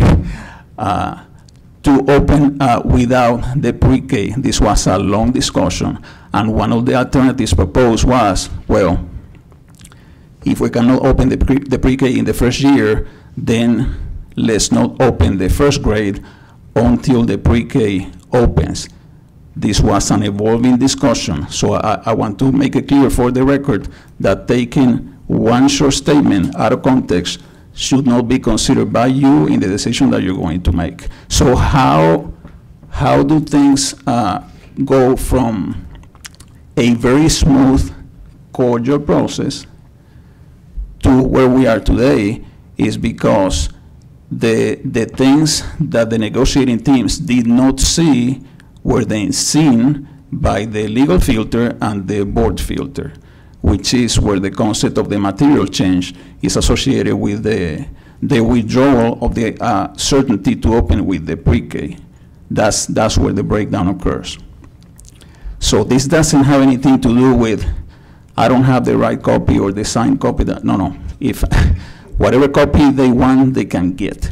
This is about promising something to the Adams 14 board and the community and not be able to deliver on that promise. Remember that UPrep was granted the additional time.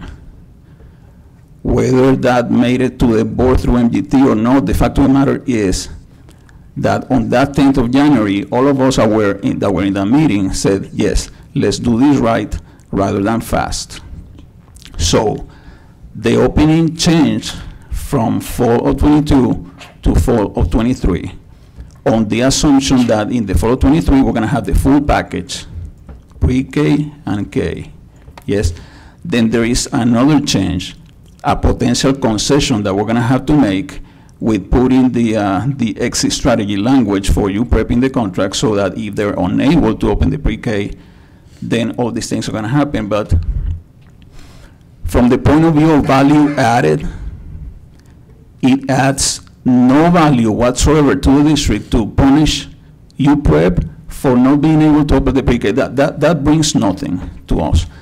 What brings something to us is to have that pre-K in the year one as promised, which is what the community was expecting. Well, I'm a little worried that your board might be living in a bubble that doesn't know about supply chain shortages, that doesn't know about the struggles that darn near everybody has right now to be able to have the appropriate facilities. It seems to me, or at least I'm inclined to believe, that the items that were put in there were simply in case it was not possible. I mean, as UPrep has shown, they can't get a facility until they have a contract. They can't get a permit until they have that facility and they have the facility descriptions, the size of the desks and all the things that are necessary for a preschool. So given the economy right now, the fact that they have what if in there, if they can't do it, it seems to me was interpreted by your board as though they no longer intend to do it. And that feels a little bit out of the sense of reality that many of us are in right now who are trying to get anything delivered, period. Across the street, we had a promise that right now we would have a boardroom. This is just the reality of what's going on right now. You can't get your materials, and the fact that they've got that in there is not a message, I'm not going to do it. It's a message that if I can't do it, then I will start with kindergarten and first grade. And I just am wondering how that can be interpreted differently if you're aware of what's going on in today's economy and getting products and getting folks to do the work for you. I'm a little worried about that. I don't think there was ill intent on their part. I don't think there's ill intent on the part of the board other than to say, you gotta, I mean, other than to recognize that there is that possibility.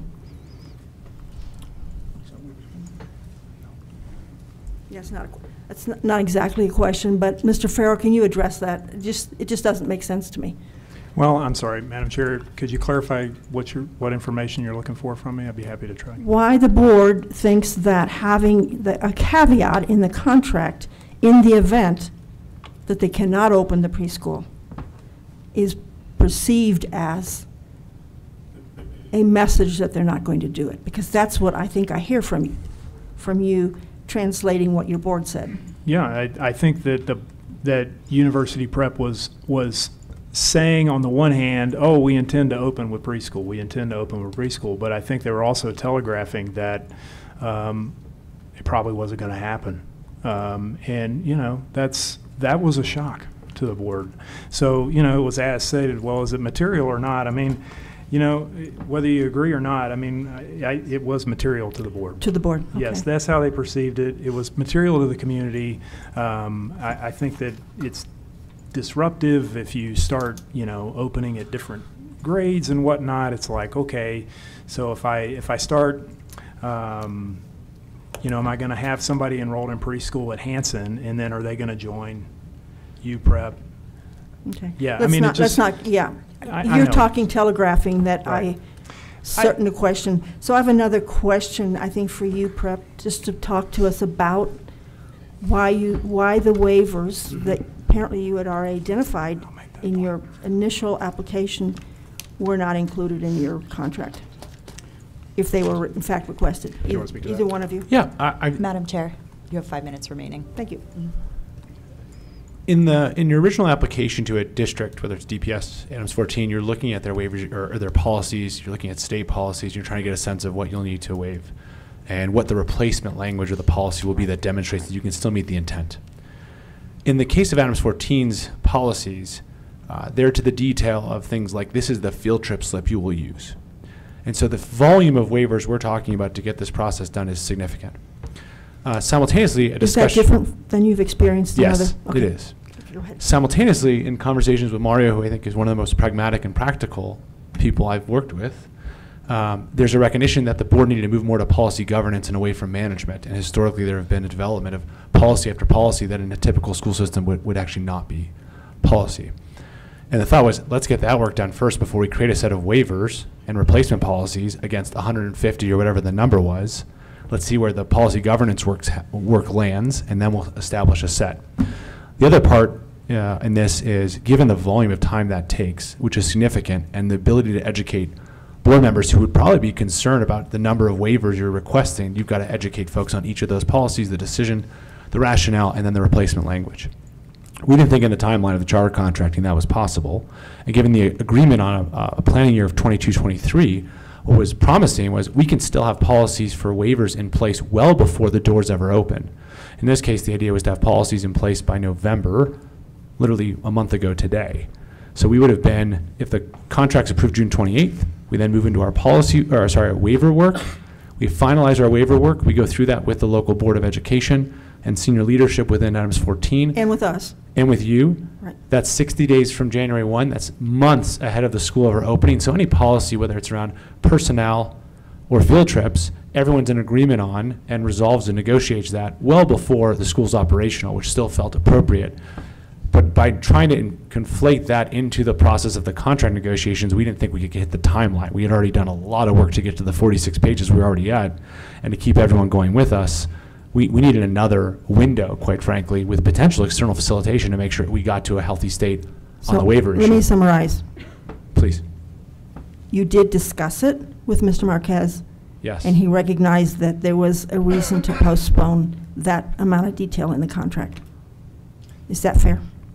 That there was, I'm sorry, Madam Chair. Go ahead. Could you repeat the last part? I didn't catch it. That you, Mr. Singer, and you discussed it, and that you agreed that there was a lot of detail, and that could wait, and that it didn't have to be in the contract. Yes, my word was not the final word, though. Whatever the negotiating teams produce still had to go through the legal filter and the board filter. In the specific case of the waivers, for example, there's more than 450 policies in the district right now, and it would have taken an amount of time and an amount of man hours that would not allow us to make the deadline, for the contract. And so there was the possibility that if we agree on the waivers that were in the application, and then leave the rest for after that this still could go through, but that was not acceptable to the board. So there was a lot of detail, yeah. Okay.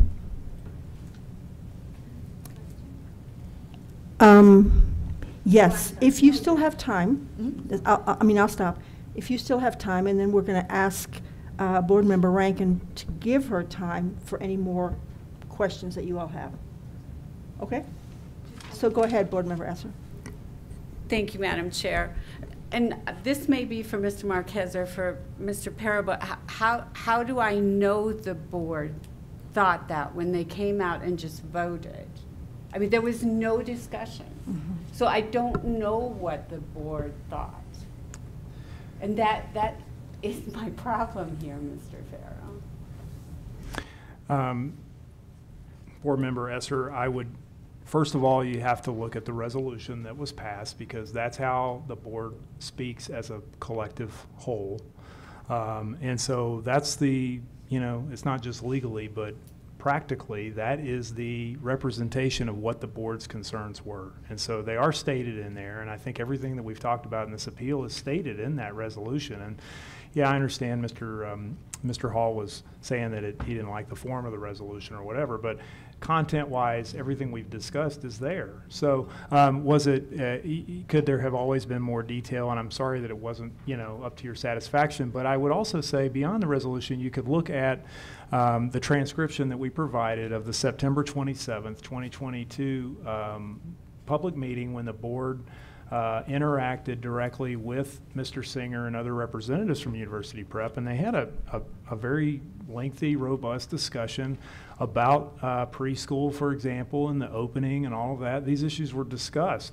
There were things that we haven't discussed in the appeal that were discussed as well, but I think if you read that, you can see from some of the board members that chose to ask questions, and then I think from that that will probably give you more of that insight that you're looking for. So if you haven't seen that, I would encourage you to read it, because I can glean from that significant concern. Hey, preschool is really important to us, and we hear you saying that you want to have it, but the fact that it's not guaranteed, you can tell that that's an issue and a major concern.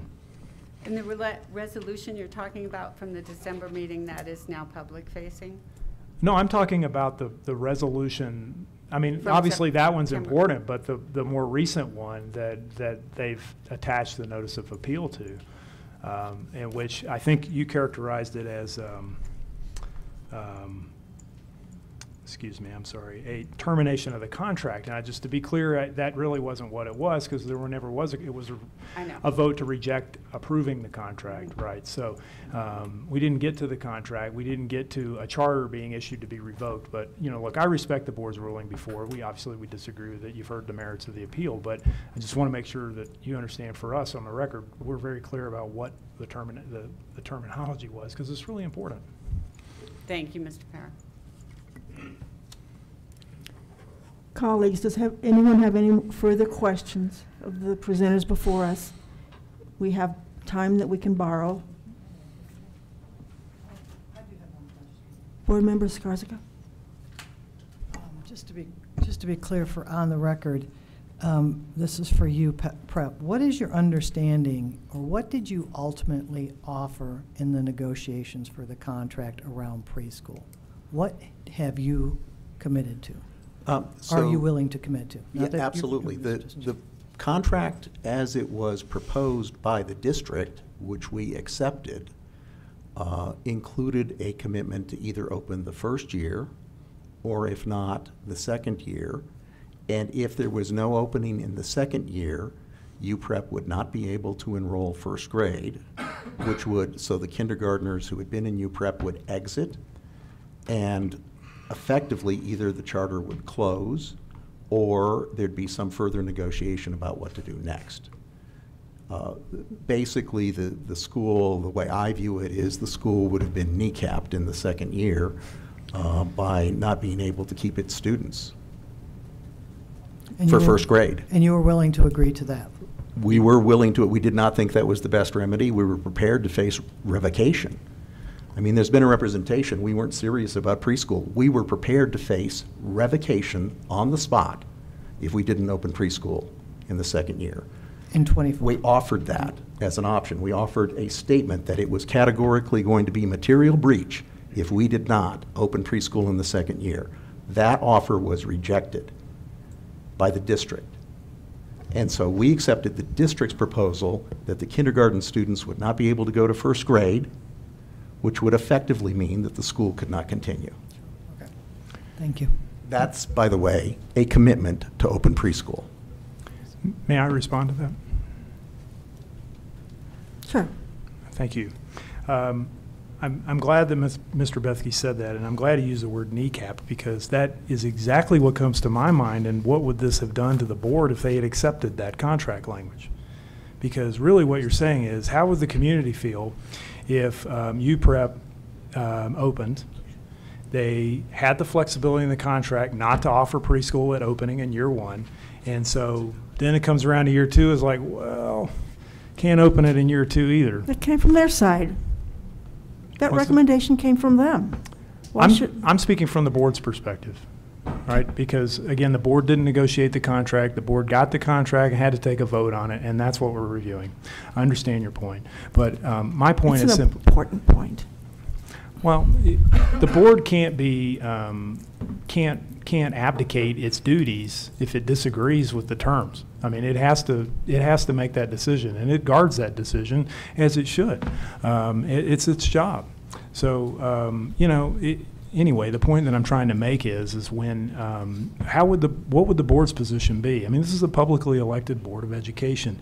Negotiators aren't publicly elected, right? They're not answerable to the community, but the board is. And would the board be able to take an action of closing a school? I mean, that's my point is, why is it so important and material to have it at opening? Because you lose so much leverage practically and effectively if you agree to this type of term. Were they really going to be able to close the school?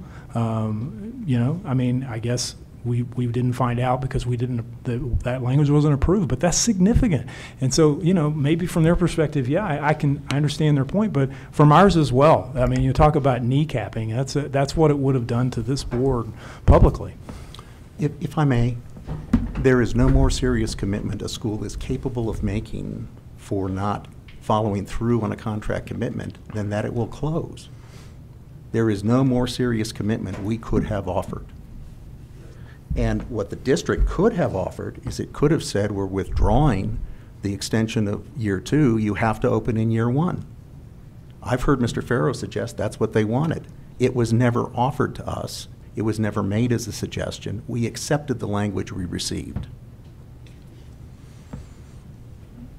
Got your answers? Anyone else? Mr. Hall, I think you have 5 more minutes. Thank you. We're finished with questions. Great, thank you, Madam Chair. So I'll just conclude with the question for this board is not about who's at fault, right? The question for this board is, what's in the best interests of the pupils, the school district, and the community? And I would submit that it is clear from the record, from the briefing, and from today's arguments that what's in the best interest of the pupils, the school district, and the community is for this board to reverse Adams 14's decision and to give them instructions to complete the contract negotiations based upon the draft contract that the parties had negotiated, to work from that draft contract, to update it, to essentially change some of the dates because we thought that was going to get approved in June, and now it should be approved within the next 30 days, but to update those dates so that UPrep can open its school in August of 2023.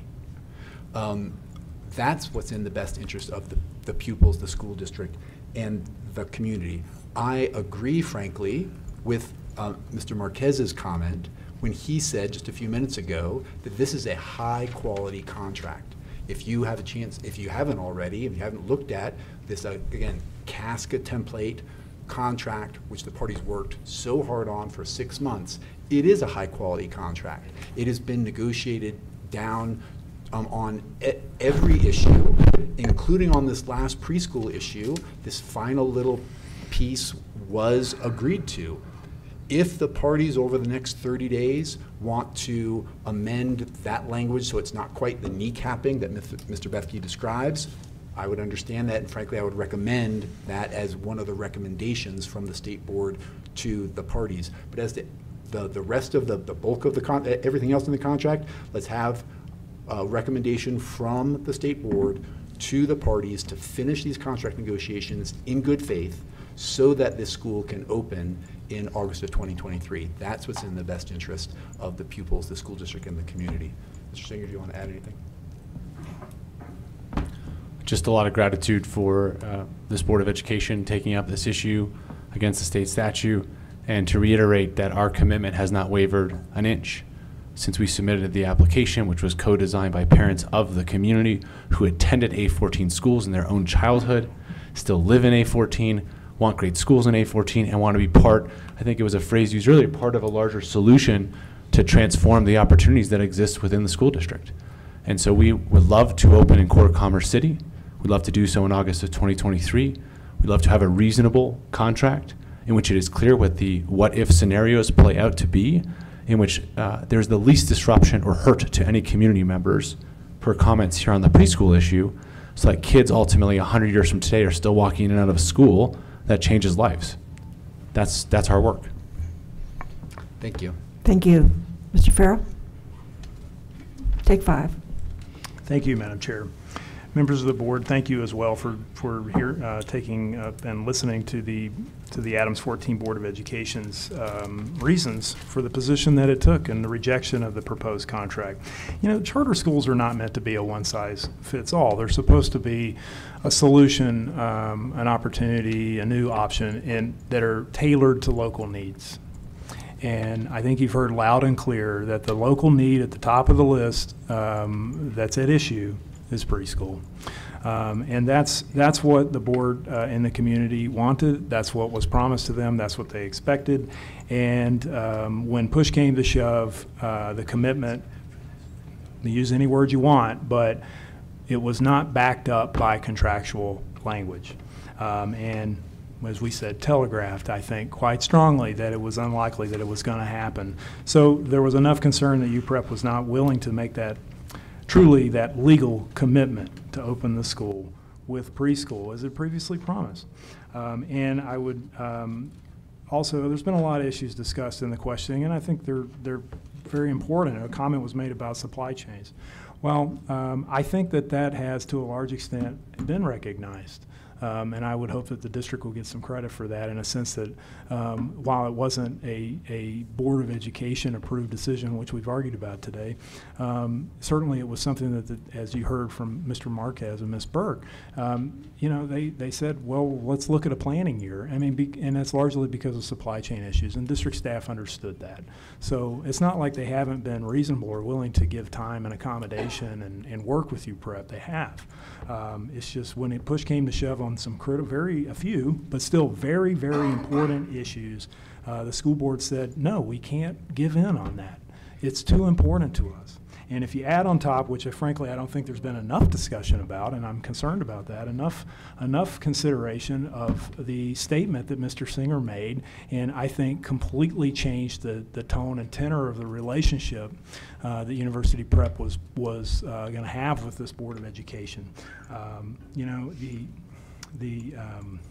it's just very unfortunate, but you know, the board has spoke through its resolution. Again, look at the September meeting, and you can see, you know, this case is largely about preschool, but it is also about a lack of trust, and that's also stated in the resolution. And where does that come from? Well, it comes first and foremost from not living up to, or putting, you know, money where your mouth is, so to speak, sign on the line of a promise to open with preschool, but also a concern of, hey, you know, if we can't get what we want, we'll just go to a higher authority over you, and we'll force the issue that way. So you should cave, you should give in, and I mean that's just wrong.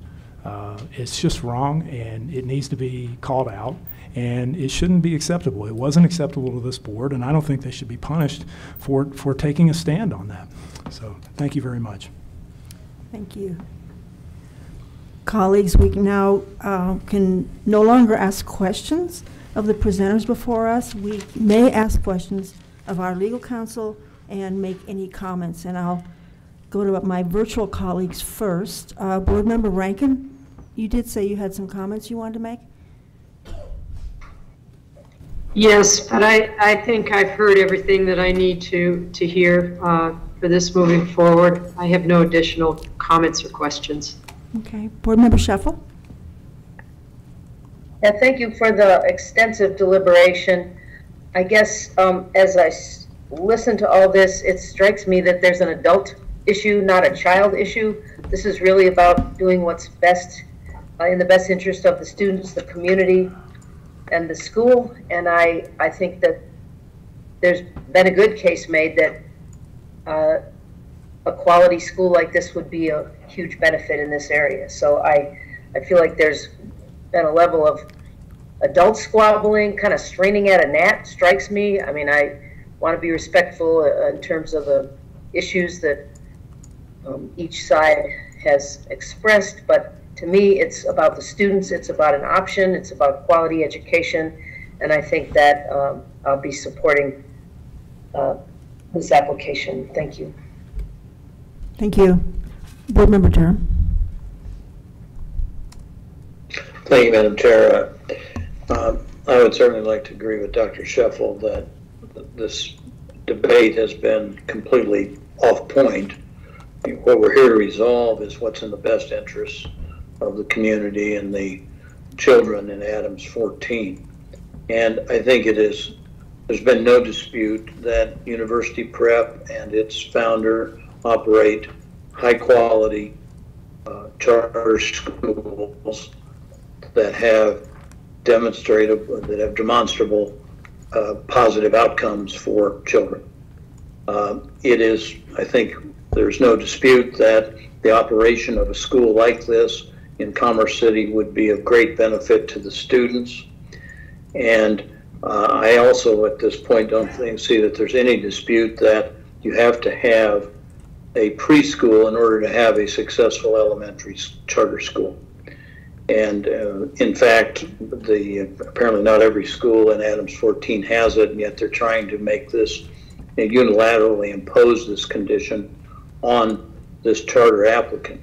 I don't, the idea of when the school opens, to me, I can't, as far as I'm concerned, this is an unacceptable imposition, a unilateral imposition of a condition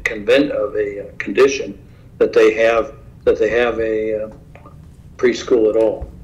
And so the debate is not about what's important to the Adams board.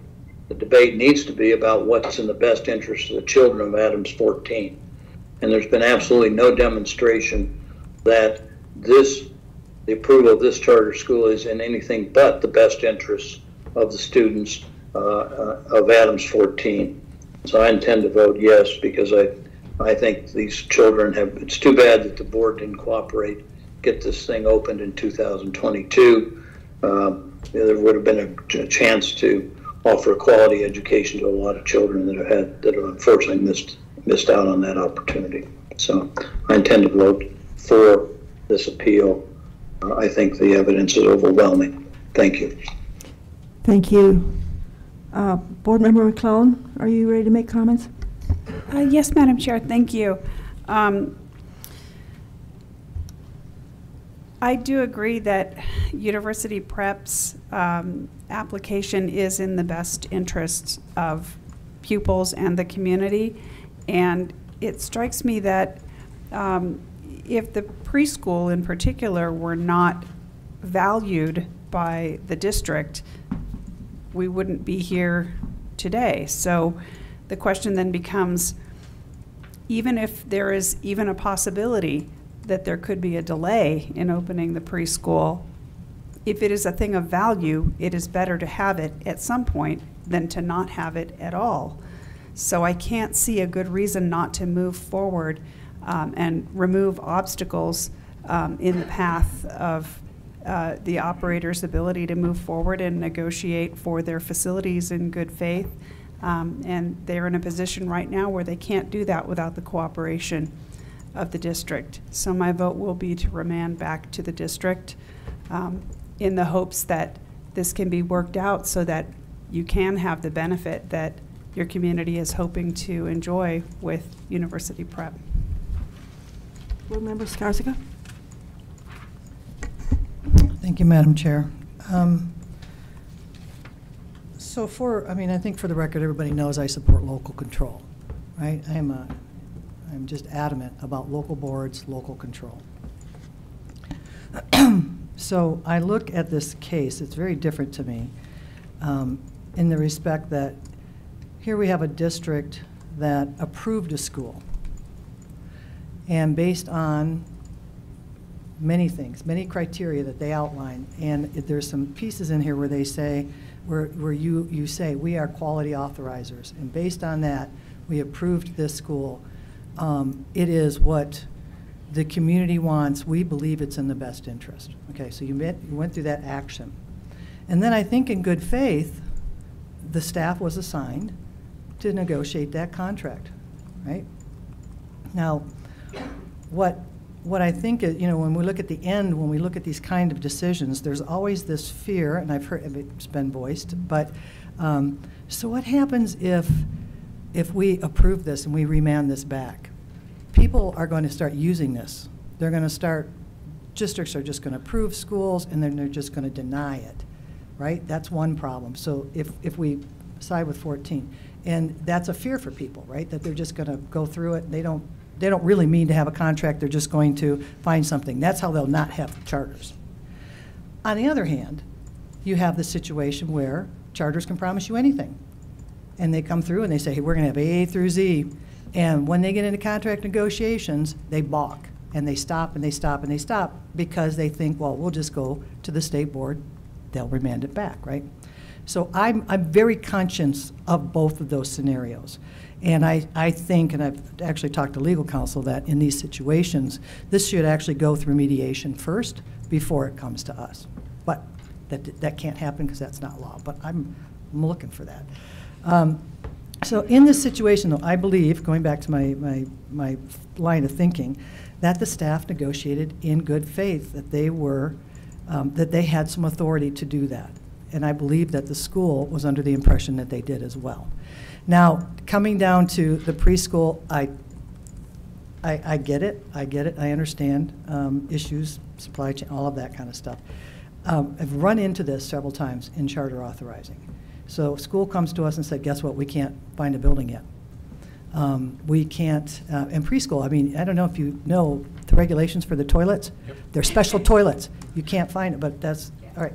So, and we generally, in my authorizing world, in our head, it was like, good, take another year. Take some time, right? I actually want you to be a better school because we've already approved you. I want you to be the best you can be for the students in the district in which I serve. So to me, it's as long as it wasn't a material change in the program, right? If they actually were saying, we won't do preschool, this is where I think Mr. Durham and I disagree a little. They promised preschool, and you expect preschool. You should get preschool. If they can't deliver preschool, then they should be closed.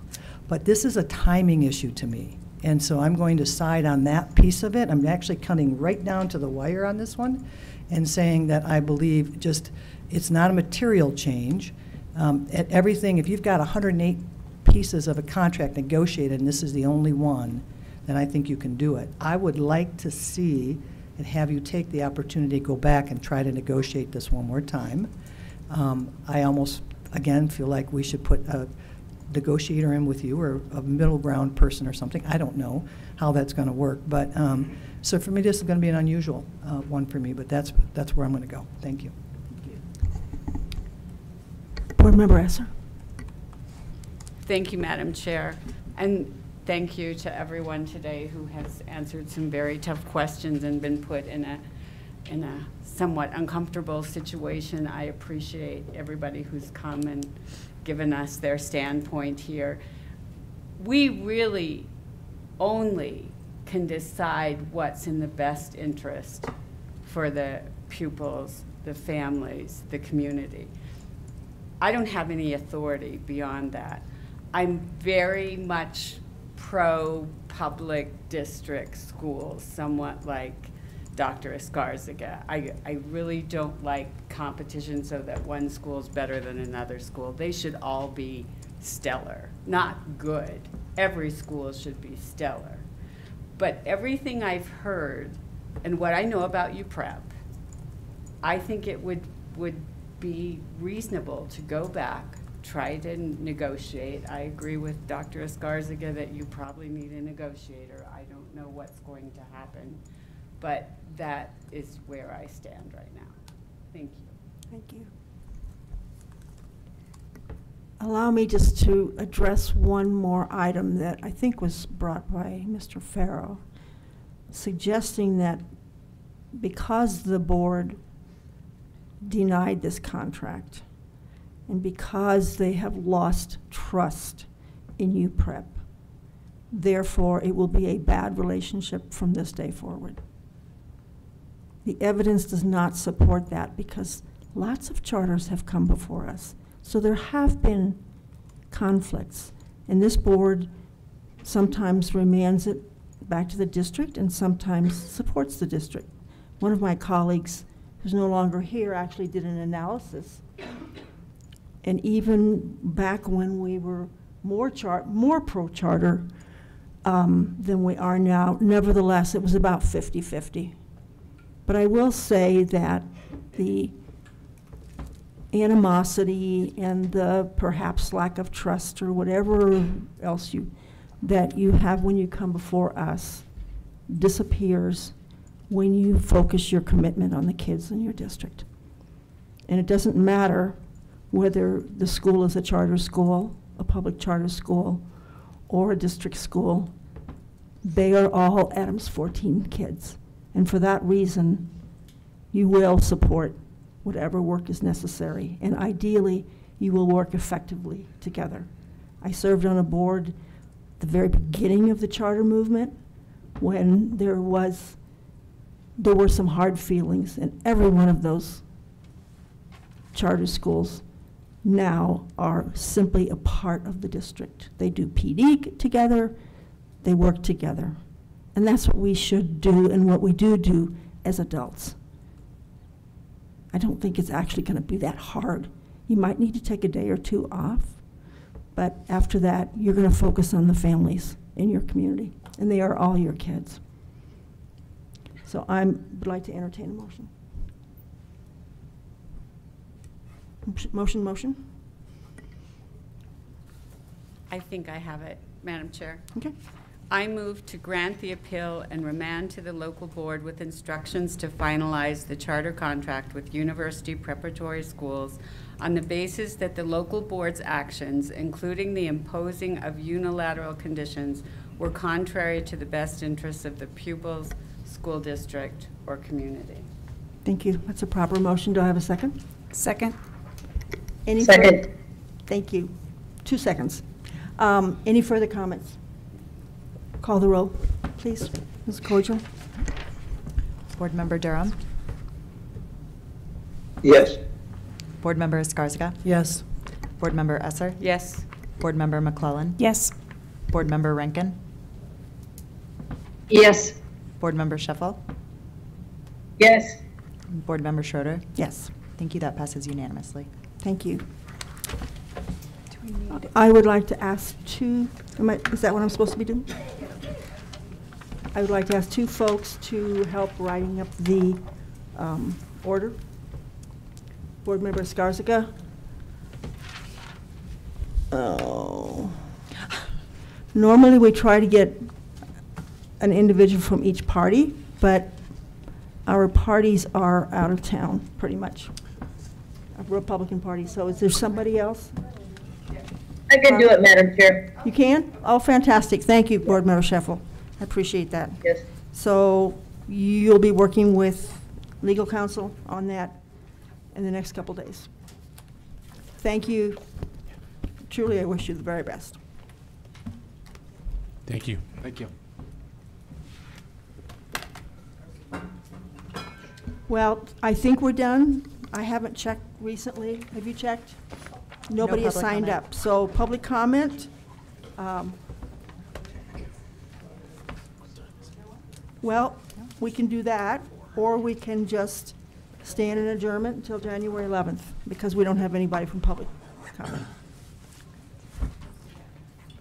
Happy holidays to all. Happy holidays. Thank you. Do you want to go ahead and drink?